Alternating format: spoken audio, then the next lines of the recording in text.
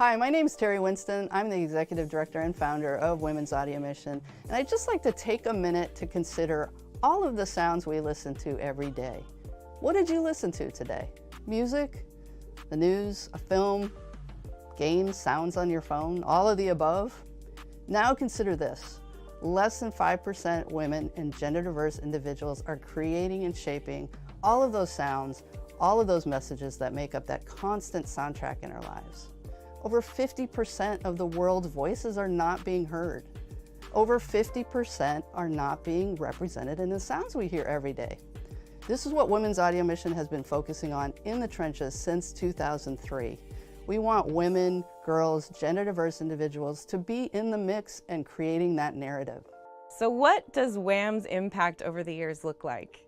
It looks like over 20,000 women, girls, gender-expansive folks trained in music production and the recording arts. It looks like over 1,000 placements in careers at Dolby, Pixar, Sony, Google, Facebook, on tour with Tracy Chapman and Roseanne Cash, working on sound design for Harry Potter films. We've also connected engineers with projects with A-list artists, and we provide critical professional credits in our studios in San Francisco. We train thousands of girls and gender-expansive youth every year as part of WAM's Girls on the Mic, a groundbreaking after-school training and mentoring program. We offer free music and media production classes and STEM training on a variety of topics such as podcasting, music recording, creating sounds with code, and building synthesizers. And we do all this in the only professional recording studios in the world, built and run entirely by women and gender-expansive audio engineers. It's a magical place, a place where Toro y Moi and Kronos Quartet have recorded. And just before the pandemic, we had in Beyonce's band, the OGs. That was a great session and a rich experience for the WAM program graduates, our interns, and our engineers who supported it.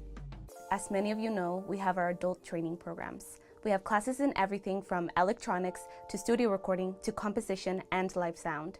We are so lucky we have our studio director, Marianne, teaching so many of these classes. She has recorded everyone from Whitney Houston to MC Hammer, so this is a great learning experience.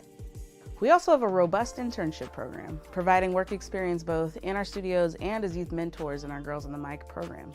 Interns access networking and shadowing opportunities with companies like Dolby, Meyer Sound, and Outside Lands.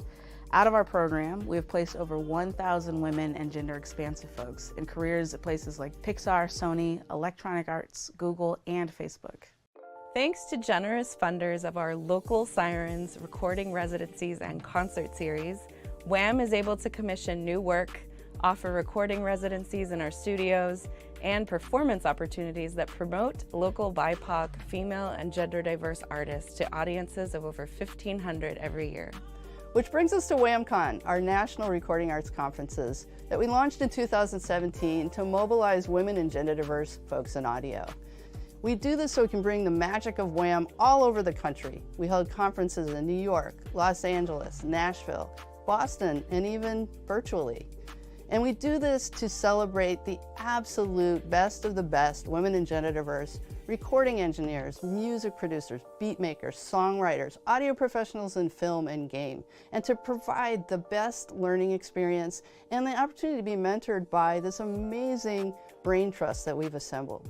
We have so many ways that you can engage with Women's Audio Mission, and we really hope you'll join us in changing the face of sound. Welcome to WAMCon! Welcome to WAMCon. Welcome to WAMCon. Welcome to WAMCon. Welcome to WAMCon! Hello, everybody. Good morning, good afternoon, good evening from wherever you are. Welcome back to WAMCon Nashville. We have a jam-packed day full of incredible expertise and insight, and I'm so excited that you are here with us. My name is Christina Ayala. I use she, her pronouns, and I am the Director of Education here at Women's Audio Mission. I would like to start us off with a land acknowledgement. Women's Audio Mission recognizes that we are headquartered on unceded territory of the Ramaytush Ohlone peoples, who are the original inhabitants of the San Francisco Peninsula.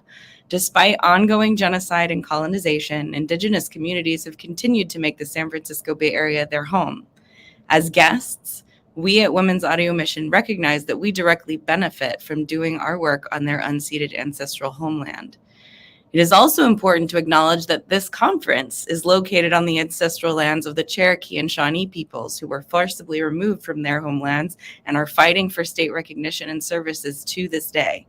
WAM is connected with the Native American Indian Association of Tennessee, and we encourage you to read about and support their work in Nashville. Please take a moment to share the names of the Indigenous communities whose land you are occupying, as well as any organizations you are connected with. If you do not know whose land you are on, we are putting a link in the chat now. Click the link and enter your location to find out more. Please let us know in the chat. Now I'm happy to send it over to my colleague, Christina Cerza, to get our show started. Christina? Thanks, Christina. Hi, everyone. I'm Christina Cerza. I use she, her pronouns, and I'm the executive assistant here at WAM. Thank you all for being here. Be sure to visit our networking Padlet at wam.rocks/network throughout the day to download the event program, share resources, and submit your questions for our mini technical sessions that are happening later today. The link will be in the chat now. Starting off today, we have two fabulous mastering engineers from Infrasonic Mastering in Nashville, Tennessee, Raylyn Janicki and Piper Payne. Raylyn Janicki is a mastering engineer and the studio manager for Infrasonic Mastering. Before joining Infrasonic in 2019, Raylyn worked at Tommy's Tracks, where she fulfilled a variety of roles alongside owner Tommy Wiggins, including mastering and archival. Raylyn has mastered for artists such as The Shins, Kayla Hall, Nefish Mountain, Talia Stewart, Big 50, and Eli Howard. Piper Payne is a mastering engineer based out of Nashville. In spring of 2019, Piper joined the Infrasonic Mastering team, merging her successful studio, Nido Mastering, with the Nashville-based company, owned by Peter Lyman. She began her career with a BFA in audio from the University of Michigan, continuing her graduate education in audio at the University of Stavanger in Norway. She's apprenticed under some of the best-known mastering and audio mentors, including Bob Katz and Michael Romanowski. Piper has mastered for artists such as Madame Gandhi, The Go-Go's, Leon Rimes, Janice Ian, and Hundredth. Please join me in welcoming Raylyn Janicki and Piper Payne from Infrasonic. Hello. Hello. Hey. Thank you so much for being here. Thanks for having us. So happy Thank you to so have much. you. So I think first up, we're going to see a tour of your studio. Is that right? Yes, and I'll kind of give some narration over it too, so y'all know what everything is. Amazing. I can't wait to check it out. Let's do it.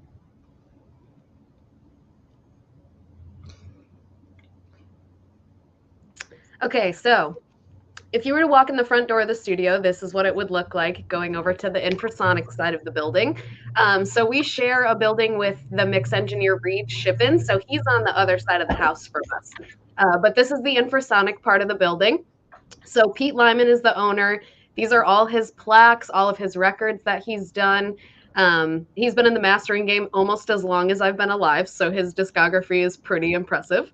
And then this room over here is Daniel Bacigalupi's room. So Dan and I share that mastering room. In here we have our 1956 Neumann cutting lathe. It's a custom lathe that Pete uses for lacquer cutting for vinyl mastering. So you can see a little lacquer's been cut on there to show that off. And then we're heading into Pete's room, which is where I am right now. So Pete's room is set up for full Atmos mastering, stereo mastering as well. And he does an analog digital hybrid for mastering. We also have capabilities of doing AAA mastering, which is all analog, which is super awesome. And then, yeah, so he's got all PMC fitted Atmos room, this beautiful diffusion panel. And then the last stop in our video here is my office. So I master in Dan's room and I'm also the studio manager. So this is my little room when I'm admin lady, and then the rest of the time I'm in Dan's room. And Piper is the one who named my room the murder room because I painted the walls red when I got hired to match everybody else's room. So it's just stuck for 3 years. And then I'm at home actually today, so I'm up in the office in the backyard, and the room that you saw there that Raylyn is sitting in, that's the room that I usually work in, and so that's a really wonderful system that's set up for Pete and the way that he listens, and then I have a setting as well, so I can make it sound like the rooms that I'm used to working in. And so when I moved from the Bay Area to Nashville, the transition was actually really quick because I have the same front end speakers, the same amplifiers, the same mastering transfer console, and a lot of the similar or exactly the same gear as what Pete has. So it's kind of awesome to be able to just walk right into a room and start working. What's next, Ray? Oh man. Well, do you want to get into your background a little bit and just kind of how you got into mastering?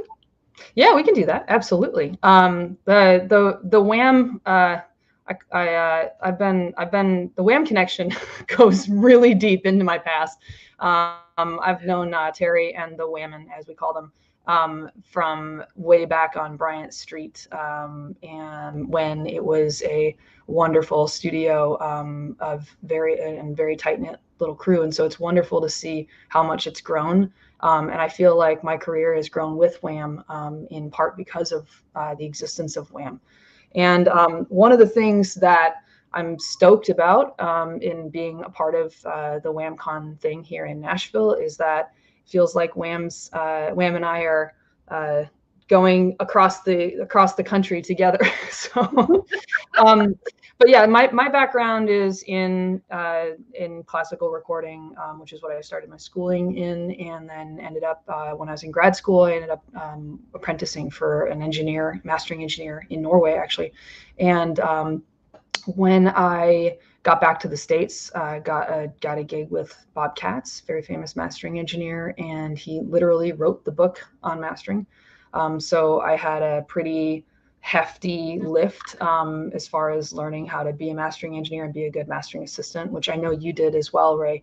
So I'm hoping that we can touch on a little bit of the world that we each had before we became mastering engineers and started having our own clientele. So we'll have to hit on that too. But yeah, totally. Yeah, and ended up in San Francisco. Eventually, I popped around Canada a couple times, ended up down in San Francisco, where I started mastering full time. And so that was almost 12 years ago now. So it's been quite a while. And I like to say that, I spent 4 solid years working as a mastering apprentice and assistant before I ever took my first paid gig. And a lot of that was because of the way that mastering back then, I feel like I'm dating myself, but back then, the way that mastering was done was a very time intensive and assistant intensive process because there were so many parts that had to be QC'd. There were very few applications that were specifically meant for mastering. And a lot of stuff was very proprietary just to mastering. So nowadays, I think it's a little easier to get into mastering, but on the other hand, as you'll probably point out, it's harder to get a good gig mastering today. Yeah. Right. So why don't you tell them a little bit about how you ended up at Infra? Yeah. So I grew up in New York. I went to school in Rochester. I went to RIT. I originally went to college for computer science, and 2 years into the program was like, oh my God, I cannot do this for the rest of my life. This was a horrible decision. But I was in an a cappella group at the time that was tracking an EP, and the recording engineer just kind of needed some help with just like melodyning things or whatever. And I was like, yeah, sure, I'll do that. And then I was like, oh my God, you can like do this as a job. That rules. So I ended up switching into the audio engineering program, which was like this big. And it was like an offset of the electrical engineering major. But I did it. And then I ended up moving to Boston when I graduated and interned at a studio there. And a lot of it was like film and ADR and stuff, which I have just always been a music driven person. I was like, that's not really the world for me. but I was also bartending at Barcelona in Boston and Brookline. And the day that I quit that internship, I got an email that they were opening a Barcelona in Nashville that exact same day, and they wanted me to come down and train people. And I was like, all right, big neon sign from the universe, go do this. So I ended up coming down here for 2 months, just training, fell in love with it, and then went back to Boston, packed up all my stuff, and drove down here in my car. And a week later, went and had an interview with Tommy Wiggins at Tommy's Tracks, and he was like, yeah, just come in, like, I need an assistant for whatever. And out of college, like, we never did any mastering in school. It was all mixing, and I am not, mixing is not for me personally. I'm very aware of that. So, like, him being able to be like, I want you to explore different avenues, like, he was really the one that was like, I think you have mastering ears. I think you should do this. And I was just kind of like, okay, because I was 22 and didn't really know any better, which ended up working out really well. And I ended up assisting him for almost 3 years, which was unpaid. So I would work 10 to 3 with him. And then I would go eat lunch and then go to Barcelona at 4 and bartend till 2 a.m. And then I did that almost every day for 3 years. You gotta hustle, man. You gotta hustle. You gotta hustle. And in the meantime, I ended up meeting Pete, and kind of just the opportunity came up that he was like, I know you want to master, but I also need a studio manager. Like, do you want to do both? And I was like, hell yeah, I want to do both. And here I am. And honestly, like, I am definitely a person that likes working with other people. So having both avenues of like still getting to master, but getting to work with people daily, and like still using my mastering education to educate people that call me, because I'll get calls all the time that people are like, what is this? Do I need this? And it's really beneficial for me to have that information to just give it to them instead of being like, I don't know, let me go find out. You mentioned something there about, you said the words mastering ears. Yes. And so I bet folks are probably wondering what that means. And the best way I can think of to explain it is that when you take a look at, for instance, like what is sitting in that room and the way that the room is designed, it's designed for one person to be working in there and to be hearing it in the most linear and best quality possible in that one spot. And that's because those systems that we use in mastering are the only system that we use. You work out of one room, I work out of one room. And that is the lens by which we judge every single record that comes across our desk. And that is the way that we're able to understand what is going to happen to the music when it leaves our studio. Because we have to have confidence in, you know, if you turn up or down like 220 hertz, what that's going to do to the bass and the kick drum and all that. But we don't think about things in that way. We think about things in terms of how is this frequency buildup happening in the low end? How is this going to present on small speakers or in mono or in full Atmos or on vinyl? And the mastering ears thing is something that you have to understand after you've spent time with an actual mastering engineer. And that's that we're not mixing, we're mastering. Our tools, our room, our ears, our brains, and our focus on listening is all geared toward that type of work. So I don't know at what point. Then there is a question here I see too. What, you know, how you knew mixing wasn't for you and what made that obvious. And that's something I went through as well. And I went like, you know, at some point mixing became way too hard because mastering was way easier for me. I don't know about you. Yeah. I think it's like definitely the way that our specific brains are wired, where at least have always been much more of like a technically minded person than a creative person. So mixing for me was always like, oh, you can like change everything and make it all like all this other crazy stuff happen. And like, that is just not how my brain works. Like mine is just like, there's a frequency buildup here. Like I need to cut that out and fix that. And I think we're so used to looking at everything like big picture and looking at everything as like one whole package than individual elements. And I think just spending time training my ears to do that made more sense to me than me trying to force myself to mix. Right. If that makes sense. And mastering at its, at its core, mastering it's trying to accomplish a few things.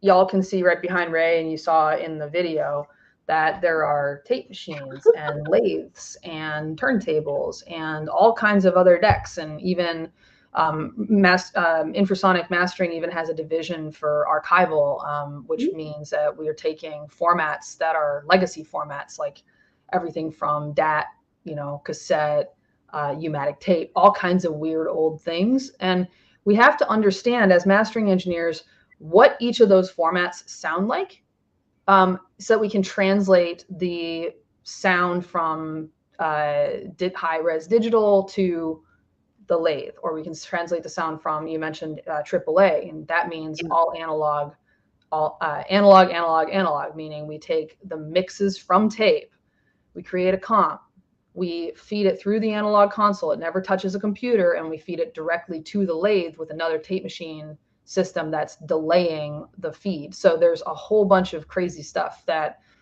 we have to understand exactly what those formats sound like, and the discrepancies between them. Pete doesn't like to call them limitations. I do.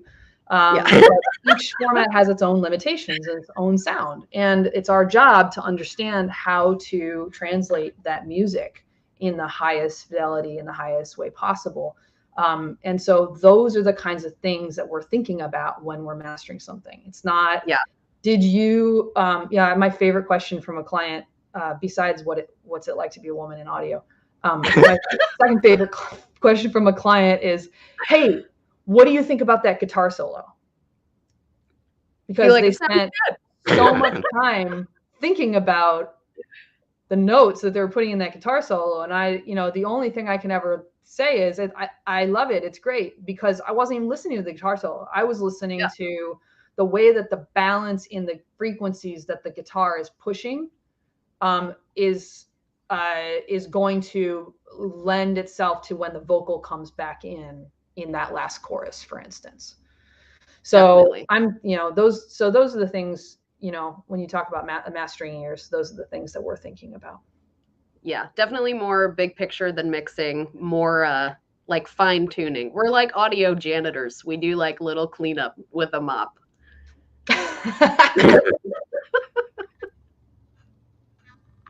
I promise dad jokes. There have to be dad jokes. Oh. Girl, don't even try. I love it. Okay, so one thing that I did want to touch on with you mentioning how we consider different formats. So a question, turning into studio manager lady for a minute, one of the questions I get asked the most is when we have projects that are both digital and vinyl. Since we have vinyl cutting capabilities, a lot of the questions I get are, does it make more sense for me to have you guys make vinyl cutting masters and send them elsewhere, or does it make more sense for y'all to cut the lacquer? And I will always 100% of the time say, if you're doing it domestically, we should cut lacquers for you. International shipping with lacquers is a little tricky, so that's why I said domestic. But that's why I think it's important to note that is that when we master for digital, we take that approved audio and make sure that it translates as closely as possible when it goes into the vinyl realm.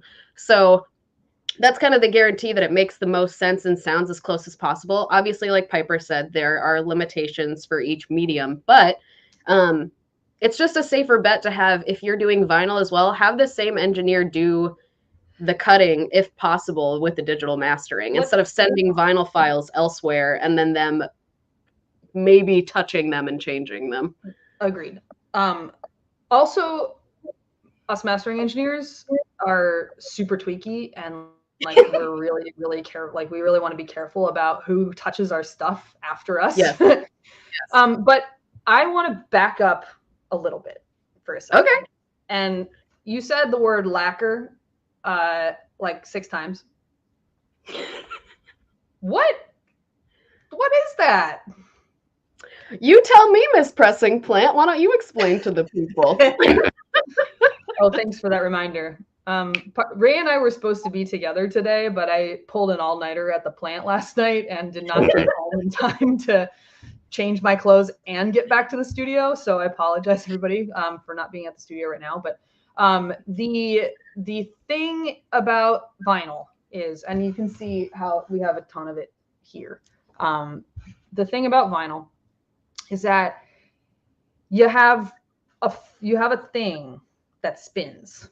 It's a plastic thing, okay? And it's got these grooves pressed into it. And that's what the stylus rides in. So if you can think of like a set of grooves, like that's spin, that's the first spin or first revolution, second revolution, third revolution. And the stylus is riding in those grooves.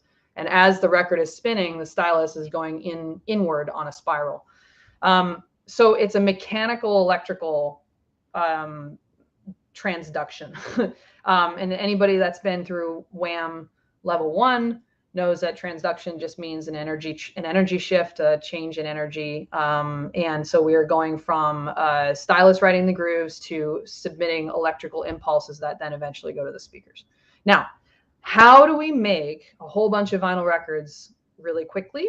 Is that we start with a lacquer master, and that is an aluminum disc that it has nitrocellulose lacquer, which is basically like nail polish, run over it, and it's very clean. It's a very clean surface. And so what we do on a lathe, just like if you've ever seen someone in a wood shop, you have a thing that's spinning and you're chipping out little parts of that piece of wood to make like a chair leg or a spindle of some sort.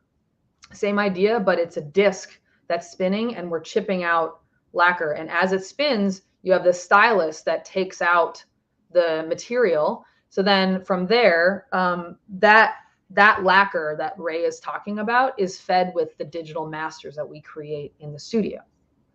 And this analog thing is us feeding that with a tape machine, but we also more often feed it with a computer. And a lot of times that'll sound better because we have more control over it. We can make a louder master with more time on it, and we can make it sound great with lots of bass. Because when you make a vinyl record, you can choose 2 of 3 things. You can make it really long sides, you can make it really loud, or you can make it sound great.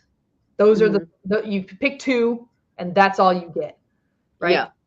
So, and you have to explain this to clients all the time. So I feel like all the time, if I'm missing anything, like holler at me. But the thing about creating records is that we have to make a lot of them really quickly. And so in my plant, we have 4 automatic record presses, 2 of them running around the clock at this point.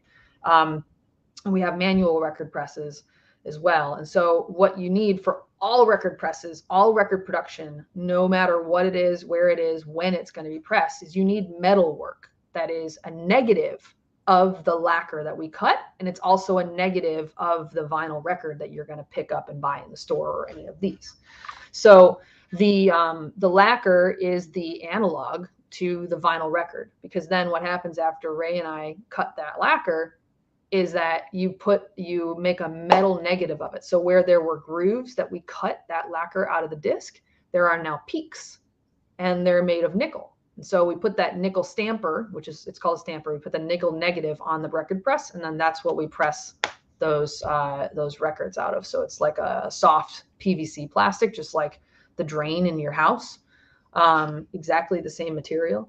And so that is how a vinyl record gets made, is time, steam, pressure, but also on a record press. That was a terrible joke, time, steam. what we go through with all of our masters all the time, 2 processes.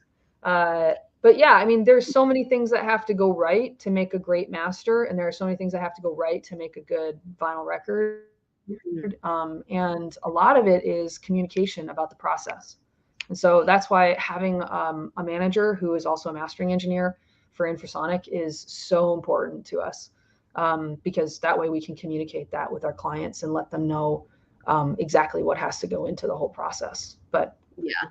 That's Especially how a vinyl record because, gets made. yeah, especially because I feel like a lot more indie clients are coming in and doing vinyl now too, who have never done the process. And it's really beneficial for me to kind of break it down into that process where it's like digital mastering, you approve it, we cut your lacquer, it goes and makes stampers, and then it goes to a plant. Like just having simple, like 1, 2, 3, 4 is just, I feel like it takes a load off of people to be like, okay, it's not crazy. I can do this. And Yeah. I'm the cheerleader and I'm like, yeah, and we got you the whole time. Don't worry about it. And you do that But for me too. my job. Okay, so you said that you wanted to touch on some assistance stuff. So let's talk about that. Yeah, because we both worked for years as assistants, and I want to, there are some specific questions about mastering and about how mastering engineers get chosen to work on something, but I really love talking about how we got to where we're at and what useful tips we can give to those who might be thinking about a career in mastering. Yeah, totally. So, like I said, Tommy was the one that kind of was like, I think you should do mastering. And I was like, okay. So, like, I think the one thing that I recommend to people coming out of school or that like are just kind of looking for a start is get a mentor, because I never would have even started mastering without him. And Same. Yeah. like, weird like niche thing, but like Tommy was all analog mastering. So I didn't use any plugins until I started working for Infrasonic. So I think that was like an interesting thing coming into it, that I worked on Radar and we had like a pitch and catch computer and like it was all analog and outboard gear. And then coming here, it was like, okay, Candyland, like you have all of the tools that you need. And like, I feel like Tommy was like my mentor coming into it. And then when I met Pete, it was like, I like learned all this crazy new stuff. So having Pete and Tommy as mentors has completely changed everything for me. So I think being able to know you're going to have to hustle for a little bit and finding someone that you jive with and can teach you things is the biggest piece of advice that I can give. I've had a couple of extremely important mentors in my life, in my career. And the one thing that they all had in common was that they wanted to help me avoid mistakes that they had already made so that I could hit the ground running and not like spin my wheels. And that's one of the most important things I think a mentor can do, whether it's applying something specifically to mastering as, to hone your skills or to help you in your pursuit of new clients, or just general like life and good business decision stuff. Yeah. So. And I think a lot of that too is like something that Pete always says is like, you can teach someone how to do anything. You can teach someone how to run Wavelab. You can teach them how to like set up your converters, whatever, but you cannot teach someone how to be a good hang. Like if someone has a bad attitude, like it does not matter if they are the best engineer in the world. Like we all get along so well because we're all just so stoked to do what we do. Like we get to do what we do, you know? So I think having like a good attitude and just being open to things and open to learning is also a huge piece of that. Like being able to find a mentor and like having that optimism, I think is really valuable too. Absolutely. Do we have any, I think somebody said it's amazing to find the right humans. That's so right. So I love right. it. There was another question up a little bit ago too that said that mastering can sometimes be an afterthought for people planning projects. I don't find that happening right now, to be honest. Like people are hitting us up constantly. They're like, okay, I'm going to be recording this record next year. Yeah. I want you to master it. Yeah. Or it's like just people that you've worked with a ton that will just be like, yeah, whatever I get, I'm just going to send it to you. And then it's like, oh, okay, cool.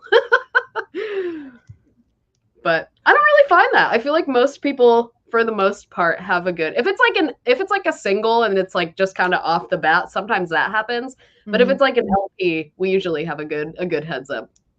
Yeah, luckily. Not always. I mean, not always, but yeah. That's what we like. We like the heads up. We like to plan. Yeah. It looks like we're ready for Christina to oh, Hi, hello. I'm back. Thank you so much for the amazing tour of your murder room. I mean, mastering studio. And Anytime. that was some really, really great advice. Super solid. Thank you so much, both of you.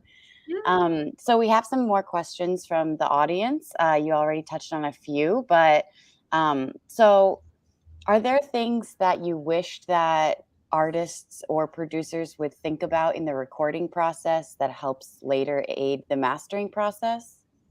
Ooh. Absolutely. One thing is that they hopefully will pick a release date after the mastering is done.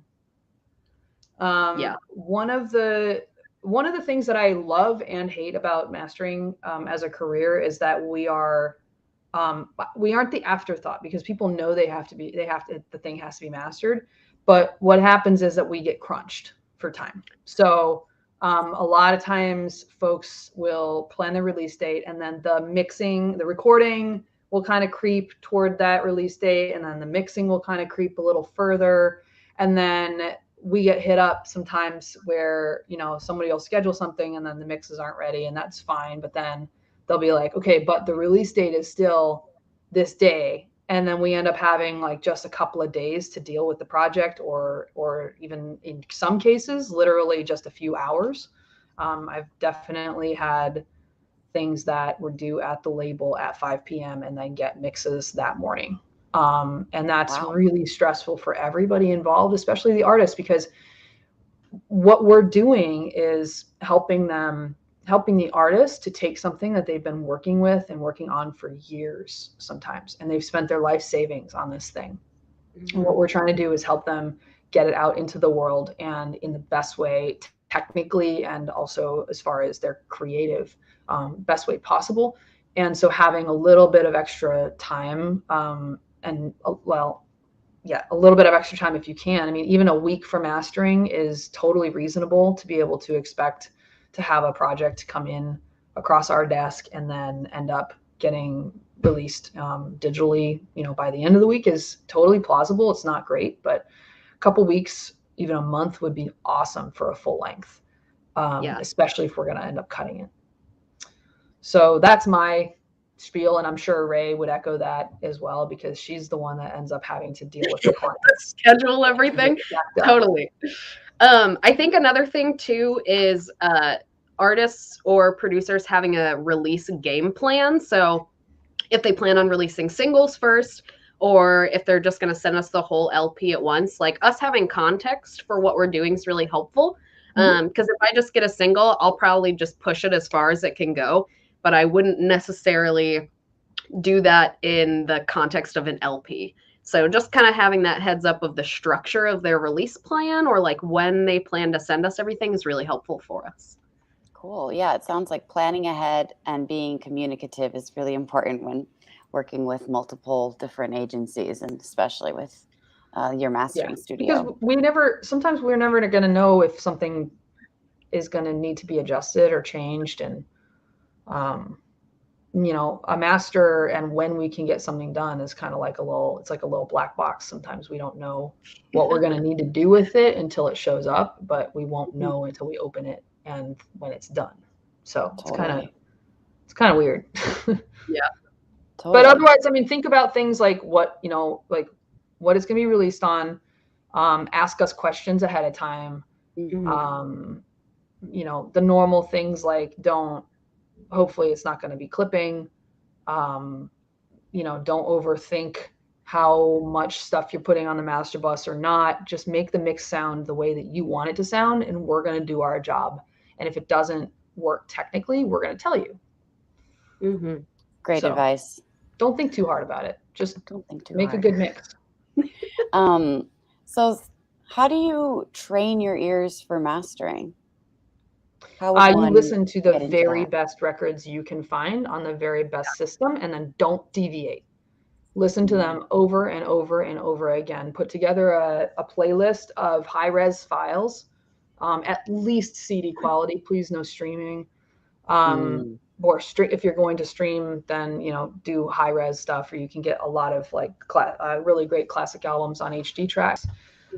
But listen to the very best quality files and formats you can find, and then listen to them over and over and over and over again, because what you're going to do is you're going to understand what great records sound like. And then when you get a record that comes across your desk, no matter how it's presented to you, the skills that you need to do the, you know, EQ or dynamics processing or stereo manipulation, those things will come, and you'll get better at those techniques, but you will never get better at them if you don't know what great records are supposed to sound like. Totally. And that's like a thing that you and I talked about on No Stupid Audio Questions, was like having a warm-up routine, like before you start working on something, just going in and like warming up your ears, listening to something. I always use that Snail Mail record. It's so good. It's my go-to. So it's like, it doesn't even have to be a great thing, like a great recording. It's just something that you know intimately to get yourself running. And then the reason I said find the best system you can, it doesn't have to be speakers, but you do have to have some listening. It doesn't have to be the best set of speakers that you can find, but you do have to have some sort of a listening in a room at some point, because you have to understand what sound sounds like in a room, not just in headphones. Yeah. Yes. Because your whole body will react to sound in a room, right? Like we all know that what the feeling is like when you go to a club and you feel the subs and you feel the sound moving in the room versus listening to the exact same thing on a pair of headphones. It's just a completely different experience. Yeah. So. Great advice. I love, Raylan, that you gave an example of Snail Mail. Piper, can you recall like some of the albums you listened to train your ears? Yeah, Starfucker, Reptilians. Nice. I listen to a lot of modern pop. Yeah, because that's kind of electronic, right? What's that? That's kind of electronic. Yeah. Starfucker. Yeah.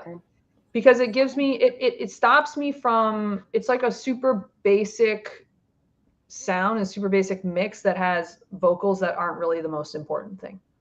It's more about what else is happening in the stereo image. But that's one thing. And then Staple Singers, the Beatitudes, I think that record and pretty much everything that Staple Singers has done is a really great way to listen.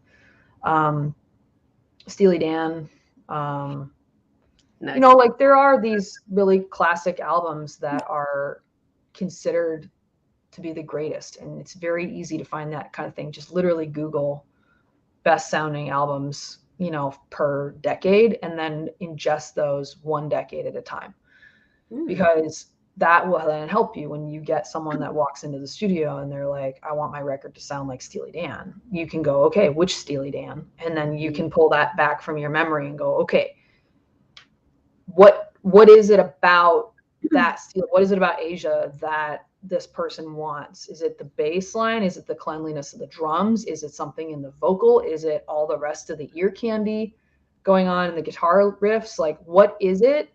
And then that starts a conversation with the client, so you can understand what they're looking for. Because most of the time it's not, I want to sound like Steely Dan's Asia. It's, I want the drum sound from Steely Dan, period, or whatever. Like, or Radiohead. My favorite is like, I want to sound like Radiohead. Well, okay, well, do you want to sound like OK Computer? Do you want to sound like literally any of the other 20,000 records that they put? Like, they all sound different. Yeah. Which one? That's great. It's great to have a wide range of references to draw from. Right. And so if you don't do that, if you don't do that listening exercise, if you don't put in your 10,000 hours of listening, you will never be able to get that. You'll never be able to crack that, that direction that you're expected to have as a mastering engineer. Right. Yeah. And I think on that note too, like, we cannot have any sort of bias. Like, we have to listen to everything because we work on so many different things. So I think that benefits us outside of work too, where it's like We can go from, you know, Steely Dan to listening to like Spice Girls or something. Like it's just like this whole array of That's stuff my that we listen playlist. to. Because we're Yeah, music I've lovers, you know. I mean, forever. yeah, we're music lovers. It's Yeah. just how it goes. But I mean, free jazz though, that can. Hey, I love jazz. I ain't mad at it. That I sounds love cool. jazz too, Yeah, I ain't but mad. I also like songs. That's fair. I always put on jazz, like when Trev and I make dinner, we like put on some jazz in the background, and I'm like, ooh, fancy. And then I'm like, okay, I'm gonna go put on like hardcore in the car. Like, it's so different. That is the one thing Ray and variety, I have wow. in common is that we both fucking love a very specific genre. Well, pop punk, I would say, is like not ever, I'll never turn that off. Oh yeah. Pop punk. Oh yeah. Well, we're gonna have to share playlists later. But I have another question from the chat. Do you deliver different masters for different devices? It was interesting how you talked about making sure it works for like a big room, an iPhone, or is it one master that translates to everything? We're going to make a different master for vinyl specifically because there are things about vinyl that need to be taken into consideration. But as far as high res all the way down to MP3s, it's one master. Yeah. I will say one thing though. A question that studio manager Ray gets a lot is the difference between an HD master and an Apple master, specifically because they're both 24-bit files. So a lot of the time people will be like, what's the difference? I don't know if I need both. So my first question to them is usually, which distribution platform are you using? Because not all of them accept 24-bit files, let alone an Apple master. And then I usually kind of segue into letting them know that there is a difference between the HD and Apple masters, and that we have to render out the Apple master in a specific way so that when it goes through Apple's encoding process, it doesn't face any sort of fidelity degradation. So they are two different files, but they're made from the same master, if that makes sense. Got it. Another question. How often are you mastering with stems? How does that work? Never. Never. Hardly ever, but what we like to see is what we like to see is like a vocal up or vocal down. That's about as stemmy as we get. Stems are very difficult to deal with. They're expensive to work from. So for the most part, like if somebody asks for stems, we first will ask like, okay, why do you want me to master from stems? Oh, because I'm not confident in my mix, or because I don't know what the vocal level should be. And at that point, we will just give it a listen and let them know technically what might need to change on the mix. And then that ends up serving the project a lot better, because if we are working from stems, then we're not mastering it. We're just finishing the mix. Right. And it helps. And there are reasons to work from stems. Sometimes I'll get a project that maybe the mixing engineer is just not available to finish it, and it just needs to be finished, and we can do that from stems, or we're up against a super crazy deadline and the mix just can't be nailed. Yeah. Or there's some sync thing where they need very specific combinations of the elements of the song, and the mixing engineer can't do it for whatever reason. But the thing is about stems is that they're really hard to get right. And most of the time when we do get stems, it just turns into a huge pain in the ass because they're not created right, or they have the wrong settings on the plugins, or the outputs are wrong. And it just turns into a can of worms that you don't want. Better and it to takes get away the our mix right objectivity, first. which is a big reason why we're part of the project. Right. And I think something that you said too, Piper, is like if they send you the mix for you to review, like just throwing that out there. We are always happy to listen to your mix first. If you want to send it to us and have us critique it, or like just get our opinion on it before it comes to us, we're very opinionated. I'm like, we'll give it to you. So like, don't be afraid to ask your mastering engineer, like, hey, would you mind if I sent this along and just had you check it out before I send you over the final to master? And we'll always be like, yeah, absolutely. Like, I would rather have someone feel confident in what they're sending me than send it and be like, I don't want to ask. Because I'm like, I don't care. Ask me. I'll do it. That's cool. It sounds like there's a lot there. It's like not just a direct, like, oh, they send you the file and you work on it yourself, and then you send it back. Very But like, it's collaborative collaborative. process. Yeah. That's really cool. Yeah. Speaking of collaborations, do you ever, so you mentioned you just work out of one room. Do you ever collaborate on mastering with other engineers, or do you enjoy collaborating with others?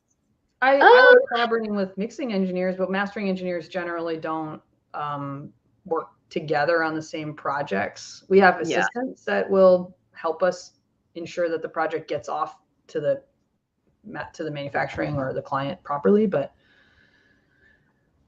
yeah, I think the only collaboration that we really do is like if like I'm in Dan's room mastering something and I'm like, man, I just want like a second pair of ears on this. I'll be like, yo, can you just come listen to this for a second? And then he'll be like, yeah, it sounds good. So I don't really know that it's collaborating as much as it is being like validation, back, like you're okay.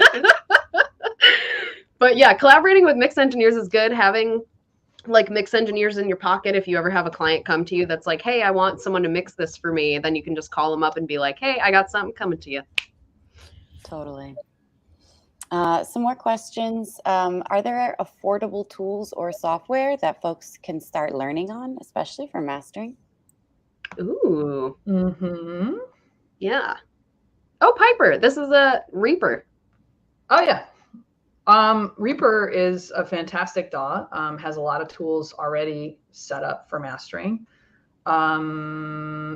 Pretty much, I mean, you can master in any DAW, really. But as far as tools that are specific to mastering, what you need is a DAW. You need to be able to create masters for CDs if you're going to be mastering for people, for people to pay you. You probably would like, you probably ought to start with something that has a good limiter, nice clean limiter. I think the FabFilter suite is pretty great. Waves has a mastering suite as well.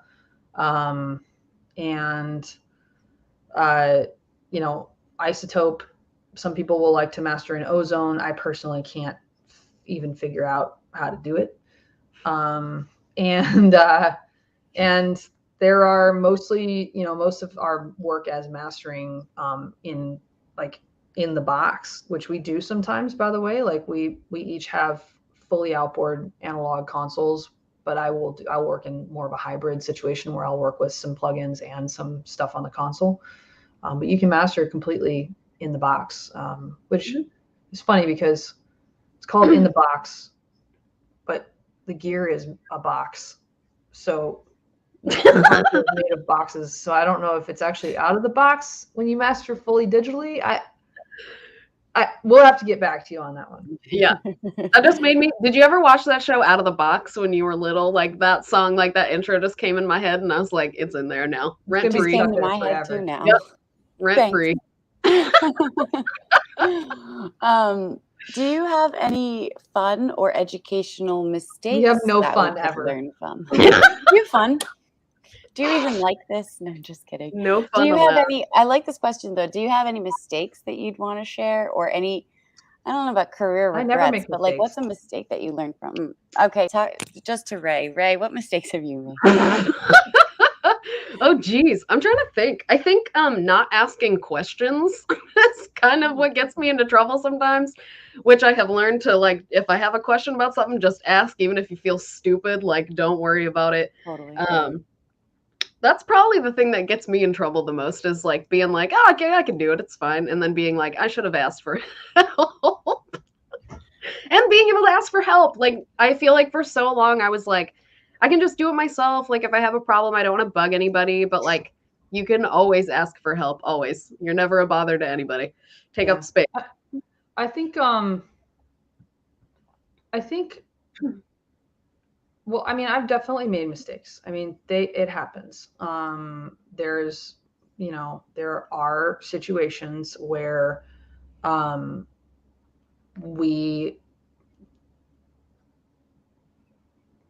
they're like, maybe we got the wrong mix and the wrong mix ended up on the master or whatever, or maybe there was a typo, which rarely, if ever, happens. I actually cannot think of a time that I had a typo on a master ever, because we have so many spots where we check against what the client has submitted, and we verify again and again and again with the client. This is what you wanted, right?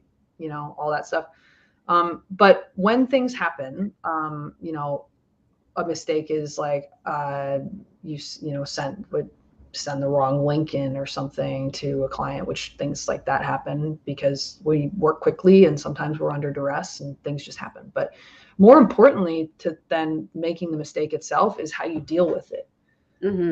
And when you fuck up, because you will, it's a when, it's not an if, but as an engineer, no matter what discipline you're in, as a mastering engineer or as whatever, even if you're in customer service for a studio, when you fuck up, you own it, you deal with it, you take care of the client, and you don't argue, you don't yell at them, you own it, you make it right as fast as you possibly can. And if you make a mistake to your, you know, like as an intern, for instance, or an assistant, when you go to your boss, the first thing that you have to do is research and figure out a few solutions to take to them. You don't just walk in and say, this is a problem, right? You're there to solve problems with the engineer. So you walk in and say, okay, I made a mistake. Here's what I think I ought to do about it, or here's some options. What would you like me to do?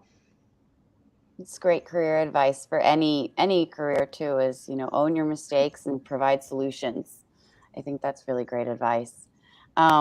We have a question from the chat about Dolby Atmos and spatial audio mastering. How does that differ from traditional mastering? Well, and also it's different from surround as well. You know, surround is channel based. The systems of Atmos and spatial, et cetera, are location based.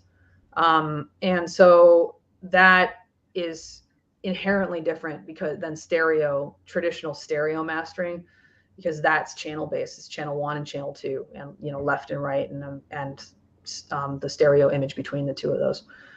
So that's different, period, is the way that the sound is the way that the sound is moved around and creating that spatial image or that 3D image.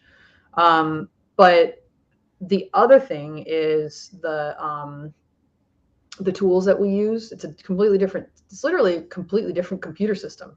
And a different monitoring system. Most spatial things are happening in the box, in digitally.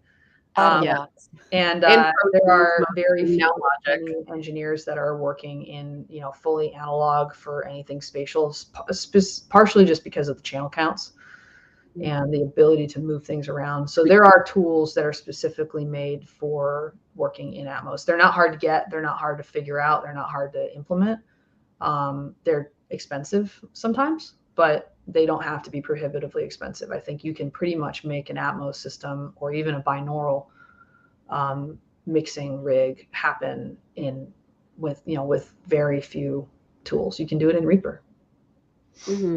I think something to keep in mind with Atmos right now is that everything is still being figured out and worked out. So nothing is like gospel right now. So something that is in practice right now could be completely different next week. So I think if there's someone out there that is interested in working in Atmos, keep up to date on what's going on with the renderer, what's going on with like different ways that you can stream it back. Now, like, you have logic capabilities with it, so that's something that's been more recent. More importantly, I think too, is the delivery specifications for those formats, again, has not really been solidified. So it's hard for us to know exactly what we're supposed to deliver and to whom and what happens to it after it's out of our hands. So there's a lot there. Ask us next year. For the next WAMCon. We got a few more minutes, so I'd like to just end it on like a fun question. Can you share a cool moment or experience that you've had recently while working on a project for a client? Ooh. Something fun. Yeah. Something like super weird for me is I just mastered a record for a band, and the bass player in the band is someone I went to kindergarten with and then went to all through high school with. So that was kind of weird. Like him and I still keep in contact, and yeah, in New York. And his grandfather lives down the road from my parents, so we like grew up pretty much in the same neighborhood. And then I just like mastered his band's LP. I was like, that's so weird, like weird full circle moment. But it's great. Their name is Glass Pony. If anyone wants to go listen to it. Very cool. Sounds like alt rock to me, but it's like definitely some like alt psych rock stuff. Okay. Very cool. Piper, what about you? Any fun moments recently? I actually had a really great compliment the other day, actually from our plant. So we're pressing a title that has been in circulation for a really long time, and the production manager called me specifically to tell me what a great job we did, and that he's getting stuff from other plants of the exact same title, and that ours are the best. Yeah, that's awesome. It's pretty cool. That's a major cosign. Very cool. Wow. Well, thank you both so much for being here. It was really great to chat with both of you and hear about all of your advice and insight on mastering, which is maybe a topic that not everybody is as familiar with. So I learned a lot. I'm sure we all learned a lot. Yeah, great questions. Yes, thank you everyone in the chat for all of your awesome questions. It's been really informative and educational and fun. So you can follow Raylan and Piper on social media. Check them out at the links below, and also Infrasonic. And yeah, so thanks both for being here. I have a thing. Can we do like a one piece of advice? And I want you to chime in as well. I'd love to give advice. And I want everybody on the comments to chime in as well. So I want everybody give one piece of advice that you've learned so far. Mine is don't be an asshole. And that's also coincidentally my wife, Catherine, her piece of advice too. Her favorite motto too. I love it. Don't be an asshole. Also, that's mine. Yeah, mine's also don't be an asshole. Oh, it's so funny because mine is don't be an asshole too. Yeah, I love it. That's great advice. I also really like your advice about taking accountability and like showing up as a responsible employee. It's like I own my mistakes. I provide solutions. Like, it just shows that you're taking initiative and that you really care. I think that's important. And whatever can make, and like, I'm an assistant. So thinking about whatever makes my boss's life, the head engineer's life easier, anything I can do to make people's lives easier. That's the goal. That's me with Pete every day. I'm like, what you need, I got you. What can I do to help you not stress out today? Exactly. My other piece of advice is that if you're ever going to build a studio, make it have windows. That's important. You can get locked away like a casino. Like you don't know, there's no windows, there's no clocks. Which is fine. Like I'm fine with it, but I have learned that when I have like our studio, that like the room that Ray's sitting in right now, like off to her right, walks out onto a deck, like out in the open air. So we open the door sometimes and just get some fresh air and some sunlight. Cause like I have a studio tan. I'm almost translucent at this point. Get some sun. Yeah. Good advice. Great advice. I'm sure it's lovely in Nashville. Wish we could be there. It's like 80 degrees right now. I'm going to lay outside in a little bit. Oh, that sounds amazing. Wow. Thank you both so much for being here. It was really fun chatting. And yeah, check them out on social media. And now I'd like to offer some words from another one of our WAMCon sponsors, Sweetwater. Thank you, Raylan and Piper. Thank you. Bye, y'all. Welcome to Sweetwater. Let's go check out why this is an amazing place to work. Follow me.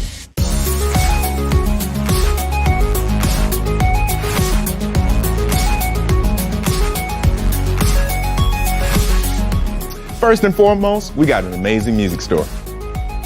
The thousands of items we sell online every day are literally right here at your fingertips and at a special employee discount.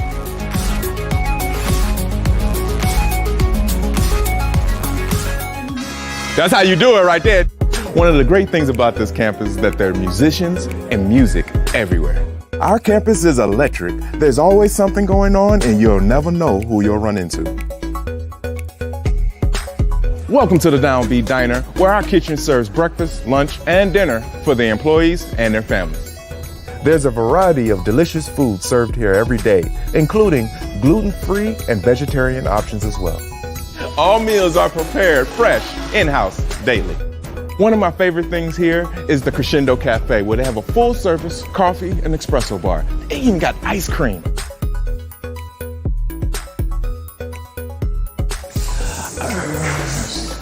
I'm good on that.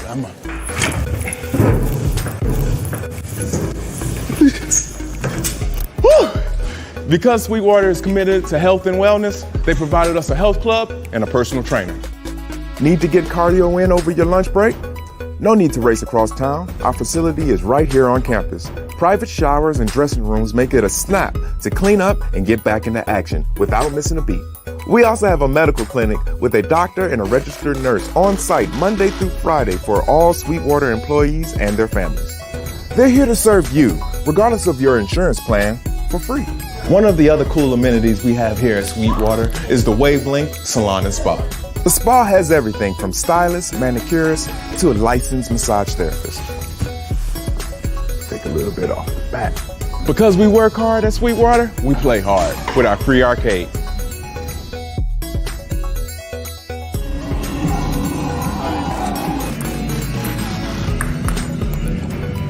This is our concierge team, and they can help you get anything from your dry cleaning, your shipping, down to getting tickets to your local shows, and much more.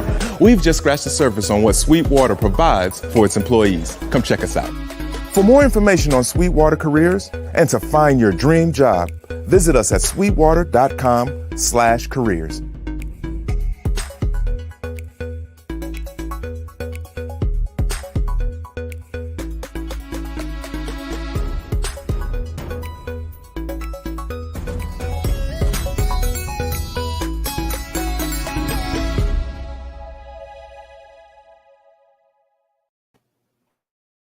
Thank you so much to Sweetwater, one of our sponsors. We couldn't put WAMCon on without them, so big love to them. Also, Raylyn and Piper, thank you so much. That was such a great panel. I loved it. I always learn a lot, so I appreciate you. But now I am super excited to talk about live concert and touring sound with two amazing folks, Amanda Davis and Brittany Werner. Couldn't be more excited to talk to them today. Amanda Davis is a front of house engineer who has worked with Janelle Monáe, Tegan and Sarah, Chloe and Halle, Doja Cat, and has mixed Prince and Stevie Wonder. Hello. And worked at some of the biggest festivals and venues in the world, including the White House, Madison Square Garden, Radio City Music Hall, the Hollywood Bowl, Coachella, the Grammys, the Oscars, Good Morning America. It goes on and on. Saturday Night Live, American Idol. Amazing. We also have Brittany Werner here, who started her career working the clubs on Nashville's Lower Broadway before starting working with one of Nashville's local production companies, Brantley Sound Associates, and then Sound Image's Nashville offices. She's currently working for Claire Global and has worked in all facets of touring sound, from stage patch to monitor, RF, and PA tech, as well as monitor mixing, production management, event coordination, and festival crew chief, which means she knows everything. So please give a huge, warm welcome in the chat to Amanda Davis and Brittany Werner. Yay! Hello. Hi. Hi. How's it going? How are you both? Great. Doing well. Dear. All right. Super happy to have you both here. I can't wait to talk about Amanda. We got to catch up. I know. We've got a lot going on. So what I wanted to start with is what people love to hear, of course, is how you started your audio journeys and some of the early moments that kind of defined your careers and got you specifically into live sound. Amanda, do you want to kick it off for us? Sure. I got into live sound because I needed some money. Honestly, hey, I think that's a good thing. I was interning at studios in Atlanta thinking I was going to have a career in being a studio engineer, recording and mix engineer. And yeah, as an intern, you have to make runs and use up your gas to go places for people, and I needed gas money. So my friend, who I was interning with and who was a classmate of mine at SAE, had an interview at a church and just took me along. It was like, just come with me. They might, you know, have something for both of us. And they did. And that was my first live sound gig at a Presbyterian church that was in 2010. So it was kind of around the movement in the church world of moving towards a really kind of modern Christian music. The um, newer version of church with like elevation worship and all that. So that church was starting to build out that form of their services. So it was kind of cool to be a part of that, coming in and that being my first live sound experience. And we're kind of moving into this new era of presenting worship. So that was kind of cool. And I just went in, and with the knowledge that I had from SAE, being a studio engineer, and trial and error, seeing what works in the studio, what doesn't work live, and vice versa. And it just went from there. Those concerts are so huge now, like the production. hmm That's what It's I saw the that church change. It was like, services are full yeah, productions. like Like, it was so sudden that it was like, wow, that's a huge concert. Like, yeah, like the you know? Crowders and Hillsong, all that. Yeah, it was that when the churches started moving to that format. It was even when I was at Peachtree, the church gig I had. The name of the church is Peachtree Presbyterian, and it was full video crew, like a director, switcher, all this, like it was full production. Did you feel like, because I had the opposite experience. I went from live sound to studio work, but and hated live sound, so and was bad at it. So, I just knew. I was like, this isn't It's not I'm good. not gonna have a job here. But when you came into like after having been in studios and then you went and you did this live sound gig where you're like, I Yes, found I my was home. like, what studio? What? Goodbye. I just got back into the studio um, over the course of the pandemic because I saw that. live shows went away, and so I went back home to Memphis and started working at a studio. And I was like, oh, okay, this. It's cool now. Like I can do this, You need a little break. but I would much rather be on the road. Yeah, I was just curious. Brittany, you've been in like every different facet of this industry. So I'm just curious what your journey was. Well, honestly, it started out in high school. So I did live theater in high school, just from a really, really small perspective, a couple of different microphones, setting up the speakers, and then moved into college and decided that the theater program was what fit really well for me. It felt comfortable. It was something I knew. And then the guys that were in the theater program doing audio just kind of took me under their wing. They're like, hey, we see that you kind of know what's going on. Follow us. We'll show you what we know. And went from there, did the tech and design theater degree from Green Bay, Wisconsin. Did live theater for a while, like summer stock stuff, moved to New York for a little bit, and then realized that I really liked doing music a whole lot more than I liked being in the theater. It's just a different vibe, I guess. It's different environment. There's something different from being in a stadium or an amphitheater with the number of people versus being in a club or a smaller theater, and the way that people react, like the audience reacts to the performance, is different. And I really enjoyed being in the music side of things. So I moved to Nashville and worked hard to get into touring. Great story. Are you from Wisconsin, Brittany? I am originally. Mm-hmm. Oh, so am I. Just always looking out. Is there another person that's come from that state? Yes, there is. There are so many people from Wisconsin in Nashville right now. Oh wow. Well, that's where I must go then to find the rest of my tribe that I've lost. I'm gonna switch into. I think folks that have never been on like a huge production, like a tour, like a big concert scenario, which is a lot different from say like a small club, small venue experience. So I love it. Like, Amanda, let's start with you. Like, and I know there's no typical day, but I think for them to see kind of like the hours that you're working, what your day starts with, like just what it's like on a day that you're, say, loading in for a tour and there's going to be a show that night. What does that look like? Well, first I have to make sure I clarify, like, there are different tiers of touring, and the tier of touring I'm on, I don't carry a PA.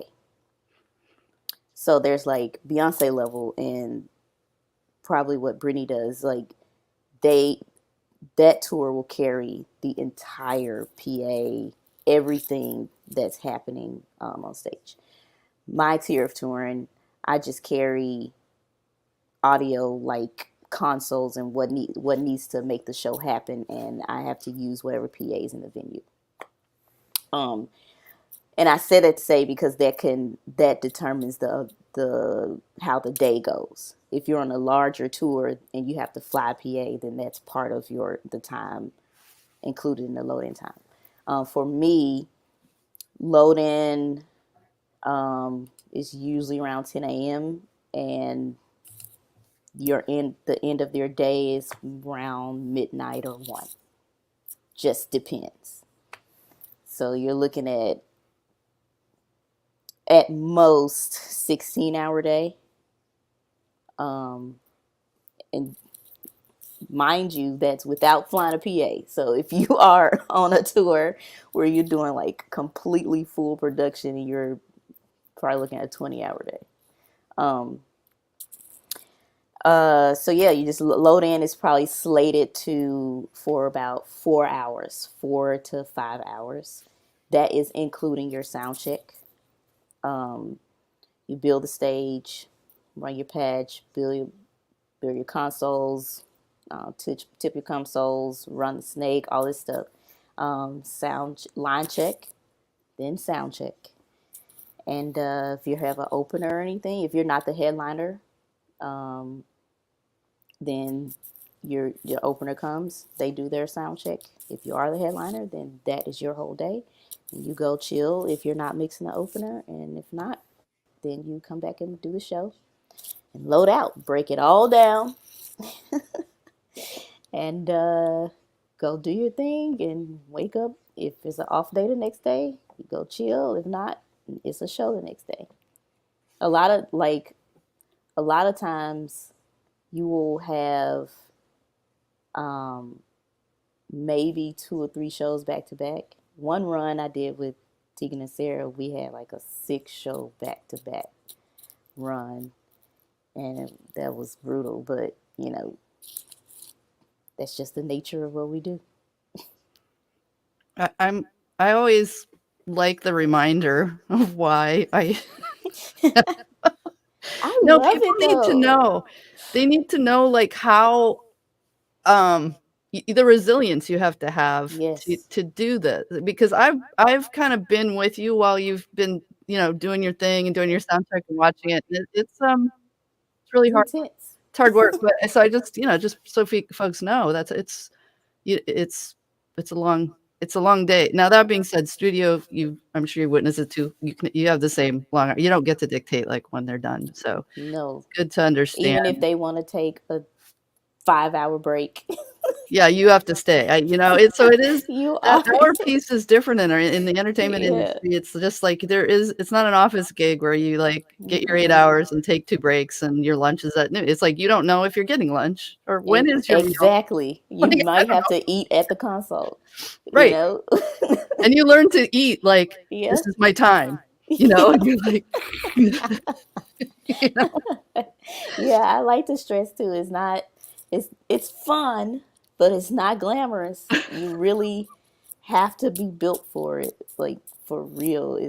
My tour production manager, Janelle, always says touring is a sport because you have to like really condition and you gotta really like it, or it's gonna be brutal for you. I like that sport analogy. Brittany, so you're with Claire Global. I'm just curious if are you on a tour right now? I am actually. We are in Charlotte right now. Wow. Okay, so thanks for joining us right in the middle of your work. Absolutely. We just hit our quiet time. Can you tell us what the tour is? Kenny Chesney, the Here and Now Just a 2022. small one. Why did Yeah. you see, this is what I don't understand. Why isn't this in your bio that I'm reading? Oh, probably because I didn't list it. Yeah, it's just a small show, Kenny Chesney. I don't know. Yeah. Tiny thing. Okay. We need to know these things. And because I didn't know that. And I knew you were on a tour, so I'm very glad that I was going to make you say that anyway. So Yeah. I'm really glad you said it. So talk to us about a day, what your day looks like right now on tour with Kenny Chesney. So right now we're in stadiums. We are just starting out the tour. So thankfully, this tour has been great for scheduling. They actually are taking the time to get everything right and make sure everyone has time to make things right. A lot of times you'll walk into certain venues and it's a one day, you load in, do a show, and load out. With stadiums, it's a little bit more difficult because you have so many speakers. There's a lot more that goes into it. So our day actually starts at 9 a.m. on Friday. And then we load in all of the speakers. That is 3 hangs on each side, plus flown subs, and then 3 delay towers, ground subs, and front fills all across the front of the stage. And that takes us about 8 or 9 hours just to get the speakers up and going. Then getting in console groups, all the consoles, microphone package, patching the stage, getting wireless coordinated, everything like that, and tuning the PA, time aligning it. We had everything in a good spot, probably about 6 p.m. And then we saw the band at like 6:30, 7 o'clock, let them sound check, rehearse for about half hour to an hour. And then we broke for the evening. This morning we came in and let all 3 opening acts do their setup. So back in at 9 a.m., they loaded in their equipment, coordinated frequencies with them, did their sound checks, and then 3 back to back. And now we've got about an hour of downtime before the house starts to open up. Oh my goodness. Are you on your hour of downtime right now? Yeah. All right. You all got to give Brittany extra love for taking her downtime to talk to you, because that's crazy. So what is your role on this tour? For Kenny Chesney right now, I am the RF tech, so wireless coordination and kind of stage patch lead. We do have another person that is doing stage patch, and I'm just kind of the person that oversees all of it, just because he is a bit newer to touring, just came out of Claire's roadies and training school, and he's done a little bit of touring before the pandemic, but it's been a long time, and Claire has a way of doing things that I can provide a little bit more experience and some forethought, just to how do you think about things? Why would you patch things and use certain cable paths? And why would you lay out your stage boxes in a certain way? So I'm overseeing the big picture things and making sure that he kind of has the idea of what he needs to accomplish. Mm-hmm.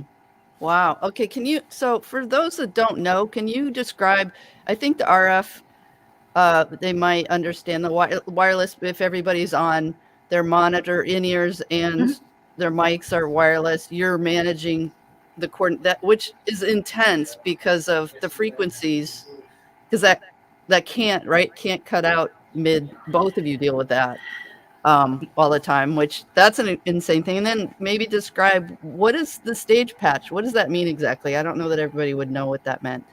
Yeah.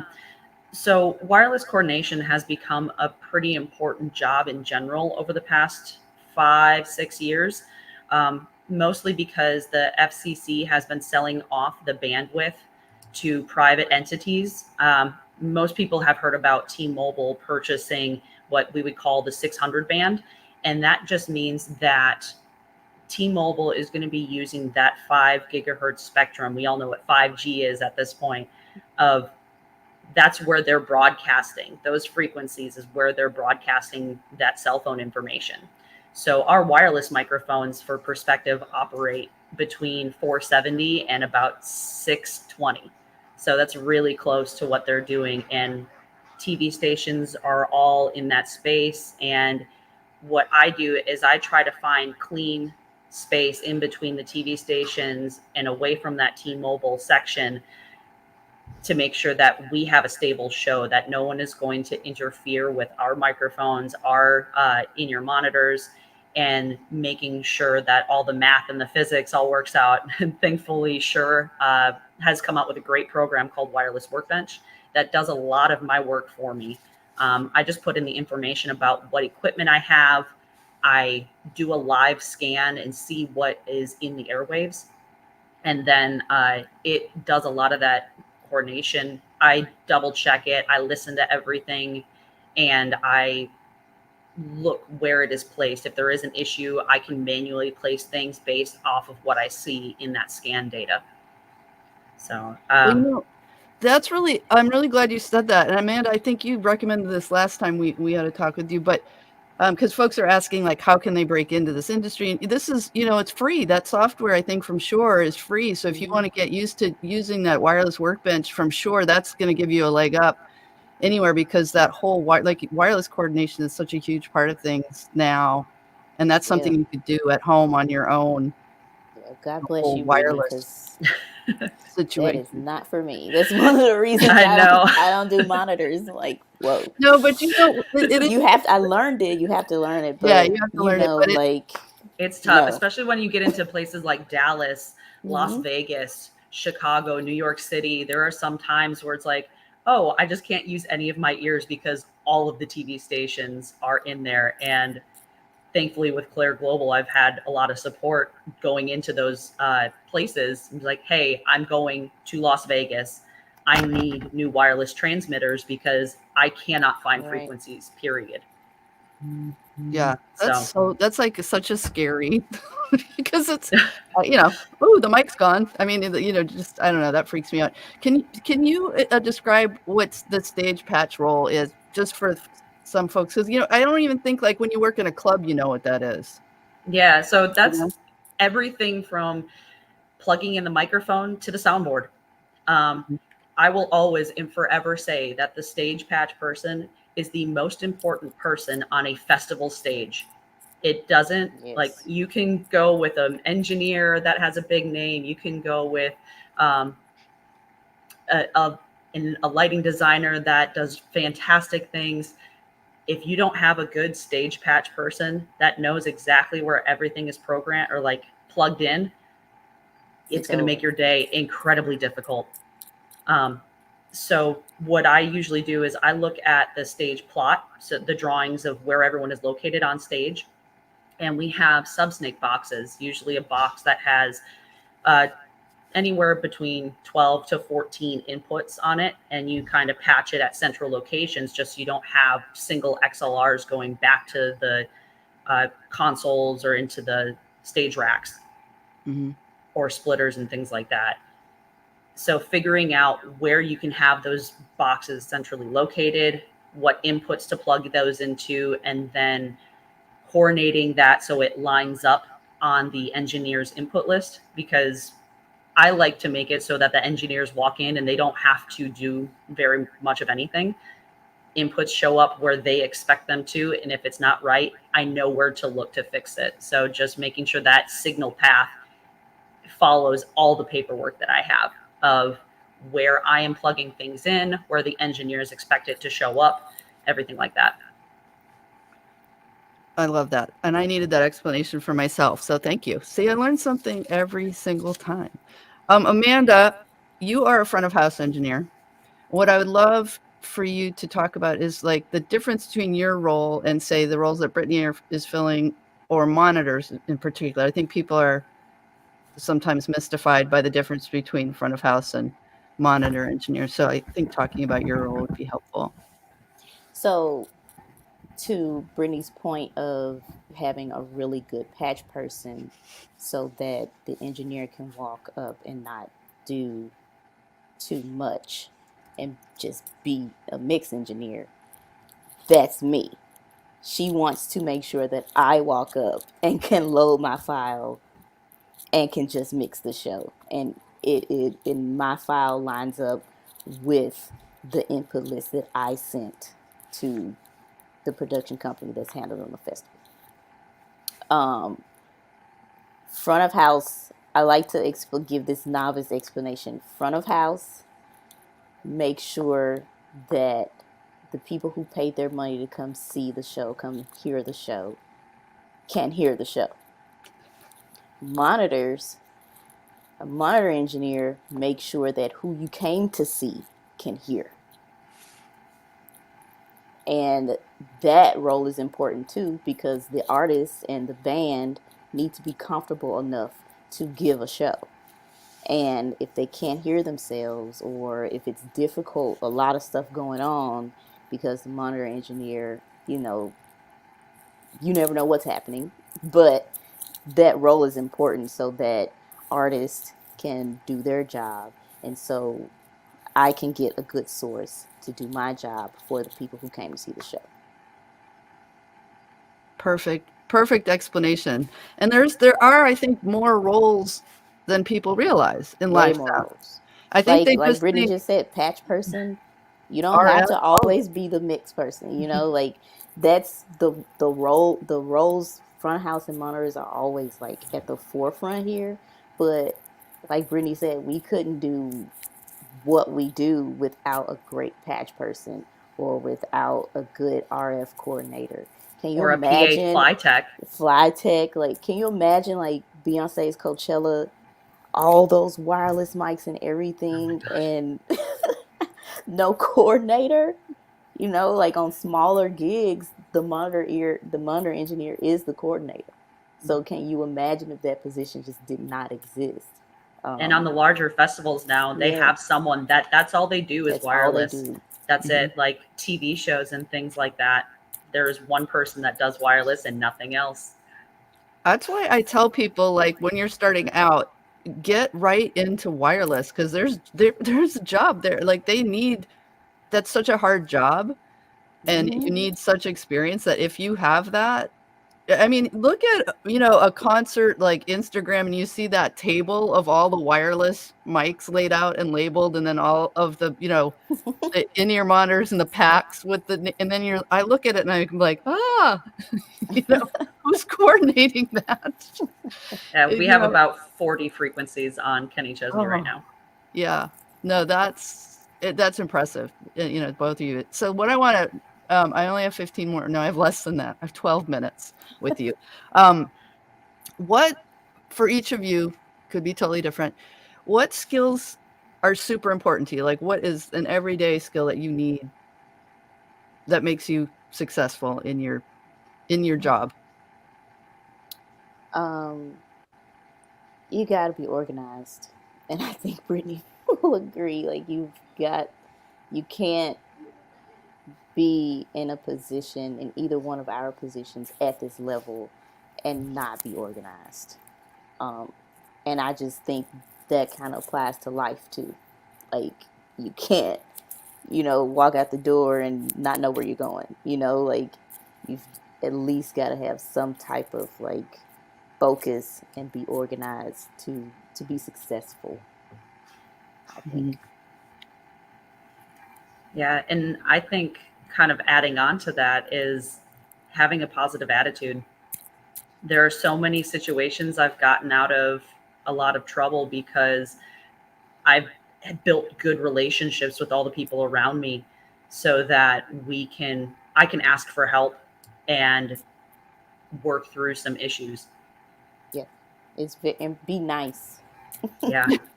Well, it's so true. Like, if people don't want to be around you, the odds are you won't have a job the next day. I mean, but it's so rare too that people, I don't know if you've noticed this, but the more accomplished a person it is, they're typically nicer. It's the weirdest thing. Like, I don't know, in studio, like an artist that's really accomplished, they're easier to work with for some reason. It's a really strange, not always, but often. But it's totally, engineers will be like, oh, wow. Not only are they make this look so easy, they're nice and friendly while they're doing it, which is like Amanda, I watched your sound check and I'm like, you're busy. I'll go somewhere else. And you're like, no. And I'm like, don't worry about me. You got Janelle Monáe's on stage. I'm going to go hang out somewhere else and not bother you. And you were like, no, and I was like, wow, okay, you can do both those at the same time. That's pretty impressive. A question I have here, if there are any favorite gear or tools that are really helpful to you in your career that you wanted to share with folks.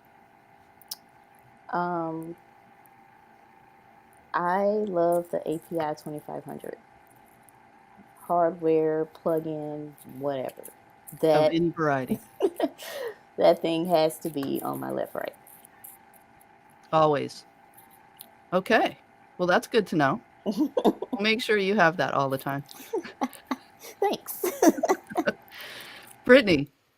I think my answer would have to be a little two-sided. So as far as stage patch goes, a Q box or an XLR, like the rack sound sniffer, the XLR sniffer, those tools, because it helps you test and troubleshoot really quickly. An RF Explorer, just a little handheld RF scanner so that you can scan things really quickly. And then if I'm mixing, Neve 5045. Oh, nice. Okay. On vocals. We'll make sure you get that too, whenever you want that. They come native on the Yamaha consoles. Yep. It's the best thing ever. Well, no, that's a really good point. That isn't in the chat, but you just sparked something for me because I've had this asked of me before, so I'm going to ask you too because you'll know the best. When somebody's starting out and they need to learn all these different consoles, do you have any tips on how did you learn all these different consoles? You just got to get on them. Honestly, and now a lot of venues kind of have the same consoles. I think for that reason, it's just a lot of engineers coming through different venues and, consistency, but just trying to keep up with what's up to date as well. But I just think you gotta, how I learned Pro Tools, I set my laptop up and I just hit buttons to see what happens and to learn the software. I feel like you need to do that with consoles. If you can look into venues and see what they have, or if you have any connection to a production company, ask if you can set up in a corner. That's what I did when I moved to LA 8 years into my career. It's never going to stop. Even you need to always be learning. So if you have any connections to anyone with consoles that are industry standard, just ask if you can set up in a corner and hit buttons. If you have some multi-tracks or some audio you can run through it, that's the move. Yeah, absolutely. Don't blow it up. Yeah. I've seen a lot of people do exactly that.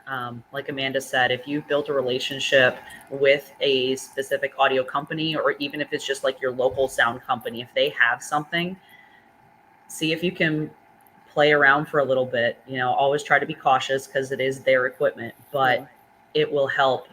Another thing is offline editors. Yes. You can at least look around to see what features they have, because all the consoles have similar options available, but they are very different in how you can manipulate them to do those things. On all of the websites, all the vendor websites like Yamaha, Digico, Avid, you can find all these offline editors to download and look through for all the consoles, and just kind of program a beginner show file or a default show file. Oh, I didn't even think of that. That's a great idea. Yeah. Yes, you can definitely get the editor and go ahead and play around that way too. The other thing I would say is a lot of the companies too will land in a city and have, they're going to have a workshop for their consoles. That's another great way to, it's free, and show up and get a relationship with that company and get on that console. I think a lot of people overlook that, since that's a huge part of what you all do. My next question is, so obviously, well, Amanda's yours is going to be different. So Brittany, what's your favorite role? Do you have a preferred role? Or can you even say, maybe you can't say that. I don't know. You can answer however you want. Amanda, dream concert that you'd want to be on. Oh my gosh. I know, making them up. It's hard. Making up hard questions. I'm trying to stump y'all.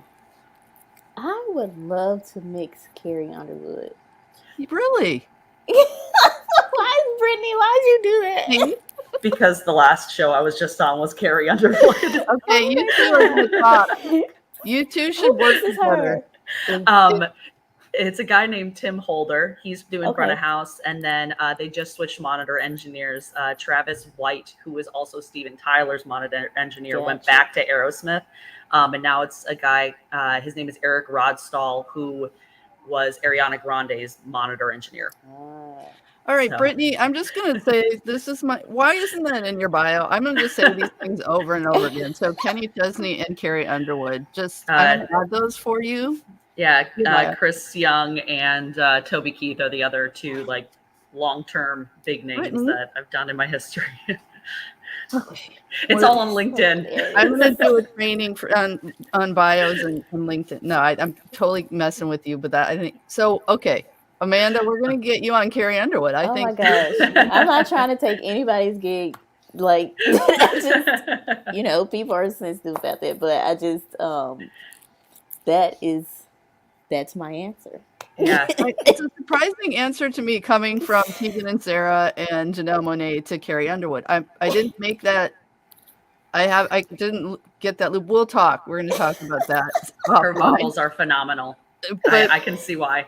Yeah, I like Carrie's music. There's a relationship there. I get it. Brittany, what's your favorite role thus far, if you can say? Honestly, I would say something not necessarily audio related. Crew chiefing. Oh my God. Being the audio crew chief. So making sure that everyone has everything they need, understanding every single minute part to where if someone gets sick, can't do their job, has to go home, I can jump into any role if needed and make sure everyone just takes a break for lunch, provides them with the equipment that they need, make sure the trucks are packed properly, coming up with a plan for load in and load out, being the point of contact between the stage manager, the production manager, a lot of those types of things. So just overall corporate overseer of everything, I guess. Wow. Okay. See, that is like, again, it shows the difference in tiers of touring because she's audio crew chief. That's on a bigger tour. Mm-hmm. All the things she just named is what I did as production manager for LMA and for Tegan and Sarah.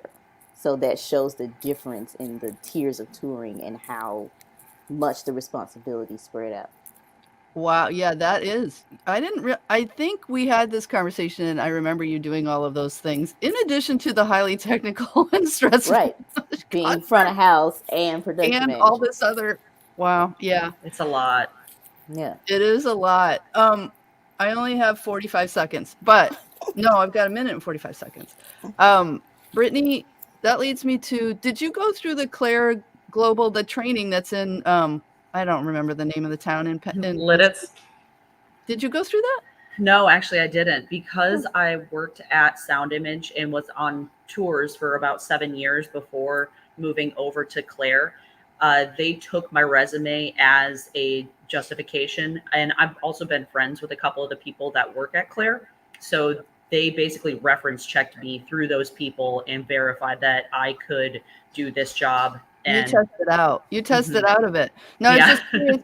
The reason I'm asking you is because somebody was asking, how could I get into the industry? And I was just thinking, oh, that training at Claire Global is so amazing to get if you really wanted to get on those concert tours. And that's, that's an application process, I think. But that would be one way to really like specify, like once you got some a little bit of experience and under your belt and then you applied for it, that would be something I would suggest.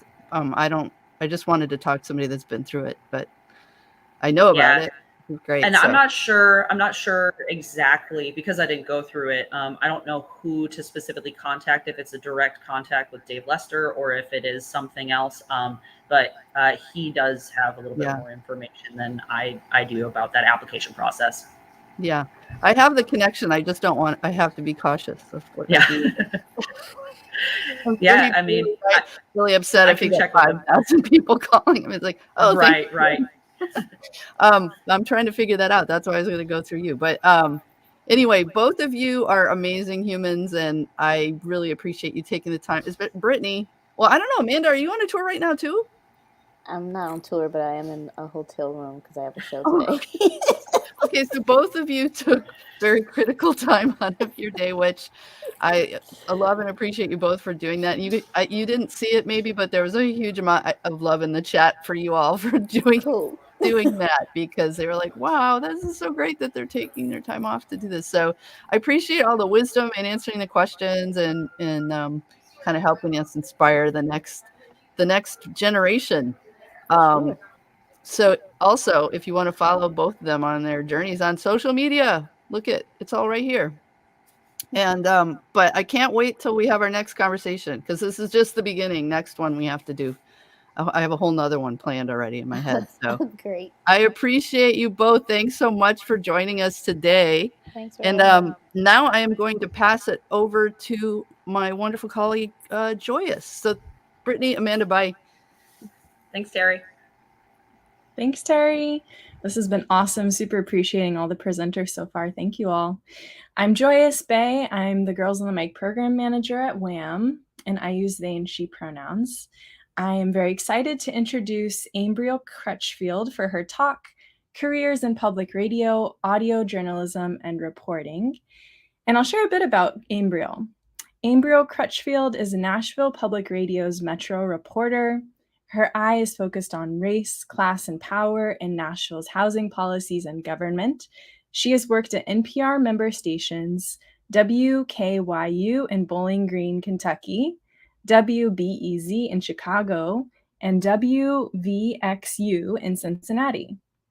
Most recently, as a general assignment reporter at Cincinnati Public Radio, she has worked to amplify underrepresented voices and perspectives, and she became interested in journalism while in a high school program.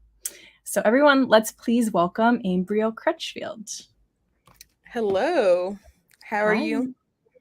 Pretty good, good to see you. Thanks so much for being here. For sure, thank you for having me. Cool. Well, I guess I'll take it away from here. As she introduced, I'm Ambriel. I'm from Nashville and just moved home after like 6 years away for school and just like getting my career started.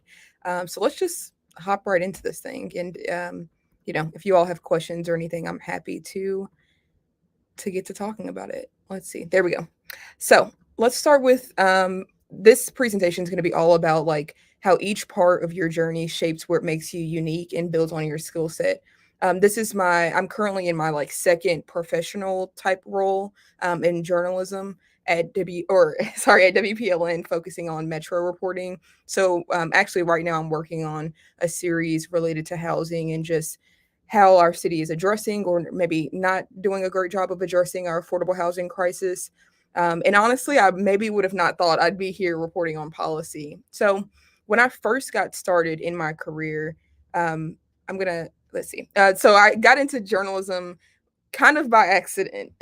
When I was in high school in Nashville at Hillsborough High School, they gave you options of like academies that you could pick. And there was like health, there was the International Baccalaureate, there was a business, and then there was broadcasting. And I was like, all those other options sound pretty boring, honestly. They didn't sound like my jam or like where I fit in naturally.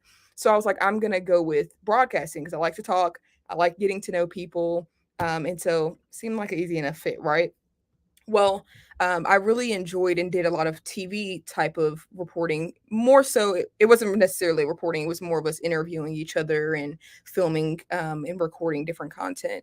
And that's when my teacher in high school was like, oh, you should do this program at WKU. It's a journalism exposure program up in Kentucky, which is 45 minutes away. I was like, oh, sure, you think I should do it, I'm just going to throw my hat into the ring. And so for 1 week in the summer, I went to Bowling Green, Kentucky, and we put together a newspaper, and it was all students that were the same age as me. And I actually met my best friend in that program. She was from Louisville, but we met during that time in Bowling Green. And from there, I was like, well, I don't really like school. I'm not doing that hot.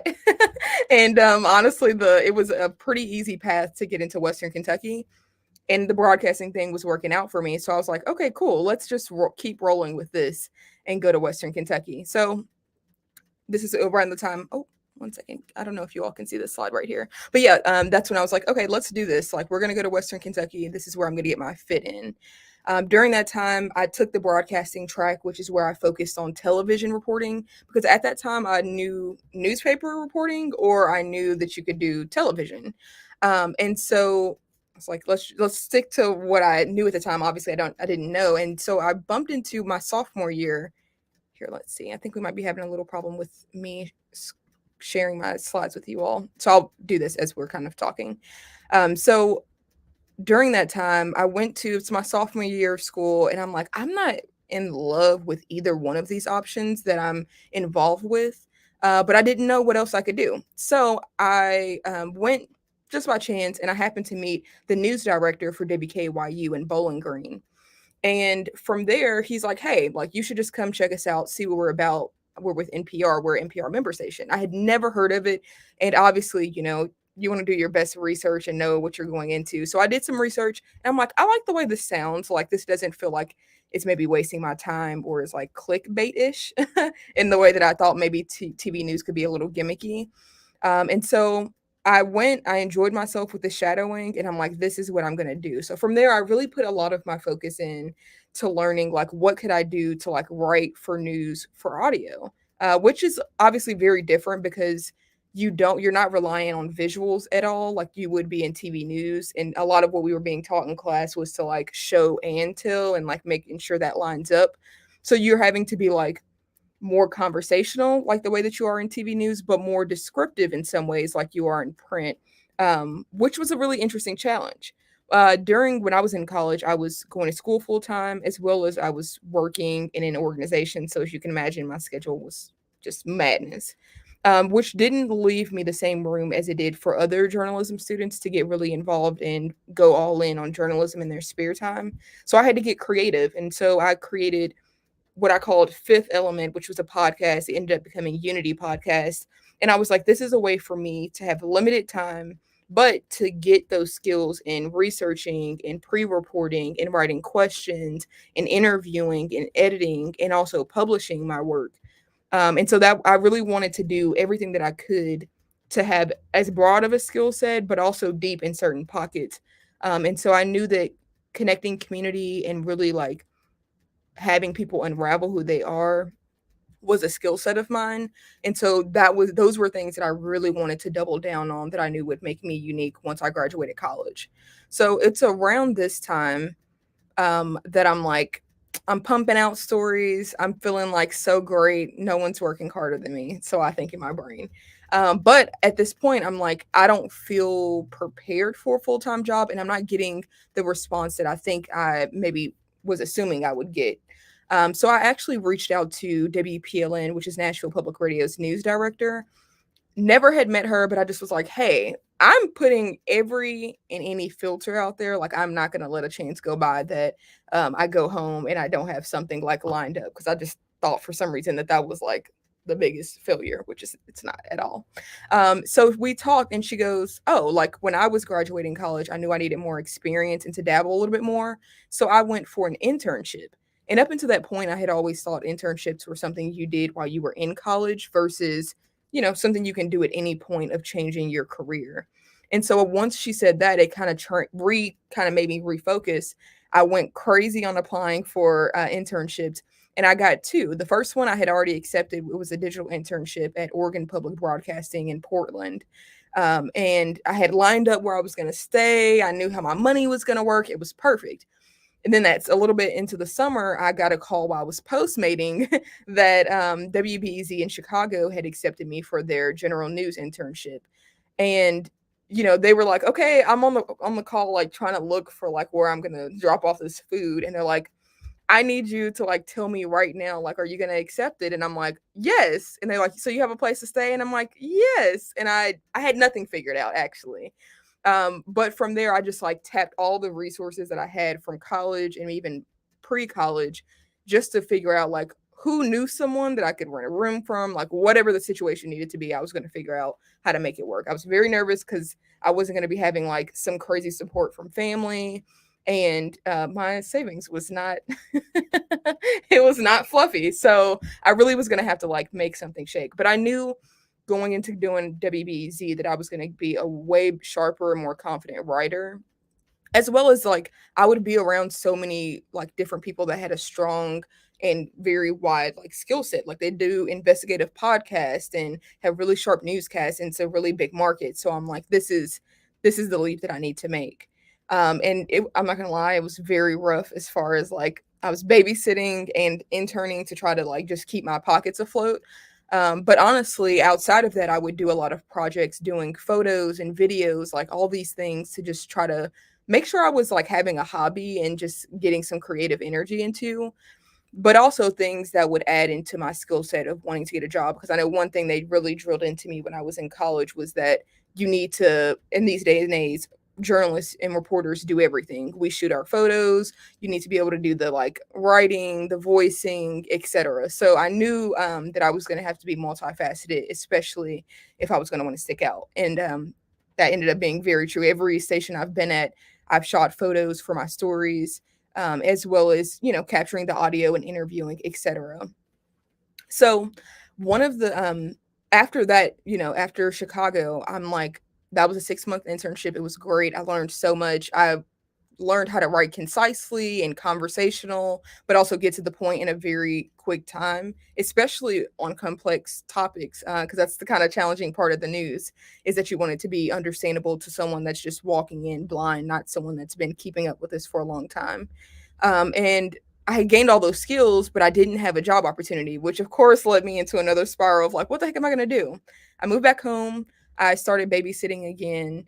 And actually, I applied for like Report for America. I applied for like, I was trying to be somewhat picky about what jobs I was applying for because, like whatever you get into, you want it to be a good foundation that you can build on. And I just didn't want to end up in not making enough money, to be able to survive, etc. So I actually, this is kind of funny, that I applied for the Report for America position at WPLN, and they had actually even asked me like, "Oh, you're in Nashville. Will you freelance and do a story for us at the city council?" I had never been like to city council or anything of that nature, and it was the story was actually about a historical marker, but I really enjoyed the experience.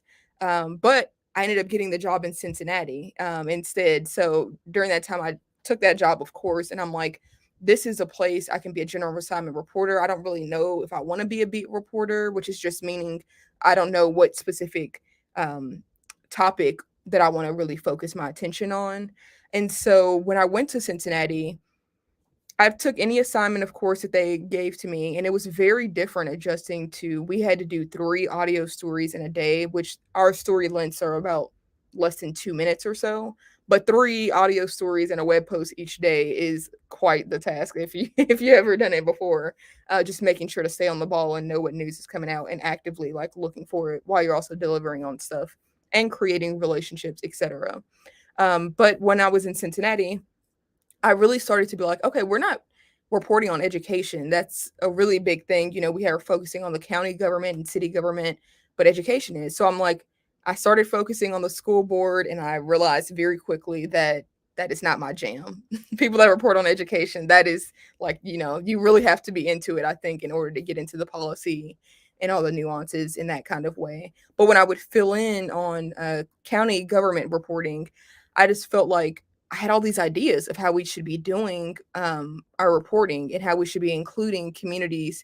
And so, even though we had a reporter that was dedicated to that, if there was an opportunity or a gap, I would just think, okay, let me take what I'm thinking and kind of help supplement, because I know he's busy focusing on the daily turns, that I can kind of bring in those community voices and connect it to the policy. But it wasn't until about a year into my job there that I saw Nashville Public Radio's job posting. And I just like was reading about how you connect communities and policies and all those things, and like how policy is beyond the council chambers. And I was just like, this is so me. But I was nervous, like, can I really deliver on a reporting on policy?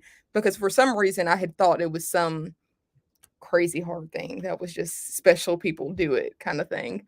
And so anyways, long story short, obviously I have the position I have now. And a lot of what I focus on outside of, just making sure that we're up to date on the news is just being connected to communities, which, as I mentioned, when I was in college, that was a really big, important thing to me. And that's how I got into journalism in the first place in high school. So, not only was I building on my skills in relationship and community building, but I would say right now I've really been focusing on creating stories within the news that I'm telling. How do we create scenes that place you there? So in the series that I mentioned that I'm working on, it's going to be 3 different parts.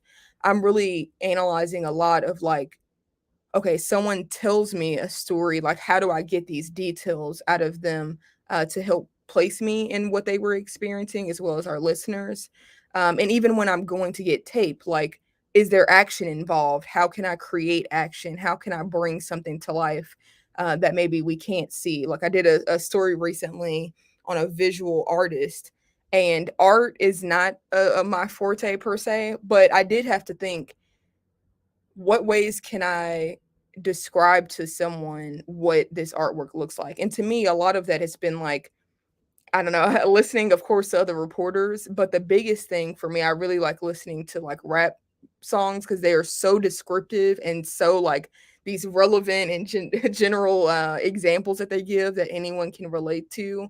That just shows their skill. And so that's what I am repeatedly kind of training myself on, is like, how do we create these moments and scenes in every stories that we do? What is the language that I'm using that like helps people connect to what I'm doing and bringing to the skill set? So the biggest thing with every step that you're in is, I kind of mentioned, there were a lot of points where maybe money or, maybe skill set wasn't something I had, but I had to say, what do I have access to now? What am I naturally good at? And what can I sharpen over time? And one thing that has really helped me is looking at, I think when I entered my career, I thought, oh, I have to have this all figured out and be an investigative reporter on the first day, but that is not the case. It's all a building block. I do see a question from Terry about what audio skills are important to being a reporter. So of course, you have to know when you're out in the field.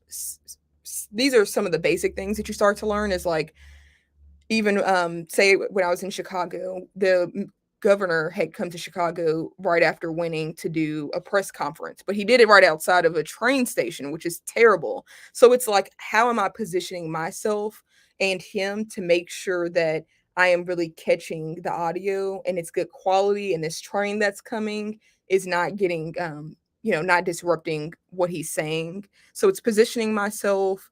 It's knowing what equipment to be using. A lot of times I use a very specific mic to make sure that it's in the direction of the person. And if there's a lot of noise behind us, say we're outside interviewing, that it's going to catch them and it's going to eliminate all the other noise. One thing that's actually kind of interesting about using the mic is I'm having to kind of get better at my wrist motion to make sure that I'm catching them talking as well as myself. As far as audio skills, I think it extends also beyond being in the field. The way that I'm writing stories, like the pacing of my story or my sentence structure, making sure when I'm going in and doing my script that I'm underlining points that I really want to emphasize, because, sometimes people only catch certain words that you say and you want to make sure they're catching the right points. But also like I was kind of saying about when we're thinking of what the story is from the offset and what voices that need to be included, what scenes naturally come to mind when I'm interviewing you? Can I interview you in a place that makes a lot of sense for the story? Say, for example, the art story I did.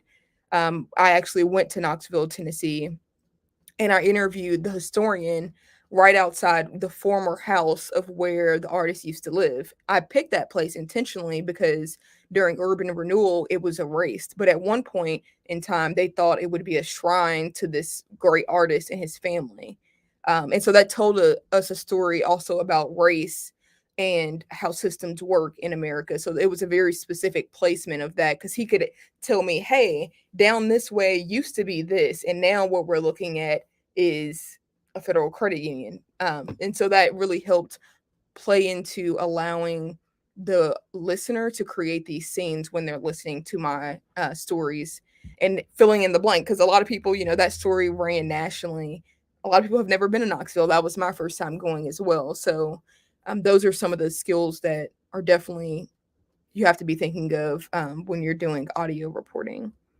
Let's see. I'm going to pause for a second just to make sure there aren't any other questions.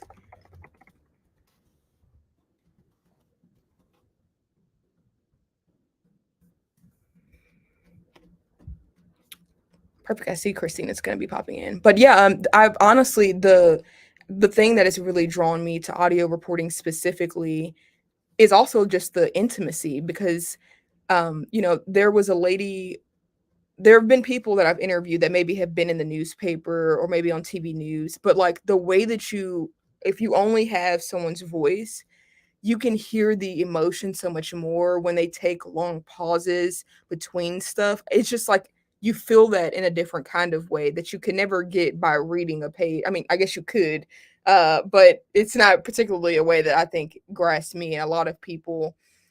When you're hearing it, it's a great thing. It makes you feel close and there with the person. Hi, Gabriel. Hey, how are you? Great. How are you doing? Thanks so Doing much for well. being here with us. I love your story so much. I appreciate so much the drive that you've had, and also the willingness to like shift when things weren't working for you. That's, I think, probably something a lot of people listening can relate to, is like maybe you're in a situation you're like curious about audio, and like it's not, and like you said, internships aren't just for folks who are in college. We can, if you're interested in audio and you're watching, it's not too late. It's never too late. Sure. And I also feel like that's what I kind of, for friends that I have that maybe aren't in a career, when I'm like, oh, you're a waitress or like babysitting, those are jobs I've had before. It teaches you a lot about time management and working with people and understanding people's needs, that like when you are in your career, no matter what the career is, those are transferable skills, like learning how to work with people and those kind of things. They're core skills, no matter what you're doing. Absolutely. I don't know if you've checked out some of our other panelists, but a theme has definitely been those people skills for folks that have been successful, is like being able to relate, being able to empathize, all of that. So I appreciate you for speaking to your experience. I have a question, and I hope that it's something you can answer. I'm sure you can, but I'm curious about, because you're like a one person production, right? Like you're responsible for everything. So when you're setting up location, when you're going out, like, do you have like a backpack full of, like, what do you bring with you when you're going somewhere to record? Yeah, I actually do have a backpack that I actually just bought this like maybe about 2 years ago. It's really great, but it carries like my computer, all of my audio equipment, and it has a little space for me to put like my camera, business cards, that kind of thing. It's a little heavy, as you can imagine. What audio equipment do you have in there? I want to all the details. Yeah, so I have a Zoom H5 that I carry around, of course, headphones. I have like a long cord to connect it to my mic, but I also have like a shorter one. And of course, with the Zoom, you can record using that. I typically don't. I think just out of habit. I think I'd rather like use my like higher quality mic that is like one directional. And then I have one that's an omnidirectional mic that I normally keep with me. But of course, when we're doing like maybe special projects or whatever, when we're planning out like what are the scenes we're going to, that's when you start to assess what am I going to need at this moment. But those are the things I keep with me just for everyday reporting. Amazing. Thank you so much for sharing that. And then the kind of the production side of it after you've recorded, are you also responsible for that? What does that look like when you've done the interview? Right. So on a daily basis, it's can be as simple as just like pulling a soundbite from what someone said. So typically when I'm out reporting, I'll just kind of click on my reporter a marker of like things that catch my ear, because I think that that's maybe the challenging thing that I started to learn in Chicago is like you kind of start to understand like what does make something news, what versus what doesn't. And so I'm hearing things and I'm like, oh, that's important. And I'm kind of thinking in my head, this is how I'm going to write the story around it. But when I'm working on something longer, like a feature, I am having to think much more about how do I weave in the sound. And the great thing is with my editors, we'll hop on a call just like this, and I'll give them like a 3, 2, 1, and I'll read the story like I would on air. And this is their first time ever hearing it. And they'll tell me, you got me a little lost here. The sound was too loud here. Like, we need to restructure the story maybe so it flows better. So those ear edits are like a godsend of like making sure that you're really getting and everything is flowing and comprehensive.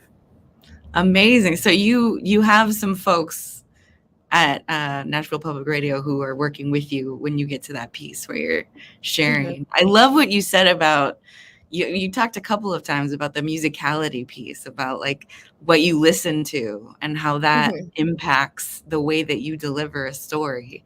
Is that always like when you're thinking about the words you're going to say and how to emphasize them? I'm curious, like the link there, if you could speak a little more. Well, like, so when I first started at WPLN, I've done some vocal training before because, of course, your voice is an instrument just like everything else. And so they taught us like, okay, this is what I need to work on about breathing. And like, I know for me, sometimes when I'm saying a sentence, I would fade off in energy at the end of a sentence, which is something super detailed that I think we like ordinarily wouldn't even think about.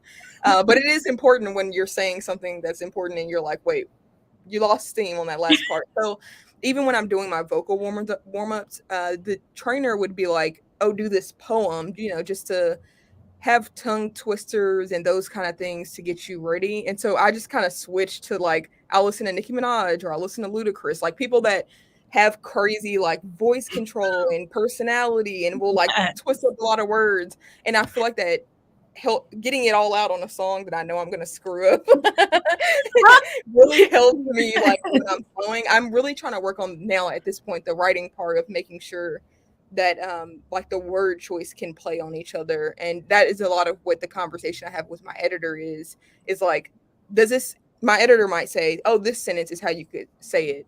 But I'm like, I wouldn't say it that way. So I have to then adjust it for me and how I speak so it sounds like a natural flow. It's a whole thing. I'm like, yes, I'm ready to practice along with Nicki Minaj also. That's a challenging. I can imagine that would be incredibly helpful as a warm-up. And I think it helps you like admire the craft that they're doing much more, because I'm like, I get to at least write out what I'm about to say. Like in some instances, they're just like off the dome. So that's a lot of training, to get to that space. Absolutely. We have another question from the folks who are watching, and they're curious about the process of choosing your stories. I know that your story choice has been important to you in your journey. And so are people pitching stories to you? Are you kind of initiating stories? What does that look like? So it's a mix of both. Typically, say, for example, since I'm the Metro reporter, like I'll look at our city council agenda and just see like, what is something that's newsy, meaning that it impacts a lot of people in our city.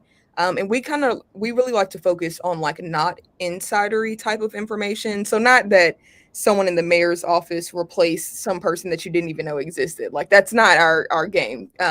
We're really focused like your property taxes and like maybe how housing policy is changing in a way that may help bring more affordable housing to Nashville. So that can be one way, but I really get mine from a multitude. Like I'll listen, my family is from Nashville, so I'll listen to what are they talking about? What are their friends talking about? What questions do they have? If we're talking about politics and I'm like, you're off, that's not right. That helps me know that because I'm like reading this stuff and this is my job, other people are not there. And that's something that I could be explaining better. And then I also do a thing called Nash in the Know where people can submit questions to us. And in some ways, we'll pick from there, like, oh, we're already planning to do something in this realm and we'll pick a story and go with it. Or we'll put it out and let people do a voting round, and whatever they select is what I report on. But it's really a multitude of like conversations. I'll talk to policy people about, I know we're planning to do a series or just a focus on housing in general at our station. And that kind of came out of me being like, hey, this is like something focus on in a minor way, but this is huge. And here are all the different pockets of ways we could be getting at it. And it intersects with health and criminal justice and environment. And so we took that and we said, hey, we're going to have a community listening session. And we brought in, I threw out a bunch of people that I knew that I've talked to since I've been back home. Other people threw out people, and we all got together on a call, all shared story ideas and just talked to understand what points people didn't understand. And then we ranked from there, like what stories we should be doing. And so one of them, this might sound super simple, is just like, what is affordable housing? I mean, I understand what that definition is, but I know when I do edits, my editor is like, we keep saying this term, but what does it mean? Because we all are coming into it with the preconceived notion of what that means. And it's a really simple definition. It's just 30% of your income, no matter what your income level is. But people think, oh, public housing or things of that nature. So those are. I didn't even know there was a definition for that. You just taught me. I know, right? I mean, I think that's the thing. Before I got this job, I was just like, policy just feels so wonky, and like you gotta know all the things to even get into the door. And that's what I enjoy so much about this job and my station, is that they're like, we don't want to do that. We want to make this as simple as possible for people, and that's just what we try to focus on. Really, is answering those questions. Amazing. Well, we only have a few minutes left. I am wondering if you have either a story now that you're really excited about that you're working on, or maybe one that you've done recently that you are super proud of. Yeah, I will say so this question actually came from Nash in the Know. A lady had submitted and was just like, who is buying these houses in Nashville? Because the prices are crazy.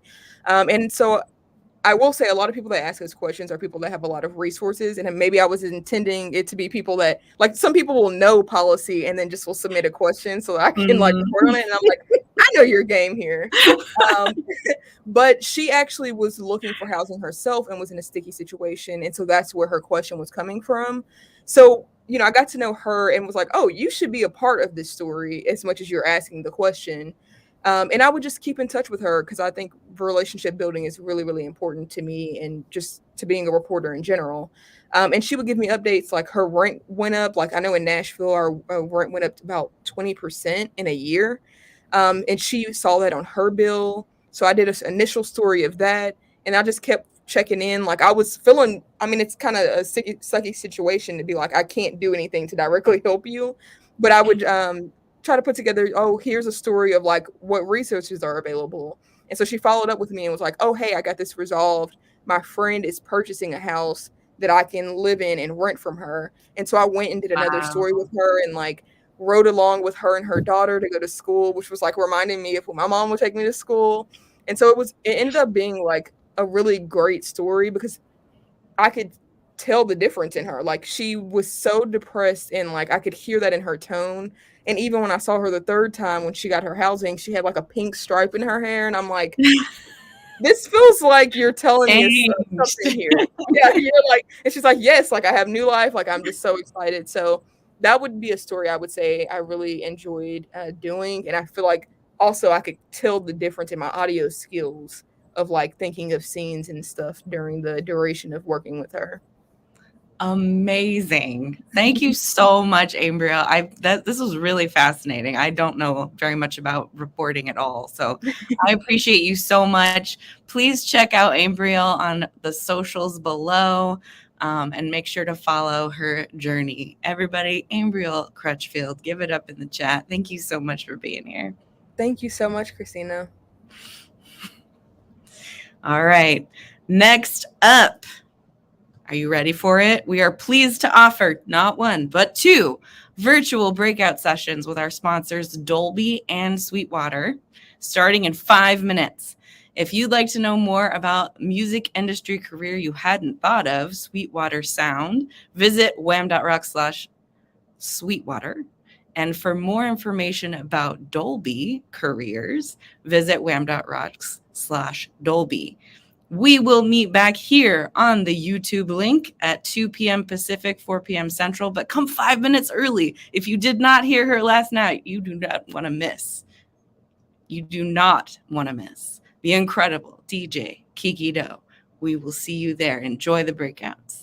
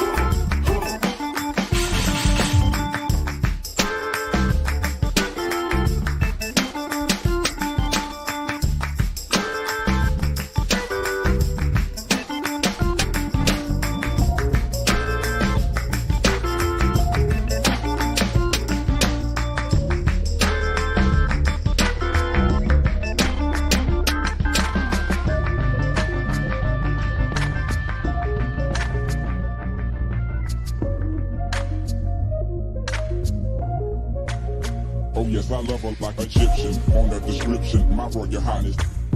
On the description, my Royal Highness. My Royal Highness. On the description, my Royal Highness. My Royal Highness. On the description, my Royal Highness.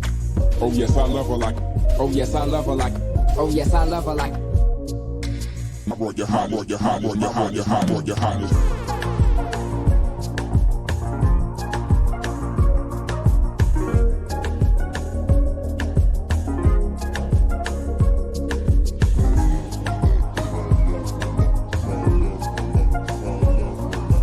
Oh yes, oh yes, oh yes, oh yes, oh yes, oh yes.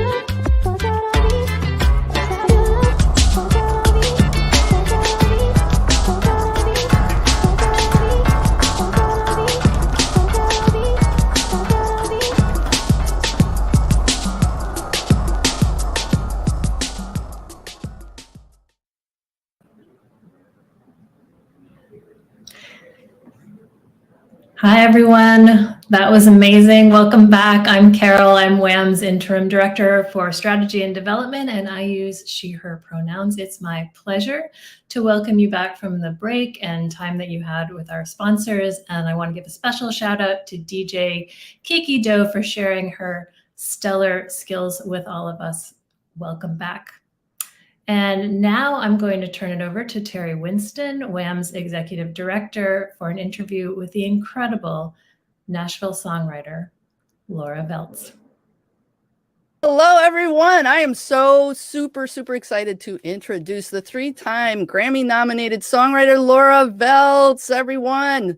Laura is behind many of today's biggest hits, including the 2020 Grammy-nominated song Speechless by Dan and Shay, the 2021 and 2022 Grammy-nominated songs The Bones and Better Than We Found It by Maren Morris, as well as What If I Never Get Over You by Lady A, Drunk Last Night by Eli Young Band, Lonely Eyes, Chris Young, and the list is huge. It goes on and on and on. But the thing that really stood out for me is in 2020, I didn't know this, The Bones by Maren Morris reached #1 on the country charts, and it shattered this record for most consecutive weeks held by a solo female artist, 19 weeks on the Billboard Hot Country Songs chart.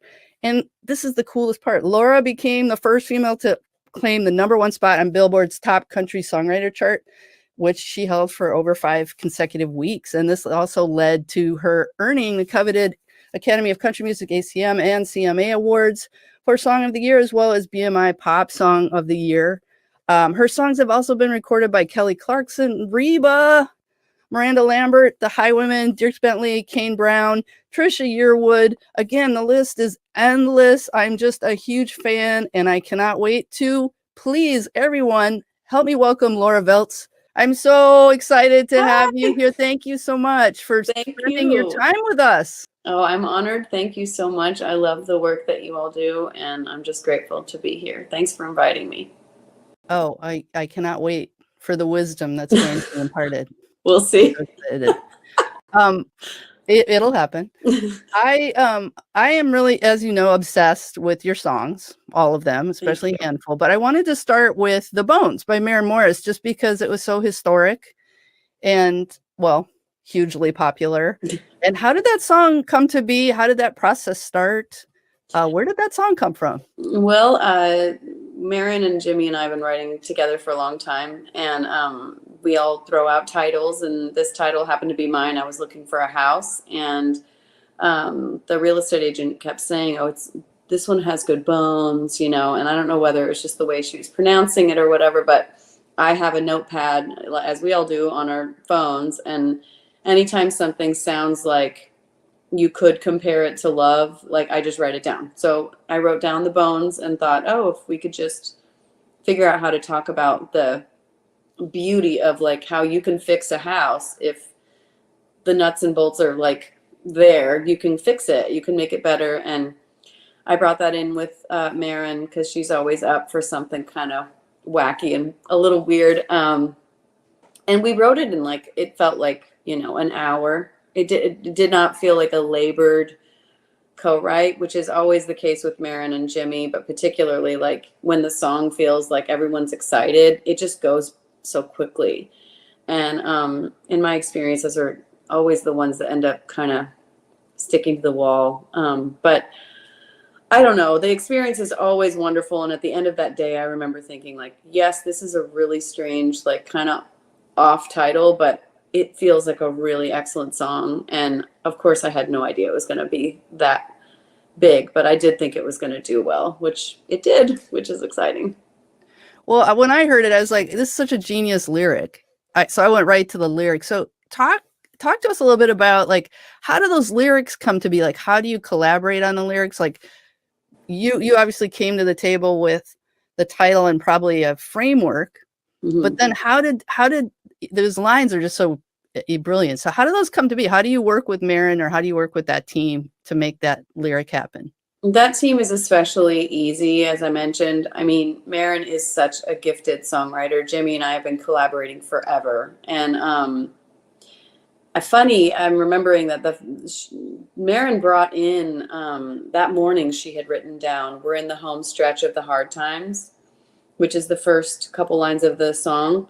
Just coincidentally wrote that down and threw that out, and we were like, oh my God, that's perfect for the point we're about to make. And in terms of building the song, I think we really just used the kind of framework, no pun intended, of a house, that you can deal with a lot, if the foundation is strong and all those beautiful things. But I do feel like I was just in the right room of craftswomen to create a picture like that, because it just came out so beautiful and didn't feel hokey, which I think it could have. Like, we could have veered off and gotten a little cheesy with it, but I think it just somehow avoided the cheese and just like stuck with the heart of it. And again, with people like that, it's just easy. It was just so easy and fun.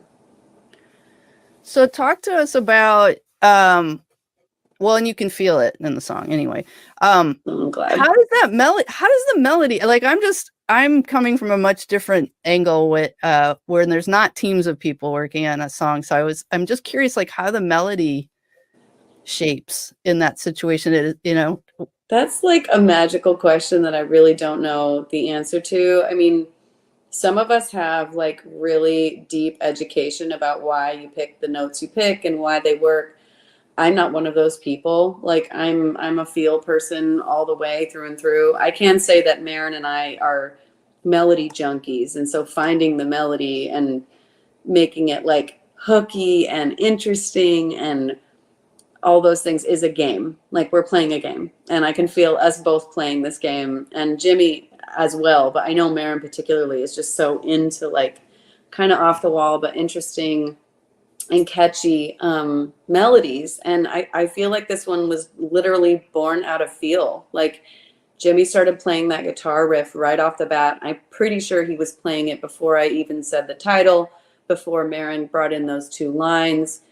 It was just good right off the bat. And I mean, we just built it one little bit at a time, but I don't remember it being labored. Like I said, it was just like easy. And I don't know the technical answer. I'm sure that there are like, math whizzes who could answer why the melody feels so good, but I'm not that whiz. It's more like I'm sorry, I didn't mean to interrupt you. No, you're good. I'm more like it's more like the functional piece. Like, are you all singing lines back and forth? Are you, is Jimmy playing that guitar riff? That was one of the questions. Like, where did that guitar riff come from? Because Jimmy. I love that. Okay, so it's important for people to see, how did this all come together? Like, I've heard so many things like, oh, it was, the drum part, and then we just suddenly were inspired by it. So that's what I think everybody is curious about. Is like, fly on the wall. I'm in the session. Are you playing guitar? Are you singing to Jimmy? Just a functional piece. Jimmy was playing, Maren and I were singing mostly, and Jimmy sings as well and has melody ideas. And I feel like we all let the lyric dictate how the melody lands rhythmically. So there are two different sort of schools of thought about melody, one being like, make the words fit, and then the other is like, make the melody fit. And I feel like at least that day, it was way more about make the melody fit. We had the lyrics like flowing out emotionally, and then we just tried to find notes that matched the words. That sounds kind of elementary, but it's actually not. I feel like it's hard to remember that there's a tone in a sentence that we all hear, that you can follow. You can use it as a guide to write a melody, like, we're in the home. Like, if you said we're in the home stretch, just for fun, like if I was to say that to you, I'm like, we're in the home stretch, da da da da, ba da da da. It's like going up, we're in the home stretch. I mean, it's like we followed the sentence. I don't know if that's dorky or what, but I definitely do that all the time. I like think about the way a person says it in a sentence, and then try to find a melody that follows the timbre and tone of the sentence itself. Well, see, I think that is the genius of it. I'm really happy that you're willing to dig in this with me. I love it. I love nobody wants to go there, and then the people on the outside that are trying to learn this aren't like, they're not going to gain an understanding of like why theirs isn't quite hitting that. And that's what I think that really is it. It's kind of similar when I have to speak somewhere and they tell me to say something. I have to make sure I write it down in my own words and voice. And I think the lyric that is really interesting, that you're basing it on conversation. Yep. Instead we really of like, try to. Yeah, I mean, because you can tell, like, when you Mhm. it's just such a beautiful conversation, and it's very natural, and yeah, anyway, I I know love I love that you can hear it, because like sometimes I wonder whether we're just like, you know, no, you nerding can out, and totally no, it hear it. doesn't. In Yeah. that song especially, it's like, you can tell it wasn't wordsmithed, you know, backwards in. It was like, Mm-mm. "Oh, it's a really nice, natural conversation." Mhm. I don't know, I just hats off that it's one again, one of those Thanks. songs you're like, "Oh, I wish I wrote that song. Well, How could you I write a wish song I wrote ever?" that song in a weird, trippy, like meta way. Like I hear it and I'm like, I still am floored by it, especially in Yeah. 2020 when it felt so relevant. I feel like that's the reason why it really connected so hard. It just felt so relevant to what was the country was going through, what all of our each of our families was going through at home, just like, hey, we're gonna get through this. And I Yeah. think every time I heard it, I would be like, who wrote this? Oh my God, it's me. You I know. love that about you though, because that's how connected to it you are, Yeah. which is brilliant. But, let me, like, expand on that a little bit. In general, when you're going into a songwriting session with a big artist, like, how does that start? Like, from, I guess, you set it up, like, "Okay, we're starting on this day." Like, where do you go? How does it start? What Okay, do you I start wanna with? fine tune your question because I wanna know Okay. what you mean. Do you mean the after the publisher part where you actually arrive? Or do you mean how do you get in the room like that? Now, let's first say you're in the room. We'll talk about getting in the room. That is Okay. another question, but let's talk about you're Okay. in the room, you have this artist, you're all supposed to be working together, like, who starts? Where does it Okay. start? Like, top line, riff, like, it sounds like on the Bones, it started with a guitar riff, but, like, Right. and I know you're gonna say it depends, but just, like, in general, like, a Yeah. couple examples I think would help people. I think that's a really cool distinction because you're right. The fast answer is it goes all the ways and everybody does it all the ways. But and I'm going to answer in a weird backwards way, but I feel like a big part of being comfortable in a room like that is getting your 10,000 hours in with your friends. Like you, a human being, me included, when you're first starting out, you're in your head at least 75% of the time. You're like, am I talking enough? Am I talking too much? Did I play too much? Did I play too little? Is that a good idea? Is that a bad idea? And you end up just kind of living up in your head for 75% of your experience. And as you get more experience with your friends who you're comfortable with, you start trusting those things, trusting your instincts, and not questioning so much. So that's a weird backwards answer, but I think knowing what to do in the room comes with those 10,000 hours of like not questioning everything. Because if you were to drop a green new writer in a room like that, you'd freeze. You'd be like, oh, I'm starstruck. Oh my God, that idea is better than anything I could come up with. Or total ego city. Like, I'm better than all these people. It's just like a whole fucking thing, that we have to work through as writers.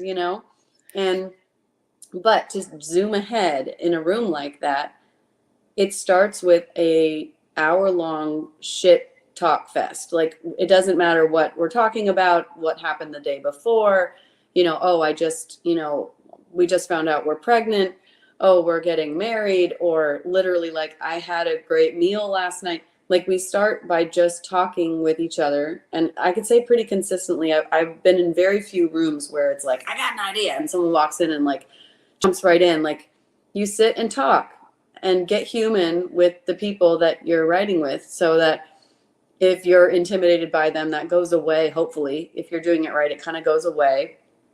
And then somebody says something like, well, I had this idea, and in that day it was me.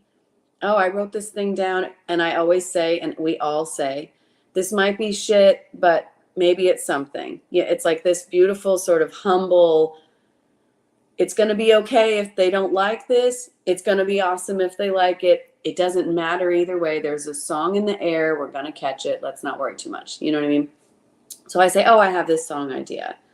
The Bones. I was with my, and I tell them what I just said to you. I was with my, real estate agent. She said it in this funny way. And I thought, oh, wouldn't it be interesting to compare love to a house without saying love is a house, And Marin, in that situation, the artist in the room, obviously gets like to say which idea we work on because we're writing for her, you know? Mm-hmm.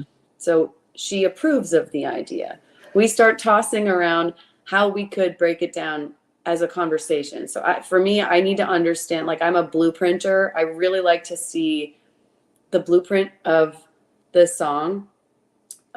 For instance, like we all use a lot of examples. Oh man, am I going on too long? Because this is like such a cool this question. is what we're talking about. Okay.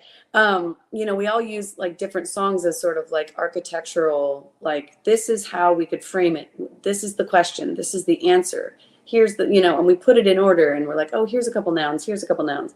And then we all start singing these ideas according to those sentences. Again, like I mentioned, as they fall out of your face, you know, on any given day. And luckily for us, you know, Jimmy had already been playing around with this sound that felt like it was a match, which is a huge part of the conversation too. Does this music sound like this idea? If it doesn't sound like this idea, you don't have to force them to work. Like, I think that's another sort of like newer writers, like they're worried. It's like fear of missing out. You're like, oh, but I love that.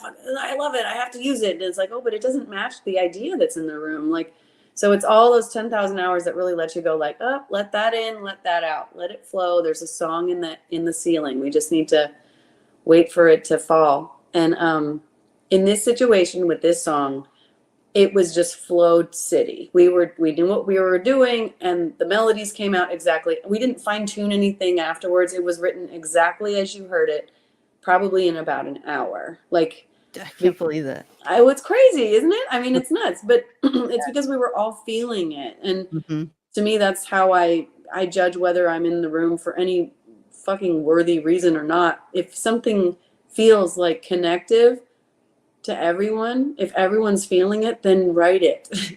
Even if you don't think it's going to be, even if the title's kind of weird, you know? Yeah. We write songs for feelings. We want people to feel stuff. So if all the writers are feeling something, fucking write it. Just go, you know?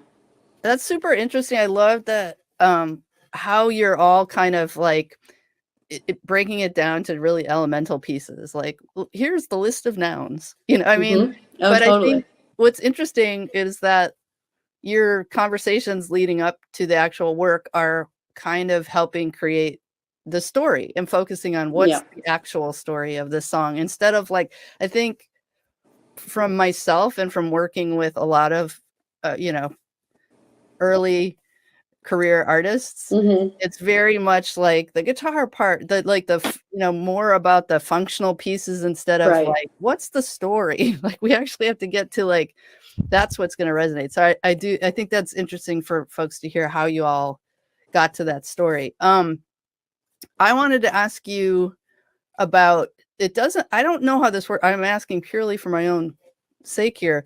Do you work up demos for yourself, or are you often going to a studio for doing that? Or where does that happen, or does it happen? So this is something that's evolved over time. When I first got to town, there were two contributing factors to why I had to make demos or record work tapes. Work tape meaning, I mean, they call a work tape a demo now. But when I was in town, when I first got to Nashville, a work tape meant a recording on a phone of a guitar and voices, and that is it. A work tape is now, in some cases, a demo, like a full demo, but they still call it a work tape. Anyway, when I first got to town, publishers could hear songs with work tapes. And by that, I mean the voice recording. That is no longer something you can rely on. So it very much evolved. But also in the beginning, you make a demo when you're like, oh, this isn't translating. It's going to need some bells and whistles. I'm going to go make a demo. So I would hire a demo studio to record typically 5 of my songs, or like a one-off. So I'd wait, you know, months and months and months and months. I'd be like, oh, I have 5 songs I think are worthy of spending anywhere from $500 to $800 on a single demo. Now, when I was signed, my publisher would pay for that, but it's recoupable, so don't forget. But they pay for it. So it's a big one. That one needs to be unpacked for like hours. But excuse me. I'd go in, I'd record the songs with the demo person. So normally it's a band leader. They'd hire the band. They'd be there all day with people like me. So writer would come in 5 songs. The next writer would come in 5 songs. Next writer would come in 5 songs. Over the course of the last like 10 years, writing with producer writers, otherwise known as track guys, the name nobody wants to be called, for feminine reasons, and also for the insult of that's all they do. You know, there's a couple reasons why that has become a writer producer. You write with them so often, and part of what they contribute to the room is a demo. So Jimmy is a producer writer. He's always produced his demos. If you write with Jimmy, you can depend on a demo. And in Jimmy's case, you can depend on it literally about 20 minutes after you walk out of the studio. You will get a demo of the song you wrote that day. That is not the case with everyone. But it's gotten to the point, Terry, where like I never have to demo anything. I write with producer writers pretty much exclusively. Very few exceptions. I wrote a song just recently with an artist and two Jessie Jo Dillon and I, who are just top liner writers. And the only reason we didn't have a producer writer in the room is because the producer that the artist was working with does not like demos. So Jay Joyce is someone who just apparently doesn't want to hear demos. So we just did a little work tape, and he wants to interpret it the way he wants to. But I mean, the long and the short of it is that it's kind of a dying industry to like go get a demo. It's like something that's just kind of going out of phase. And, a lot of people were really pissed about it because it's like, what are they contributing? They're just making a demo. Why should they have a piece of the copyright? And in my, and I say to that, like, then don't write with them. Like, write with producer writers who know how to write songs so that you feel confident that everything feels even and you're not disgruntled about that. Or, don't write with them and get a demo made, but do what you will. That's the tea, like that's what we're drinking here. It's no big deal. It just is what it is. But again, it's evolved over the years. I don't know if I'm rambling, but it has evolved quite a bit. Well, it's interesting because it is different from the pop world, but I also wondered about that when you get to your level, like they're like, I don't need it. You probably don't need it. So I was just curious where that happened, or if you were like, no, I still do that. So that's really helpful. This other question is really about, I've seen you perform the hits that you've written for other people, and you have an amazing voice and you're an amazing guitar player. And you probably play other instruments. I've just only seen you playing guitar, and your voice is like killer. I'm just like, what I'm trying to get to here is that, do you have to have that to be successful as you? Do you have to have this like voice that's able to relay the song? Do you have to be able to play particular instruments? Like, are there things that you feel like I really need that to do what I do? Just curious. That's a great question. And the short answer is no. You don't have to have any of those things. You have to have something, but I find those things to be helpful because I love melodies. And I find the guitar playing to be helpful because I love rhythm. But hardly ever do I sing demos. Hardly ever do I play an instrument. It's really just the knowledge of those things that contributes to my songwriting. Now, I write with a ton of people. Jessie Jo Dillon is one of my, the baddest bitch in the world. She's the best. And she doesn't sing. She doesn't play an instrument. She's phobic of performance, as am I, actually. But, she's a poet. She's a storyteller. And so what she's contributing in the room is so huge that everyone knows, you're not getting a shortage by the fact that she doesn't want to sing. And she could, but she doesn't want to. I mean, her dad is Dean Dillon. She's got the genes for all of this stuff, but she just likes the storytelling. She's a poet. And to me, it's about, you'll find out really fast what your value is according to others, in the co-writing room, but knowing what you bring to the table, I think, is a really wise thing to have in your kind of in the back of your mind. I consider myself, I've said this stupid analogy and I regret it already, but I'm gonna say it again. I always see my writing as sort of like a song is like an egg carton, like a 12 egg thing. And every day I go in thinking, if I have to be all the eggs, that's fine. If I have to sing it, write it, play it, record it, if I have to do all that, I want to be someone who's capable of doing all of that. But that's just me. I like that feeling of, it's kind of probably, you know, childhood issues and control freak shit, but I like knowing that I can do whatever is being asked of me in that setting, because some artists don't know how to write a song. Some artists can't sing.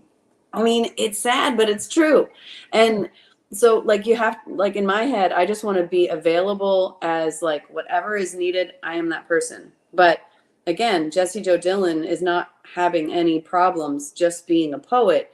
There are writers who literally are just guitar geniuses. There's a guy that comes to mind that is a melody guy. He doesn't understand the storytelling side of it. That's just not his strength, but his melodies are crazy. And so people want to continue to write with him. So like I said, like your value in a room is apparent to you over time. Like you'll understand how other people value you by who you're paired with. Because if, you know, if Jessie Jo was in a room with an artist who can't sing or play, that's not exactly going to work. Like she has to have somebody in there that is going to like do the things that she's not going to do. And those little, you know, little math equations are for your publisher. If you have a good one, your publisher is making sure that you're bolstered in the room, like your strengths and weaknesses. And like I said, I get off on it. It's like my thing, but I really just want to be able to do everything. There's only one thing that I legitimately can't do, and it's very much a Wham thing, which is like run the board. I'm not that person. I used to do it in my band, but the troubleshooting really wrecks my creativity. And I'm truly, and my hat is like beneath the floor for people who can be creative and still troubleshoot and go back and forth like that. I'm like, can't do it. That's the one thing I won't do. But everything else, I like to think I can do. Well, I think that must have, you know, it's kind of like preparation gives you the confidence. So I'm feeling like you being able to do all those things as part of the 10,000 hours, which I love that experience piece being in there and the importance of it, that gives you the confidence to just be more free. Like, yes, I know I can do any of this stuff. I can do whatever you want. But same time, I do love the staying in that flow. Yeah. Why should you be doing, I mean, I can do both not well. I mean, I can do the engineering part really well, but like, I don't, you know, play guitar well when I'm, you know, having to do this. So I think that's a really great point, but I think it's going to be really helpful because everybody is going to be intimidated by, oh my God, my voice has got to be like this, or my guitar playing has to be. So it's really interesting to me that you're not really usually playing instruments in there, but I have seen you. I saw a version of you singing singing Speechless, which was, I was like, holy shit. Like, well, thank you. She's because, you know, you don't know. Sometimes, you know, the songwriters is like performing their own song. And you're like, okay, that's okay. But it was really, so I just was like, well, wow, do you need to be able to do that? Because that's crazy. But well, I want to say one thing that you alluded to a minute ago that is a really important piece for a beginner to hear. Trying to do everything and not flowing. Like I have a couple of co-writers who are magnificent poets. They're great players. They're great singers, but they want to learn how to do the engineering for God knows what reason. And I'm literally like, whoa, you're bringing a novice portion of you into the room every time you insist on being that guy. Like one of the coolest things about being in a professional setting like this is that everyone is at their absolute top, you know? And so if you're lagging behind on something and you know it's not your best thing, then fuck it. Like do what you do best and let your co-writers fill in the blanks. That's what makes co-writing so freaking fun, because you can rest in someone else's excellence, you know? I love that. That's so important. I think I have time for one more question. Okay. I've been given the, this is. I'm the having last so much question fun here. talking to you. I know I could do this for days. I I really love truly this could shit. be like, we're going to do it again. Okay, But good. I'm going to go to this piece that always, of course, comes up. But when somebody's trying to get to that place where they can connect to artists, and I'm not even just saying big artists, but how do they make those? What's the best way for them to get started making those connections? I think it's an impossible question to ask because there's no way to do it without being kind of a chode. I think you have to be okay with rising with your own class for a minute. And by class, I mean freshman, sophomore, junior. Like staying where you got to town. I mean, all of us say this all the time, but like all of the people that are like the people I'm having success with came up with me. I had one hit song where I kind of jumped out of my class, so to speak, and managed to have a hit song with someone who was just kind of a senior and I was a freshman, you know? But I really don't think you can work your way into those rooms. In fact, I feel like you're doing yourself a disservice by trying to work into those rooms. I think the best thing to do is write with your friends. Marin was my friend before she was Marin Morris. Ryan Hurd was my friend. We were all eating Cheetos and getting 2-for-1s after work because we were broke. And that was all of us at the same time. And then all of a sudden we're all rising, you know. And then once you get to this level, suddenly people start saying like, oh, I want to write with her. I want to write with him. But that comes with having those, 20,000 hours with your friends, like trying to write with someone, just period, trying to write with a writer, like reaching out and sending people DMs and going like, I really think we could write together. I really think you would dig me. You might, that might even be, you might be right, but it's probably not going to serve you because you don't have the experience to hang on in a room like that and not hear your inner voice telling you you suck and 75% of your mind like ruining your experience. Like that is best, left to your friends to kind of iron out.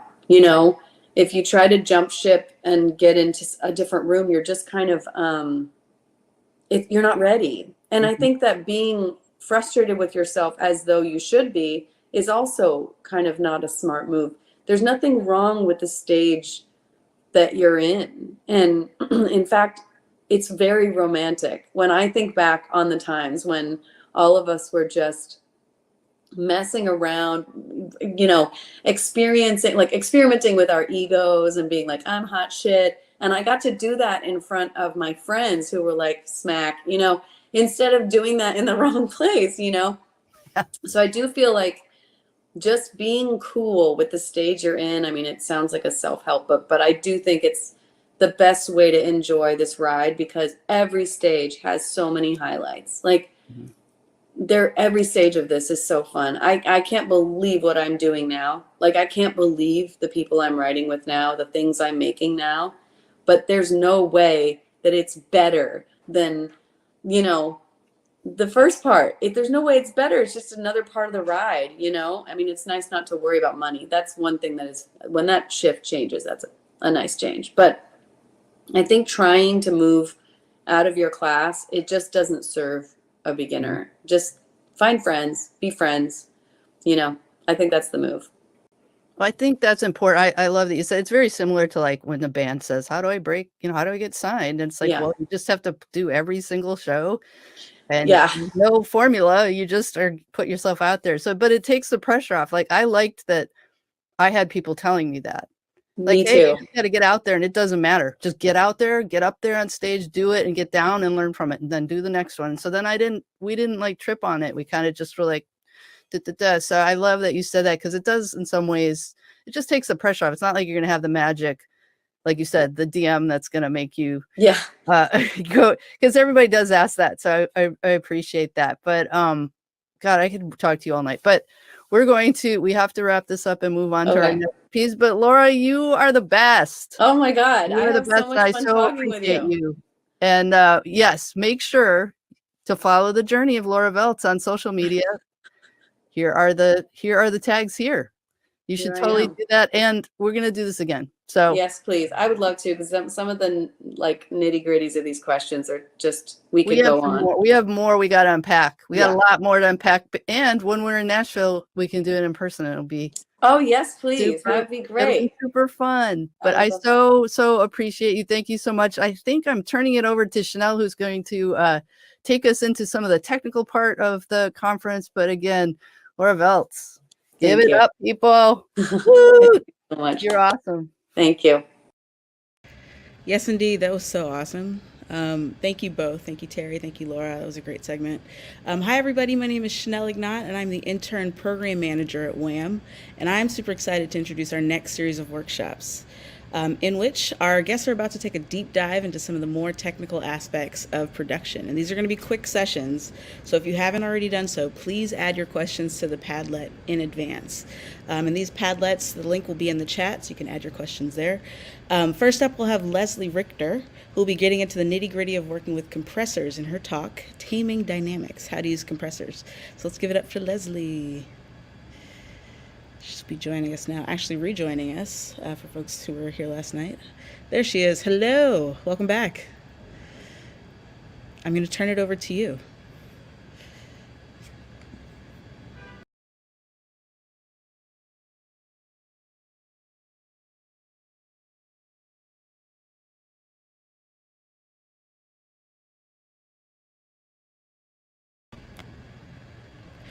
And we are just experiencing a little bit of technical difficulty. Leslie, we can't hear you, but we're going to work on it. We're going to make sure we can hear you.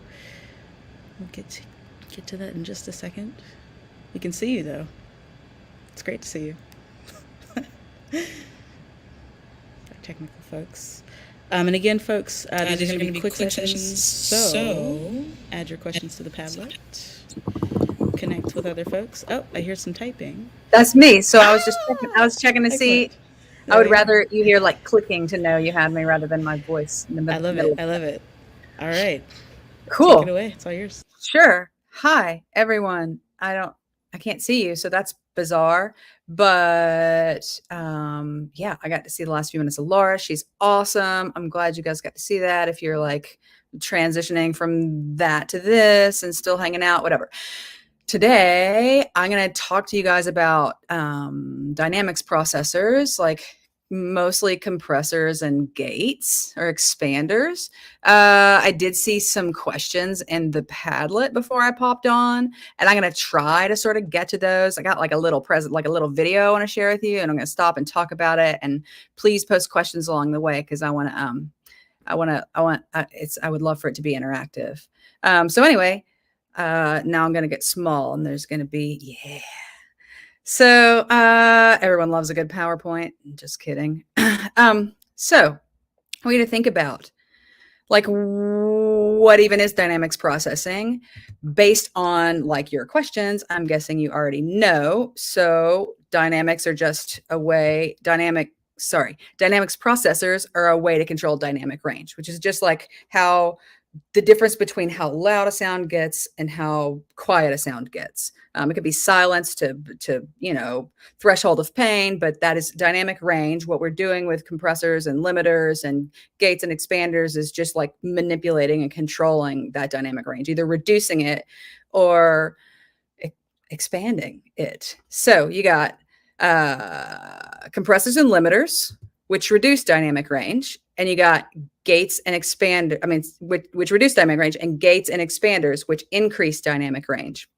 So I want you to think about, like, a lot of us are just like, what's the best compressor? What's the coolest plugin? What's whatever? Like, I'll talk about that some more, but I want you to understand that you got to just learn to work with what you have. Like every single like piece of dynamics process, like unit of dynamics processing, is going to have all of these same parameters. They're going to have ratio, threshold, attack, and release. Like whether or not you can manipulate those particular parameters depends on the unit, but those things are still happening in the background, like even if you can't control it. So like, what are these things? Because I mean, I use compressors for years and I'm like, I don't know, but I needed to know. So ratio is like how much of the thing is going to happen. Threshold is when is the thing going to happen. Attack is how fast is the thing going to happen when it's time for it to happen, like after the threshold. And then release is like how long does it take to get back to like not affected at all after we're on the other side of the threshold. So that's that. Moving along. So basically, the threshold and the ratio sort of work hand in hand. And I see a lot of people when they're learning to use compressors, they're just like turning the threshold, and like nothing's happening. Why isn't anything happening? I don't know what's happening. And it's because you maybe don't have a ratio set yet. So the threshold is like when the compressor or the gate starts to do whatever it's going to do. And the ratio says how much it's going to do. If you don't have any ratio set, like if your ratio is 1-to-1, meaning like at the point of change, the change will be unity, then you're never going to know where that threshold is. You'll cross the threshold, but you're not going to know it because nothing's going to happen. So start with setting some kind of ratio. You may change the ratio later, but you know at 2 or 3 to 1, there's going to be some kind of difference. And then you can adjust to find your threshold. So with compressors, when you exceed the threshold, sound gets squished. With expanders, when sound falls below a certain threshold, then that sound gets lowered even further. So like, or sometimes, well, I'll get to explaining this better. Sorry, I feel like I'm talking super fast to get through this. Okay, moving along. Here's just kind of like an example. So like, I know a lot of you guys, if you're making records at home or whatever, you're probably, you might be one of those people that like, what's the point of mastering? Or you might be one of those people that understands that mastering is important, but like, maybe you don't have a budget to send your songs to a mastering engineer. Maybe you're doing some like self-mastering. Maybe you've heard a lot of people come at you with the word brick wall limiting. So I want to just sort of like unpack like compression versus limiting and gating versus expanding, because kind of like it's the same function, it's just how much. So like if you are compressing with a ratio of 10-to-1 or greater, then that's considered limiting. Now, if you're compressing with a ratio of like infinity to 1, which does exist, as you can sort of see in this chart, like that is brick wall limiting, meaning like if the sound gets any louder than that straight line across, then it is going to be like annihilated to that level. That is the maximum output level that the signal can be. So like, it's just a matter of like how strong we want to do this. We consider it limiting when we go 10-to-1 or greater. With expansion, it's kind of the same way. Like gates are just expanders that are closing all the way. So like, and the ratio, it's easy to remember, like 10-to-1 or greater is considered gating. So like, otherwise you're just like making things a little quieter. And like an example of this is, if you've got all these drums, maybe there's like a ton of leakage in your snare drum, like from other drums, and you really want that snare drum to pop out. But when you turn it up in the mix, it just gets mucky. Like your whole like drum imaging, your whole drum sound is mucked up. So you want to get rid of the leakage in between the snare hits. But sometimes if you get rid of it all the way, or especially like with toms, things that don't happen like all the time, if you get rid of them all the way, then suddenly like it sounds like odd, like a little bit off, like disconcerting, like the sounds you don't notice when you're watching TV or a movie, or like ambience. You don't even notice ambience as like a form of silence until it's gone, and then it's real silence. So with the toms, if you, I realize I'm looking over here because there's drums to my left. Sorry. If you make the sound go away all the way in between tom hits, then it might feel weird. So you might just want to lower the signal of those other drums. Let's move along. If you have any questions, because I am talking fast, please don't hesitate. So when and why? This kind of ties into like one of the questions in the Padlet, which was like, what are three of the best plugins for compressors? And two questions really. Are there instances where compression is not appropriate? So to answer the second question, there are definitely instances when compression is not appropriate, and you just have to make those creative choices. As far as three of the best plugins, I mean, again, best is subjective. Like there's ones that I kind of like to use and I rely on more than others, but that doesn't mean they're best. It means they're best for me or best for the purpose I'm choosing them for. Like I wouldn't choose the same compressor for my stereo bus that I would for my vocal, and I wouldn't choose the same compressor for my parallel drum compression as I would for my guitar. They would all be sort of like curated to what purpose I need to serve.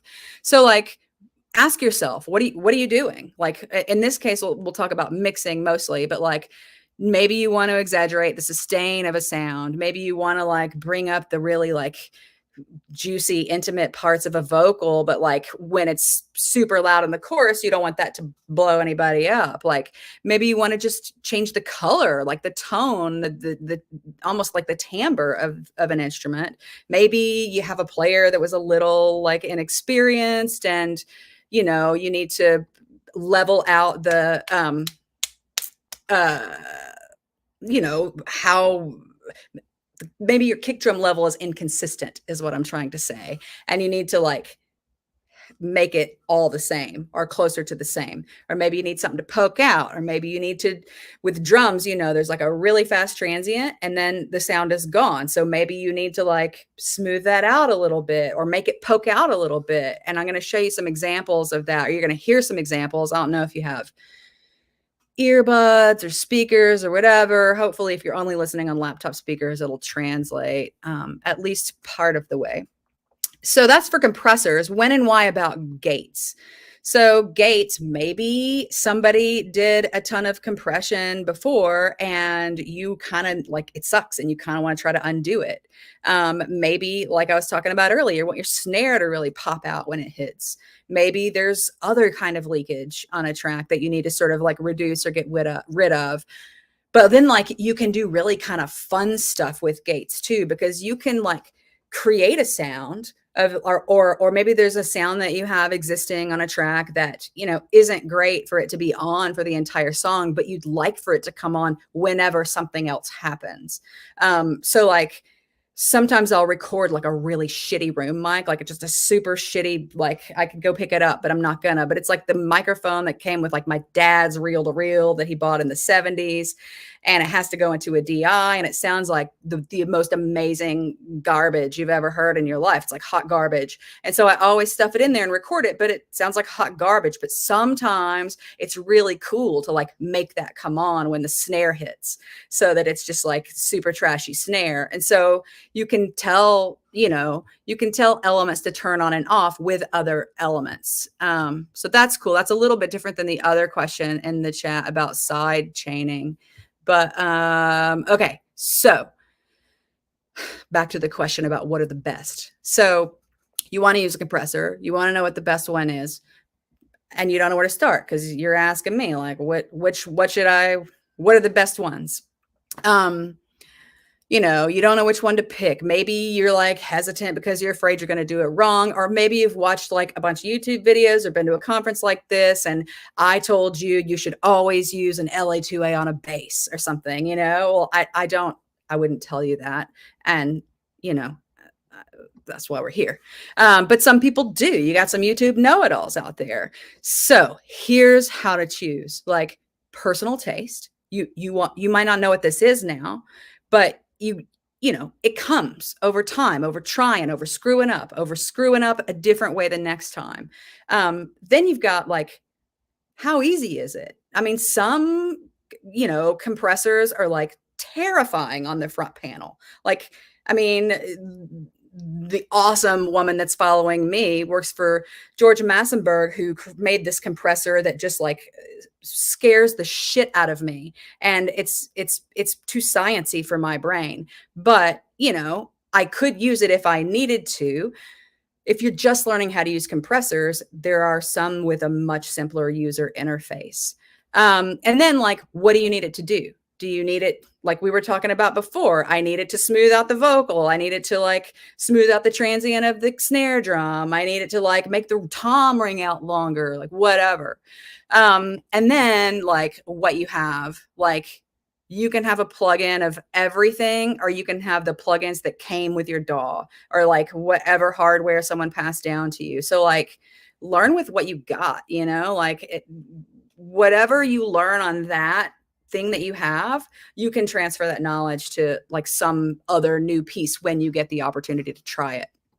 Here's some examples of like what I was talking about. So these are just like classic compressor limiters that you find in a lot of studios, and there are plugins of all of these made by various different companies. You can pick whoever you're going to give all your money to, you know, to each his own. However, the DBX 160, like sometimes this is like one of the first compressors I teach people to use, because it has, and I don't know how easy it is for you to see, but it really only has 3 knobs. I mean, this is like the on button over in the bottom left, but then you have like 3 meter switches, which is just what are you looking at on the meter? You're looking at is what's coming into the box. You're looking at output, what's going out of the box. And then you're looking at gain change, like what am I actually doing to the signal? And so you pretty much want to look at gain change to set your gain change. But the threshold knob is exactly what it sounds like. It's threshold. The compression knob is the ratio. And then there's output gain.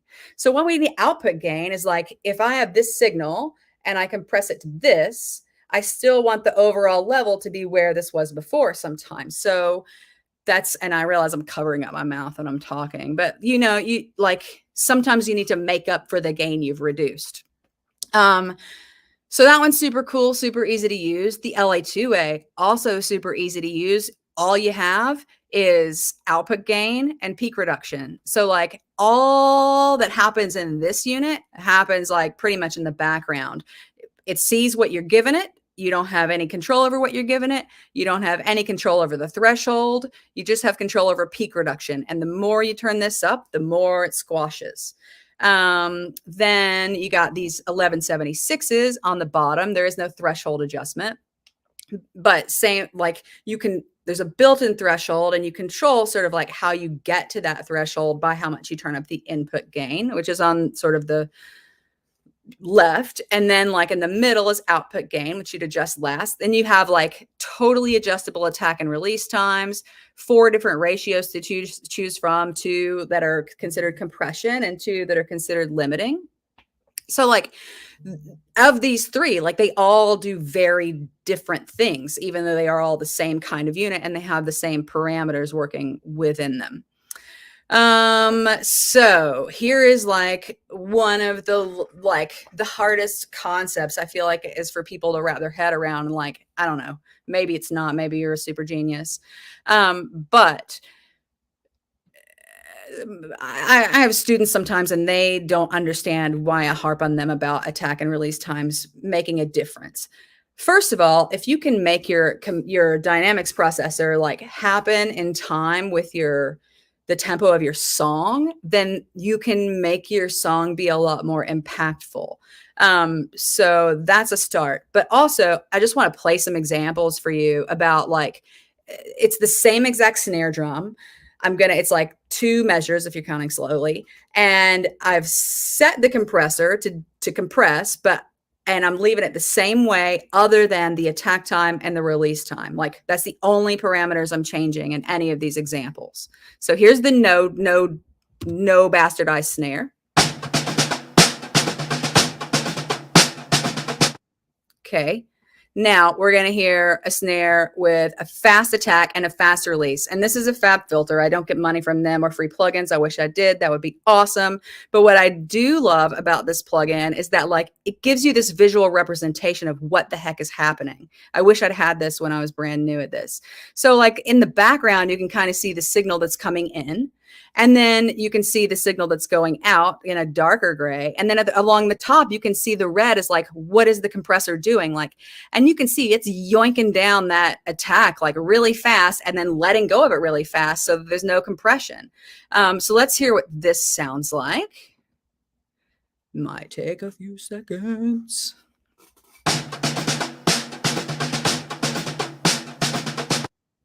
Cool. And then that didn't sound that much different than that didn't sound that much different than the original, right? So here's the next one, fast attack, slow release. This one does sound different. And I'll give you another opportunity to hear them back to back in a minute.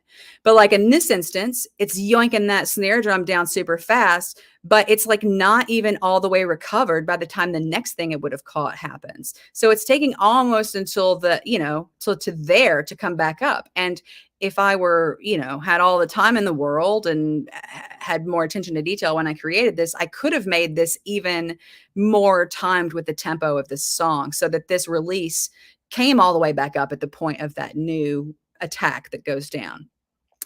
So here's this one.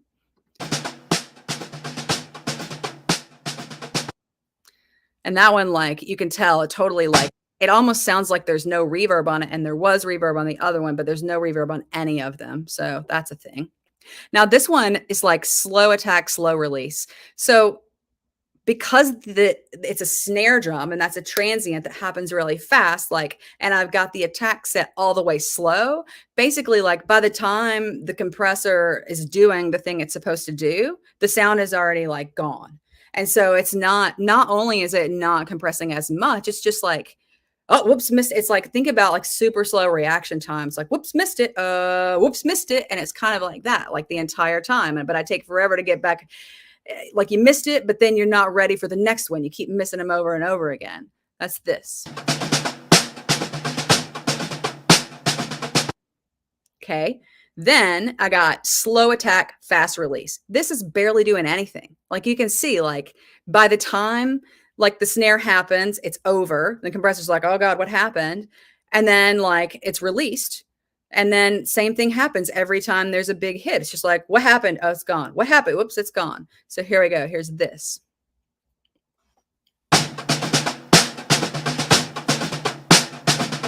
Cool. So I'm going to play them all back to back without me yapping my trap in between it. And I know I only have a couple minutes left. Here we go.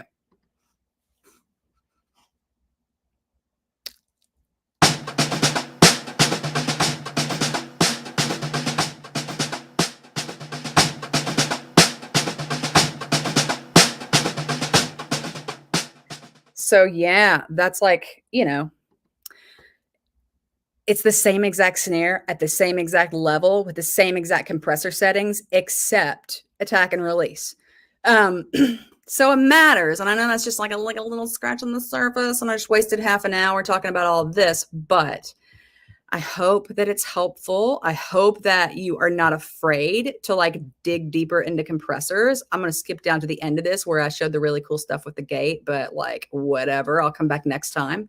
But here is my biggest like mom self-help book moment of the day is like, don't be afraid. Don't be afraid to screw up. Like you can't hear all the nuance right away. You got to go too far. You got to compress something too much to like ever learn what that is. But the idea is that you can go about adjusting these things, with the knowledge of what the heck you're even doing when you're turning knobs. You're not just randomly turning knobs. That's all for you. You can turn the video off. That's like the fastest zoomy, like here's a compressor, bam, boom. That was awesome. Thank you so much for demystifying a few things in there. I took some notes and I cannot wait to go try turning some knobs. Yeah, turn some knobs. Compressors in the studio. Yay.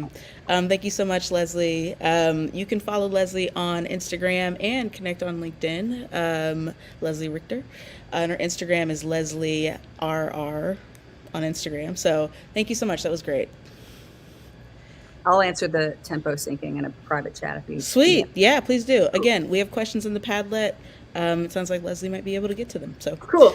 Yeah. Stick around for Kazri. She's a badass. Yeah. Speaking of which, we're going to be diving deep into EQ with Kazri Arai, who began her career as the assistant engineer to George Massenberg at Blackbird Studio C, and is a producer engineer that has worked with artists such as Alicia Keys, Jack White, the Nitty Gritty Dirt Band, and is also the general manager of George Massenberg Labs. Let's give it up for Kazri.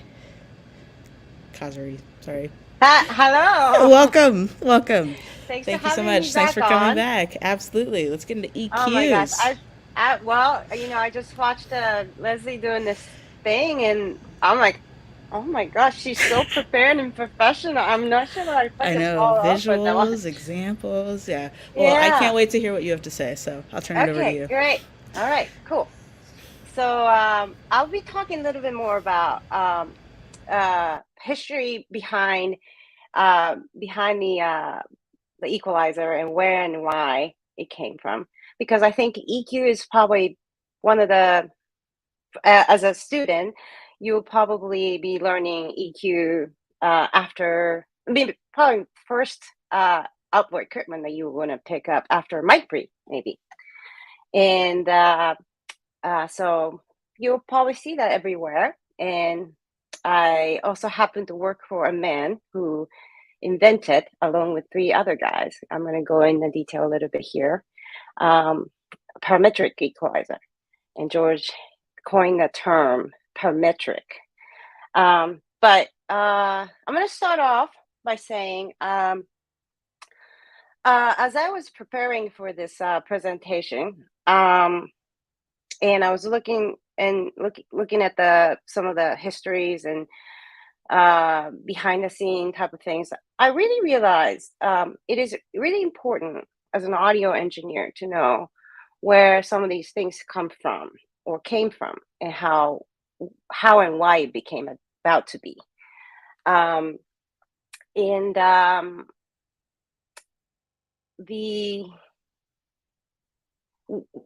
we're in that era. A lot of you who are tuning in today are probably much younger than myself. And in the era where, at the time where a lot of things are okay to be bypassed, there aren't a lot of gatekeepings happening, and you are free to make your own music at your own term and release it at your own term.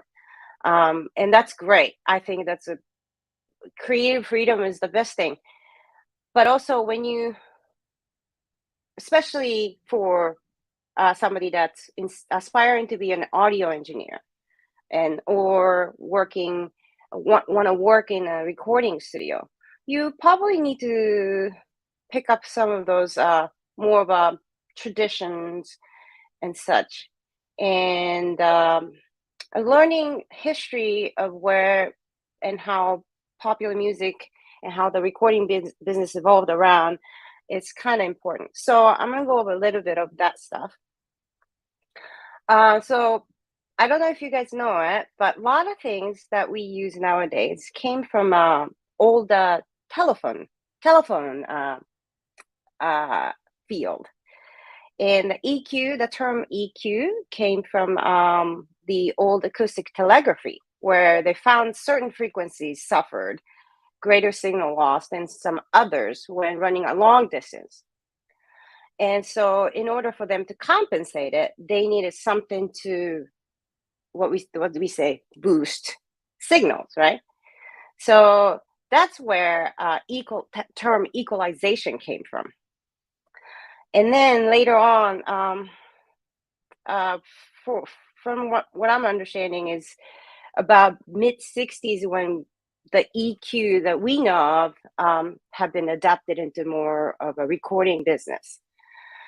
The first EQ that we know of, sort of more of recording terms, was a Lang Model EQ 251, and it has a bass shelving filter control and a passband filter with a switchable frequency.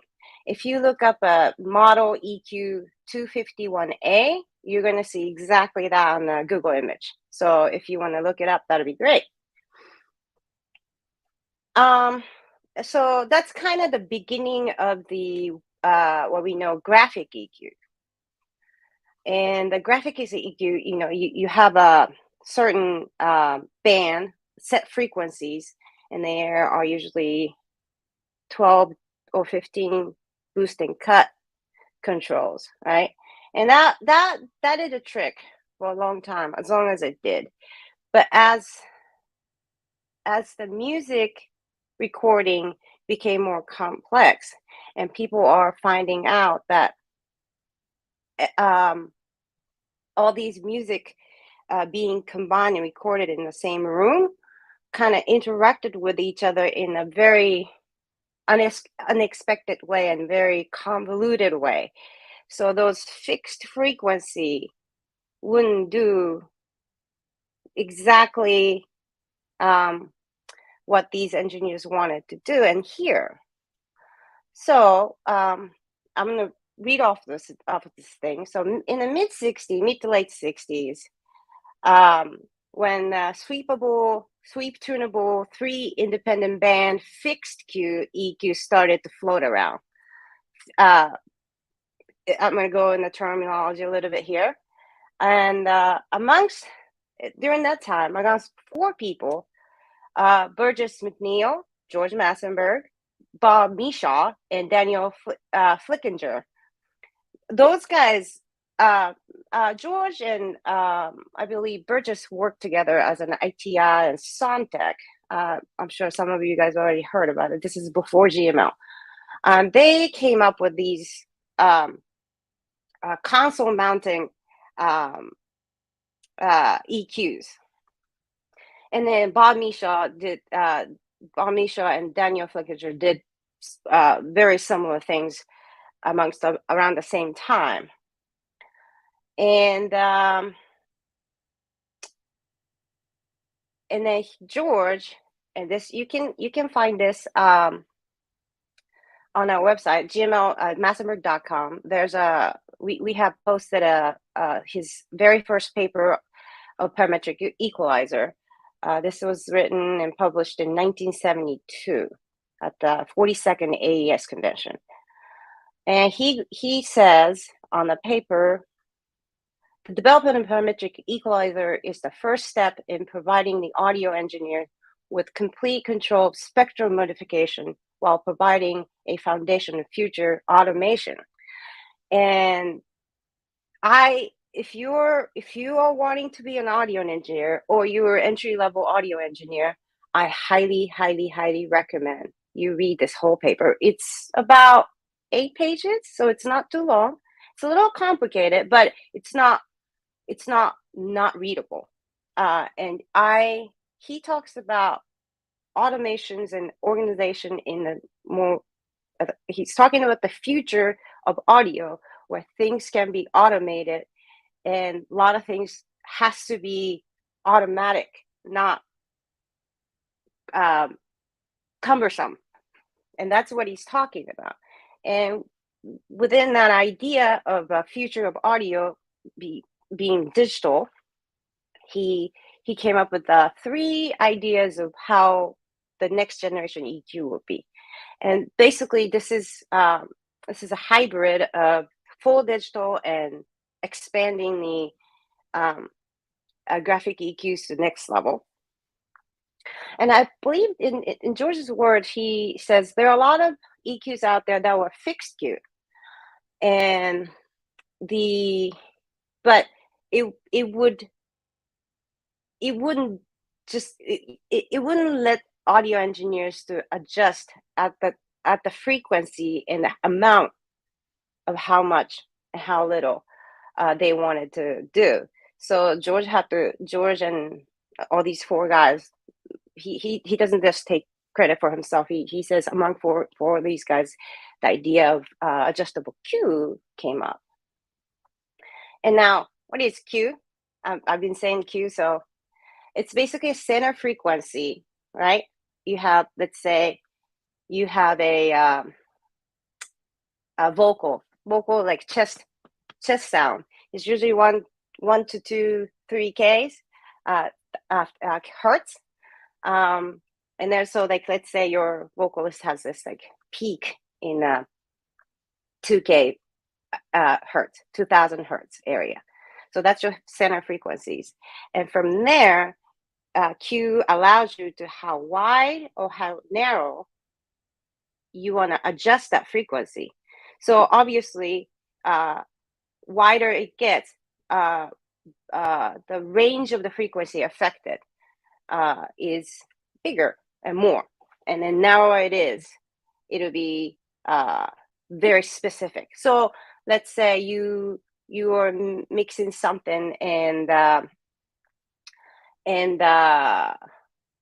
there's like a little like ding in the background, and like, what is that, and you can't quite figure out what that is. In a graphic equalizer situation, that's just gonna be kind of generically treated but not specifically treatable. But with a parametric EQ, with a very narrow Q, you can find that very specific frequency. Frequency is also notes. I'm sure you guys know this, but you hear like orchestra tuned at 440. A lot of instruments are tuned at 440. That's A. So like it is a note. So you can identify with a narrow Q and sweeping across the spectrum, you can really identify and nail down on the Q, on that annoying sound. Snaring is one of them, you know. Bass is like something sounds out of tune, but I don't know what it is. Like you can sweep it up to that bass range, and you can do that with the very high quality parametric equalizer. So if I could bring up the frequency spectrum range chart. Thank you so much. It's a little tiny, but you guys can go ahead and you can look it up on Google. Basically, say frequency range instrument or frequency spectrum chart, anything like that. So for those of you who I had a few questions listed about the how to train for your ears to be able to EQ better. So this is a really good start, and like there's no shame to have a cheat sheet around, right? But you know, like bass is low end, right? And then let's say string is very high end. So be familiar with the range of frequencies that each instrument has. That will let you identify the you'll be able to identify the where to look into when you're EQing something.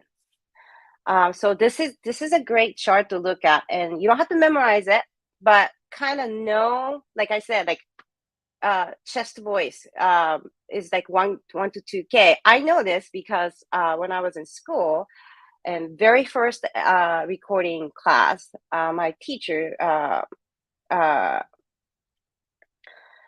said she had us like tune, like do some sort of EQing on the fly in front of everybody else, and we have no idea what we're doing. But I was just tinkering with the graphics EQ. That's what we had to do, work on. And she's like, "Oh, good, you cut the 1K. That's a chest tone." So like I remember that, and so that's like every time I have some mid heavy vocalist, that's the range I look at, right? So this is a really great chart to look at. Okay, so I'm 10 minutes in. I don't know if I want to just go ahead and play, now that we talked about the frequency spectrum, maybe we can play some audio examples and see what we can do. If anybody has a good pair of headphones or earbuds or good pair of speakers, go ahead and listen on those. If we could bring up the sweep boost and play real quick.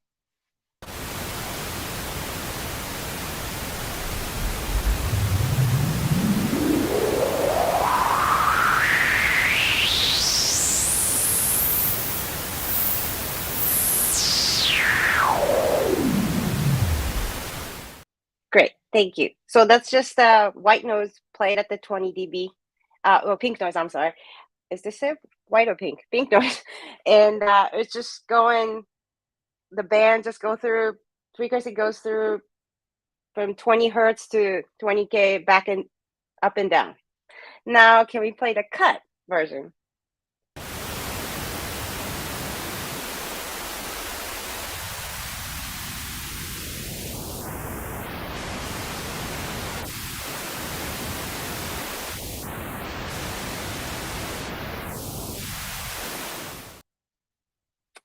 So now you heard the same thing from 20 hertz to I believe 20K, also a little above that, but going up and down cut. Now you notice a little bit difference. Boost is very easy here. Cut is a little bit different, isn't it? And cut is like you feel like you have like something is stuck in your ear, no? So remember that characteristic. And let's play the first example and guess, like, can you guess, is it boosted or cut at what frequency?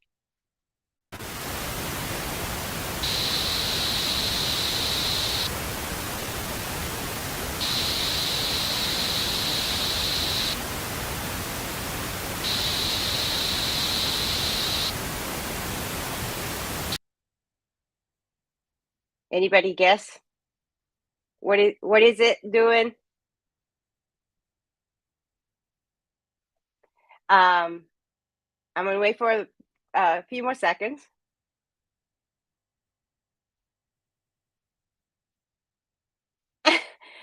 So that was 4K, 4,000 hertz boosted on and off. And you notice it was a little more higher than the mid range. That's kind of where guitars, vocals, some female vocals, some of those instruments go up to. Okay, let's play the other one.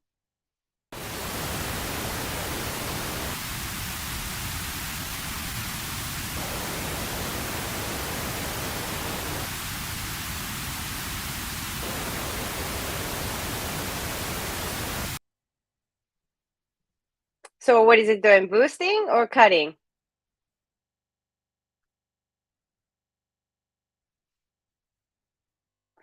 I'll give another couple more seconds.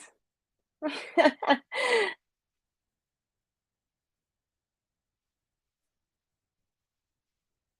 right. All right. Let's go. So that was cut at 500 hertz. Yes. That was 500 hertz. So 500 hertz is a little bit low range of frequencies. I picked those frequencies because it's audible on streamings. I could easily do like 20 hertz, which nobody's going to hear, and we're going to be freaking out, or just there's something like that. But these are very common range, anything between 250 hertz to about 12, 14K are very common and most crowded area of the frequency spectrum. A lot of the instruments share that frequency spectrum if you look at those charts. Okay, last example.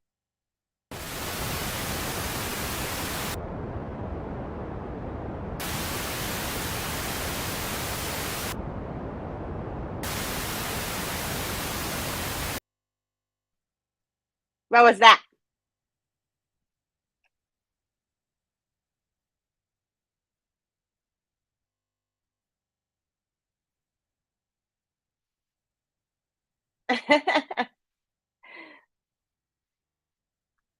Oh, the previous question, some people got it. Awesome. Yes.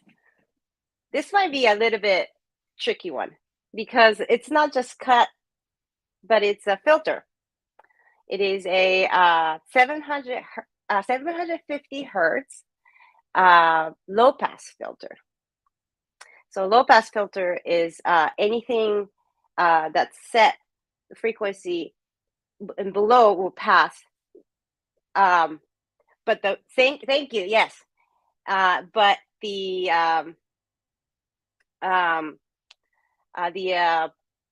above that will get cut. So like you see like the red, that's all cut frequency or so it's that. So like familiarize yourself with those things, and I wanted to answer some of the questions. Okay, so somebody said, is EQ a must? Well, with anything else, there's no right or wrong answer. If it's perfectly tracked, and it's a great sounding out of speakers, and your clients loving it, then no, you don't need to touch it. Why would you touch something that's beautiful? But EQ can do a magic. It's the simplest tool set that you can have other than mic free. But you can shape so many sound in a way that you can imagine, and you can hear it. You can hear it doing a lot of EQs nowadays, especially the plugins. It comes with the graphics, so you can really see what you're cutting or boosting and where. But I highly recommend you all to listen to good recordings and in higher format, CD and above, if it's possible, to really get it into it and really like start playing with it, bring it into the Pro Tools and start like messing with the EQ and see what it's doing to the song. And that's how you do it. You repeat the process over and over and over again until you know what's bass, what's mid low, what's 1K, what is 10K doing to your ear and body, because you're going to feel it and you're going to hear it. So that is my part of the EQ. If there's any more questions, I'll be happy to answer. But yeah. Okay, that was awesome. Was it good? Yeah, that was super helpful. Thank you so much for these resources too. I think I know I'm gonna dive deeper into some of those. That is a great paper to read for sure. Absolutely, and great job in the chat, everyone. Great job guessing. Yes, great job. Like Anybody that gets it, that's awesome. Excellent job. Thank you so much, Kaz. We really appreciate that. Thank you for having. Yes, indeed. So before we get into our next speaker, and you can follow Kazri on all the channels, all the social media, etc., LinkedIn, Twitter, and Instagram. But before we get into our next speaker, we do have a word from our sponsor, Dolby. We're going to play that really quickly.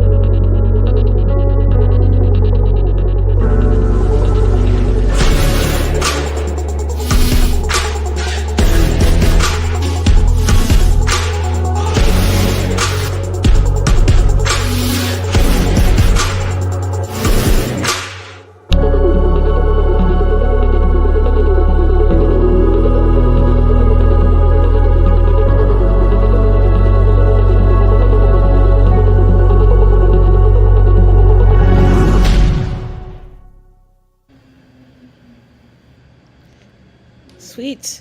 We want to extend this huge thank you to Dolby for being a generous supporter of WAMCon. We really appreciate you. Last but not least, we're going to hear a presentation on time-based processing with Melissa Maddie, who is an in-demand mix and recording engineer for a broad array of artists, including Van Hunt and Cam. By night, she's a synthesist and composer for the electro-ambient trio Everyone Moves Away. And the rest of the time, she's handling keyboard chores and producing records for indie favorites Elliot Root. Melissa, welcome back. Hi. Yes, indeed. Glad to be back. Thank you for having me again. Absolutely. The floor is yours. Let's hear more. Thank you. Hi, everybody. My name is Melissa Maddie, and I will be touching upon the topic of time-based processing, mainly about reverb and delays in a mix setting.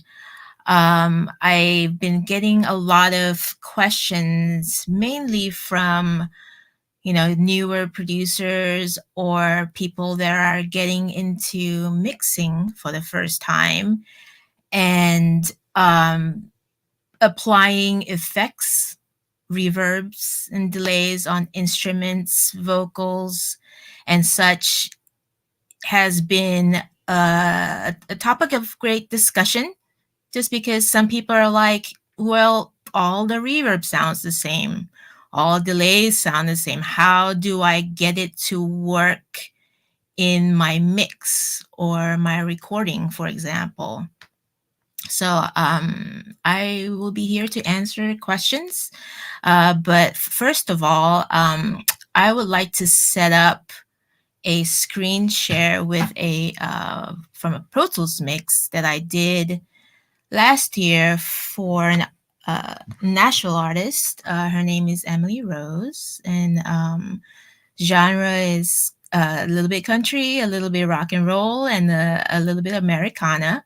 And the song's called Version of Me. And I picked this song because it's got live instruments. It's got a drum kit, live bass, 2-3 guitars, a couple guitars, acoustic guitars, some percussion, sample-based percussion, lap steel, B3, a lead vocal, and a few backgrounds. So I figured that's probably a nice general set of instruments to start with, as far as talking about how you can apply some effects, just basic effects to kind of get you going in your mix. And then if we have time, I'd like to share with you some of kind of my favorite, kind of pro tips when it comes to mixing vocals with multiple effects and such. So let me share my screen.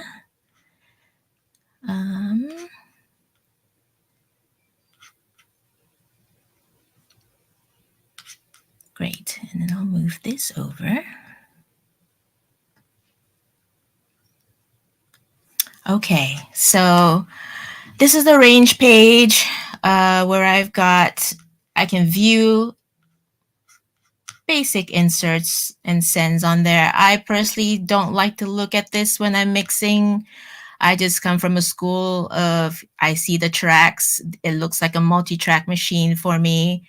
I prefer to look in the mix view just because it reminds me of being on a console again, which is fun.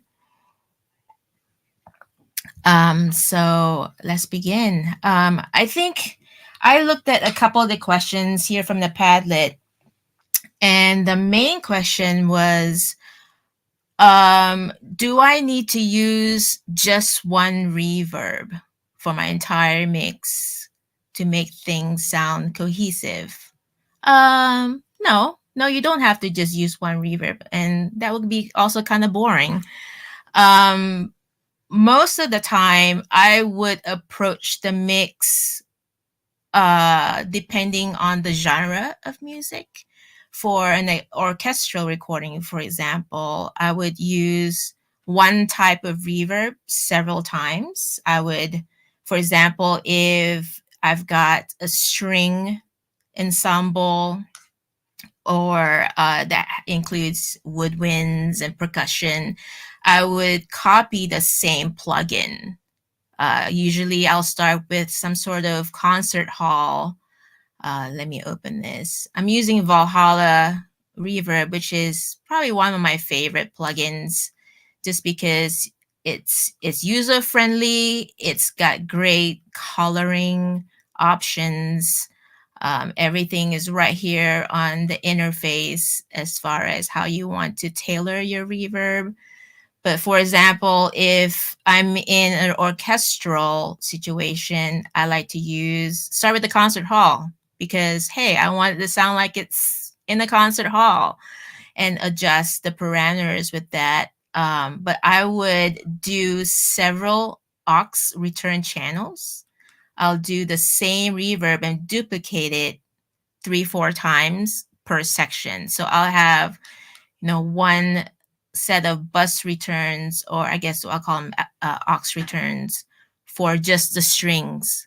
and then I duplicate it and then adjust a couple settings for the woodwinds, for example, and then another one for the percussion, just so that I can adjust kind of decay times, just to give it a different sense of space, where if you can imagine where the orchestral players are sitting, some players are closer to the front of the stage and others at the back of the stage. So if you can think of it in that terms of depth, stuff that's in the back of the stage would probably sound more ambient to you than the stuff that's in the front.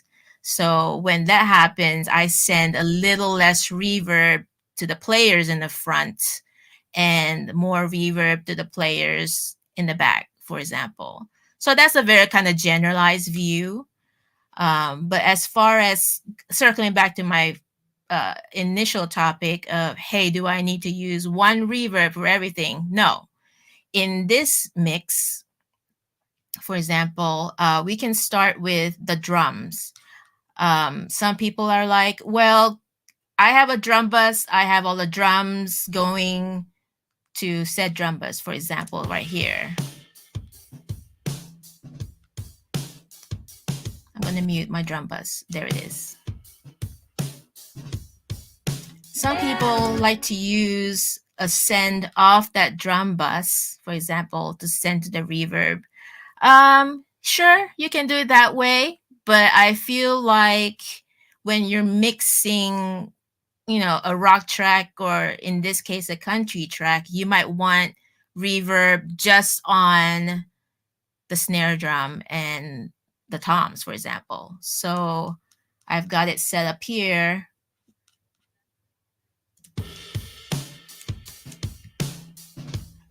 I'm sending off the snare. For example, this is the sample snare. This is a live snare. But none of the other tracks are being affected. And then if there's a tom fill, like right there, I'll send that to the reverb. So that's a kind of general way of mixing drums. Some people ask me questions, should I just put, the reverb on the snare channel? Yeah, you can, but then you'll have to copy paste a bunch of reverbs, and depending on your CPU power, if you want to use them across, 4, 5, 6, 8 channels at a time, you're eating up a lot of processing power. And plus, you want to be able to adjust the plugins or the plugin so that all the drums are treated the same way.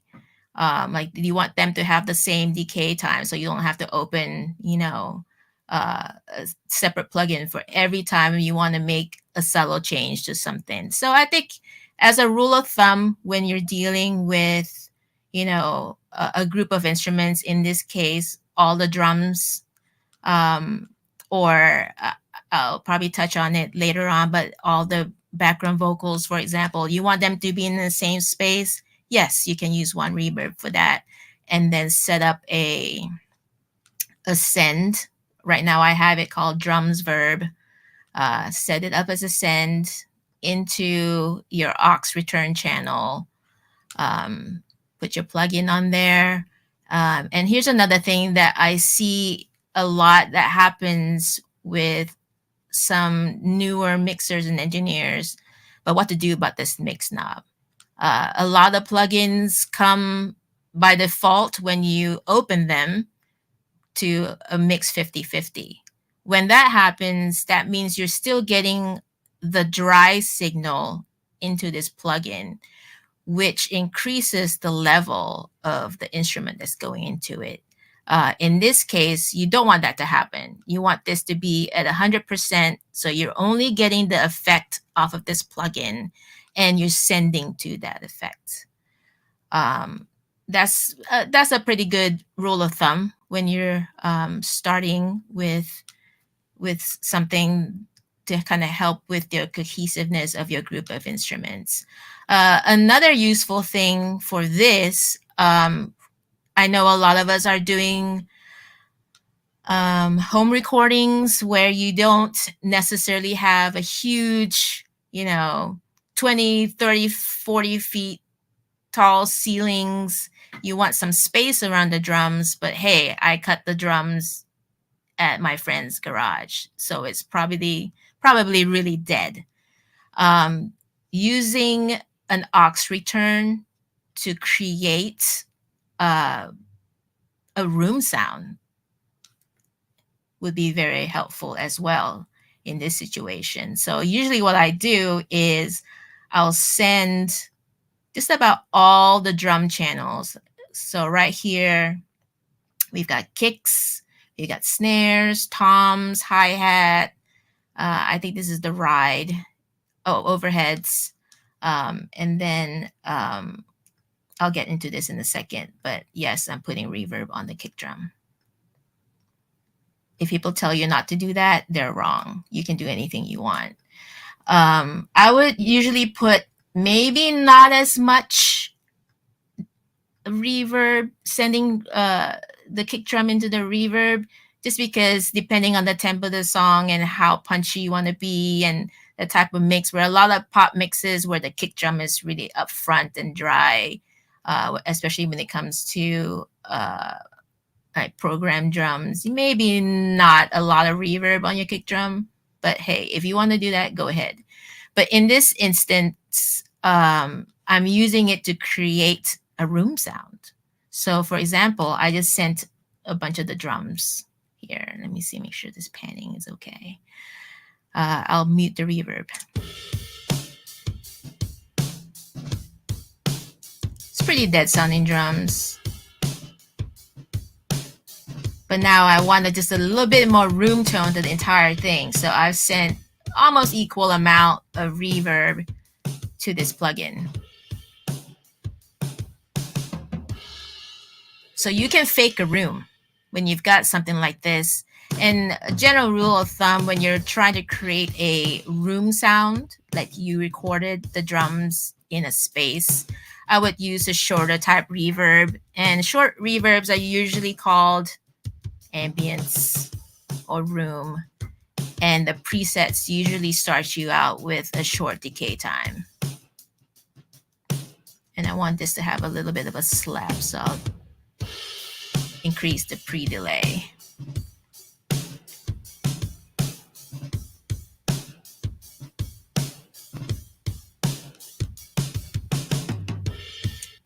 Yeah, so that's a good way of starting, with a reverb that you want to have a cohesive processing across your instruments. Let me go down here to the background vocals. And in this instance, instead of a reverb, I have a slap delay that's going into that from all the background vocals channels. So let me just play for you dry. Never know which version of me you're gonna get. It's like wondering where that ball land in a game of roulette. And then I want them to sound like they're all recorded, that 4 girls singing recorded at the same time in a room. Obviously, it's the same singer on all 4 of these tracks. So I've added a little bit of a slap delay with a little bit of a feedback and panned the effect, the send to different parts of the stereo field, just so that, for example, this high harmony left part, the delay is going to the left side, and then so on and so forth. This is going to the right, left and right, just so that you can hear the spread of the reverb from each channel and not everything's just sent up the middle. So for example, Never know which version of me you're I'm gonna turn this up just a little bit. It's like wondering where that ball So it kind of has that similar drum room sound like we had just approached back here in the beginning of the session. But instead of using a reverb, I decided I'm going to do a delay this time. And you can treat it in the same sort of way, you know, set up one aux return for your delay and then send several tracks to it. Yeah, so I think that's a good starting point when you're trying to just set up your mix with some general starter reverbs and delays. That's usually my go-to. I'll have a drum room set up, whether I use any of it or a little bit of it. It's always set up, and it's always a good way of placing your instruments in the space before you start tweaking everything else. And as far as questions where people say, okay, well, I can do that. I can set up an aux return. I can send, you know, my instruments to that. What's the difference between that and putting the reverb or delay on the plugin? Well, I usually put, for example, right here is the steel guitar. I have a plate reverb set up, and it's on the track. I'm not sending it to a different plate aux return with an aux send. Generally, when I do that is when I really want to change the character of the track. I'll play this track for you. Let me see. As is, it was recorded with a little bit of an effect on it already.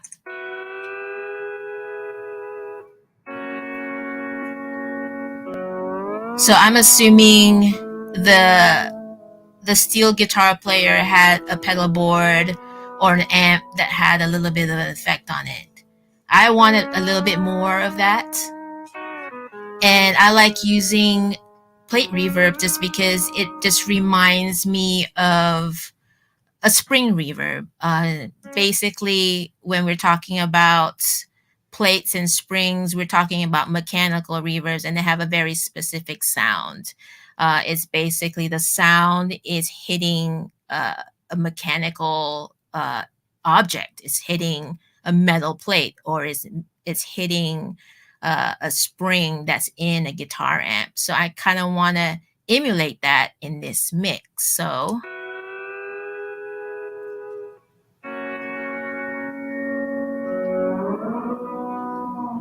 and this is when you can mess around with the mix dry wet balance.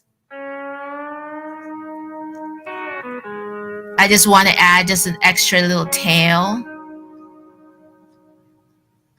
to the steel guitar. And you can do this with, you know, multiple instruments. You can do it. I have an electric guitar here that has like a similar thing, but instead of reverb, I have set up a delay.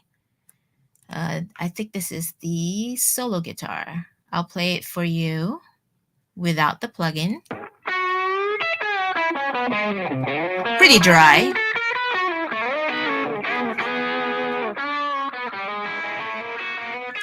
And then with the plugin in, and I just want just a little bit of a slap. So I set it to, you know, about 20, 25%, 23%. And also, when I'm doing it this way with the plugin on the track itself, I have the option of using a mono version or a stereo version of the plugin. It kind of creates a width to your mix without having to add 2 delays, for example. So this is basically 2 delays built into one. And with this Valhalla delay, again, you can do this with multiple types of plugins. They all basically have the same functions, but I love this spread parameter.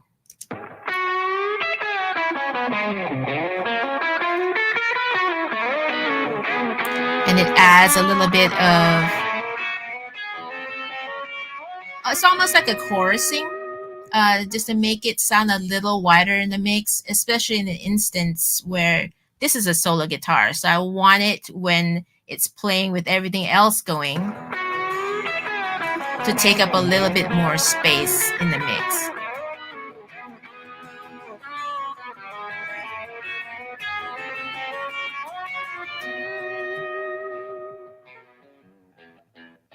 So if you can imagine, I have the acoustic panned almost hard left and the electric guitar panned almost hard right. I want this solo to sound like it's in that same space. So I want it to be as wide as those guitars. So I can adjust this width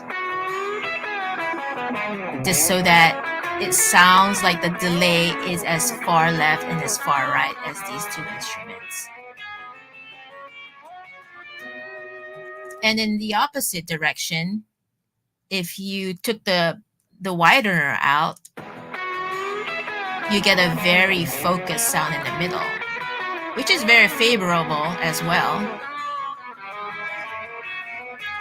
because the effect is completely center. And sometimes that helps to kind of bring more attention, into the mix, which is a cool thing.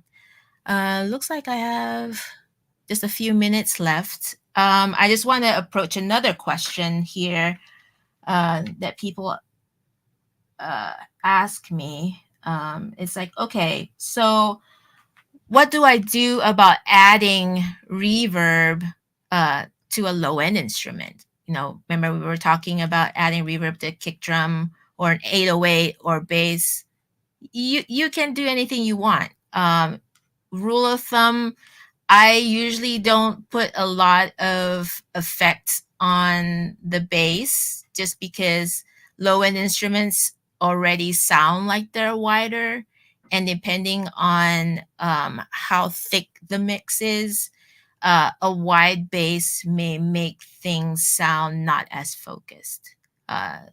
We usually like to hear low-end things pretty much in the center, just so that it sounds like the left-right balance of the mix is correct, especially when you're listening in earbuds, where if there's something that has a lot of low end on one side, it just makes the whole thing feel a little tilted. So be careful when you add reverb or even some chorusing. I love putting chorusing, which is also a type of delay on the bass, just to kind of add a little bit of width, but definitely think about bringing it in a little bit, make sure that it's not too far left or right, just so that you can keep focus on the mix. So I think I addressed a couple of the questions that were brought up to me as far as reverbs and delays go. For the most part, all these different plugins companies have the same parameters: EQ, a little bit of low end filters. Some of them have a little bit of saturation. Also, don't be afraid to add multiple things after your reverb or delay in the chain. I like to put a little bit of a compressor after reverb sometimes. If you feel like, the reverb's a bit too much, but I want to turn it down, put a compressor on it. You can do that. Don't be afraid to try things like put a reverb plugin into another reverb plugin in your chain, or delay into a reverb, just to create some cool, interesting textural things that could make your mix really dynamic. Yeah, so there you go. Hi, Terry. Thanks, Melissa. That was awesome. We did have another question about like reverb in a vocal mix, like a lead vocal. If you had any tips on using processing for lead vocal. Yes, I do. Most of the time, I like to set up several different aux returns. I'll set up an aux return that's got a short reverb on there, and one that's a little longer, maybe a hall that's, over 2 seconds long, a short delay, a medium delay, and a long, what I like to call like a throw delay for an effect, where you can just throw 1 or 2 words into the mix, just to kind of add some interest to a vocal. Don't feel like you have to get stuck using just one plugin. I usually like to set the stage with, even sometimes I go crazy. I'll have 12 different plugins on a vocal, and then things come on and off. You can automate stuff really easily where you only get the short reverbs in the verses, and then the chorus has like the nice long reverb tail, and then it goes away. So, once you have all that set up, at least for me, I like to set presets so I can remember for them for the next time. It's a time-saving move, and plus, once you dial a sound, you don't want to lose it. Save it as a preset, so next time you can pull it up. Say, oh, I remember that pop mix I did. Blah blah blah. It has this cool, I would call it the big pop verb. I'll pull it up, and there it is, and then just tailor it to the song.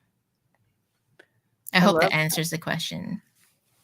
No, that's great. I think some key moments that I loved was that the 100% on the mix, because that's something nobody does. And it's like, when you think about it, you have this pristine like vocal recording, say, and then you're blending in some processed dry piece to it. Why? You only use it for, so I love that you put that in there. That's such a key, awesome tip. And then also I loved the you can process your reverb. Absolutely. You can totally tailor it. You could compress it so that the tail's different. It becomes a whole different reverb tail from the compressor. So exactly, and you can put distortion after it too, because sometimes I like to hear a little bit of an excitement that's in the effect where you're like, I think that's a room sound, but it's doing something that's making it exciting, and that's usually a little bit of saturation, or like that plugin calls it a drive knob. You can turn it up where it starts to get a little louder and crunchier and dirtier. Yeah, definitely mess around with that kind of stuff. That is like, there are no rules when it comes to, oh, the reverb only has to be this reverb. I have to only use this one. No, just add anything you want. Turn the panning of the reverb in a little bit to get that focus sound. Or if you want something wider, put a spatializer plugin in it, so it's like way behind your head if you want to. You can do all sorts of stuff to make it interesting. But what's interesting about the way you're approaching it is that even though you're like, do whatever you want, and you're doing and you're pushing the envelope on things, I still really appreciate how your use of processing is really based in acoustics.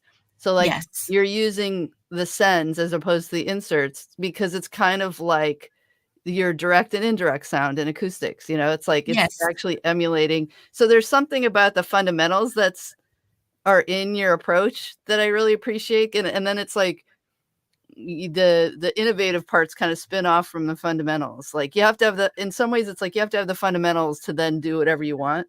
Yes, exactly. Because I came from the school, I'm sure you did too, where you're in a studio and you're on the analog console.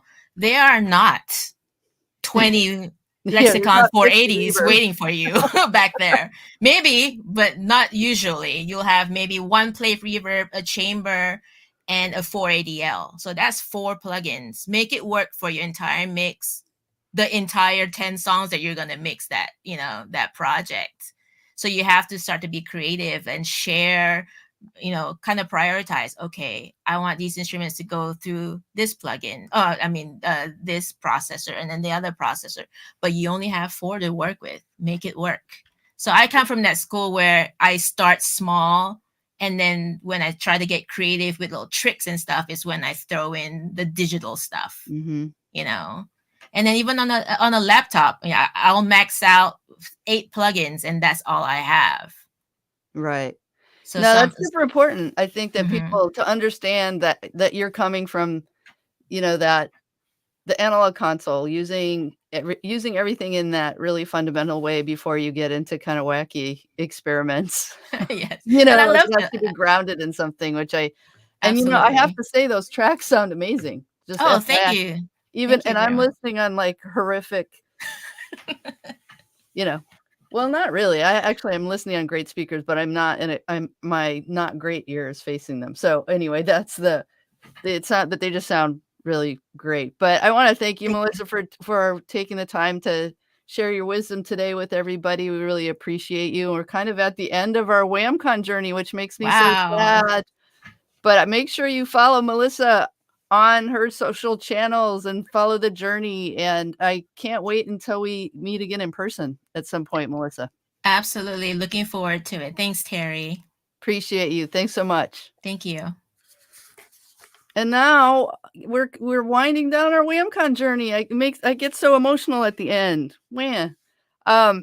First, I want to just thank all of the folks that took the time to come and share their wisdom and mentor folks and answer questions. And we just love all of them for their. You can tell they're have busy lives, and they took the time out to come and talk to us. So we always appreciate each and every one of you. I want to make sure that we also have a Pro Tools class coming up. So I want to make sure everybody on the stream knows about the classes that we have coming up. So, and with our very own Marianne Zahorsky, who's amazing. So this Pro Tools Basics class is June 7th. So please check that out. I do believe we have a live sound class coming up too, but we didn't nail down the date fast enough, but it's this summer. We will have a live sound class in person. So we're really excited about that. We also, I want to make sure it really, really, really, really helps us if you fill out a survey about the conference.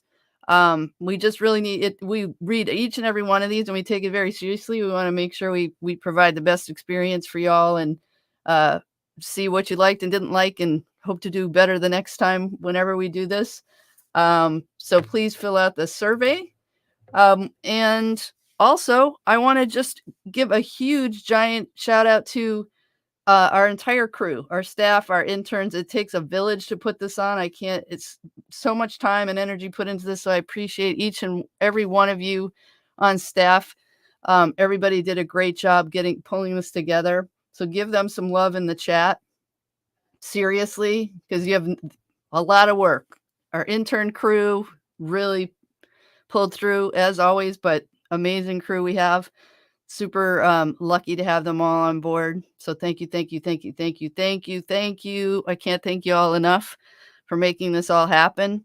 And then, of course, a huge thank you to our sponsors, to Dolby, to Sweetwater, the Recording Academy, Isotope, Korg, and the Academy of Country Music. We could not put these conferences on without you. And these are our allies. So make sure you give them some love out in the world because they want us in the business, and they're good folks to keep in touch with. Most importantly, I want to thank each and every one of you for joining us today.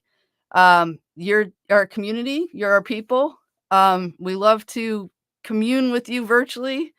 So please give yourselves a pat on the back for getting out there into the audio community and making things happen. We love to see you. I see familiar names and faces, and it's always just makes me feel really great to see all of you come back. I know there's some folks returning. I don't know. There's some of you in here that have been to many conferences of ours, so we appreciate you for continuing to follow and join us. And yes, we did put the socials up, and I missed it. It does really help us if you stay in touch with us on social media. We love that. We love to hear from you. We love to answer questions and engage with you. Share your pictures and out in the world doing your audio thing. Share your stories. We love to hear those stories and support you in any way we can.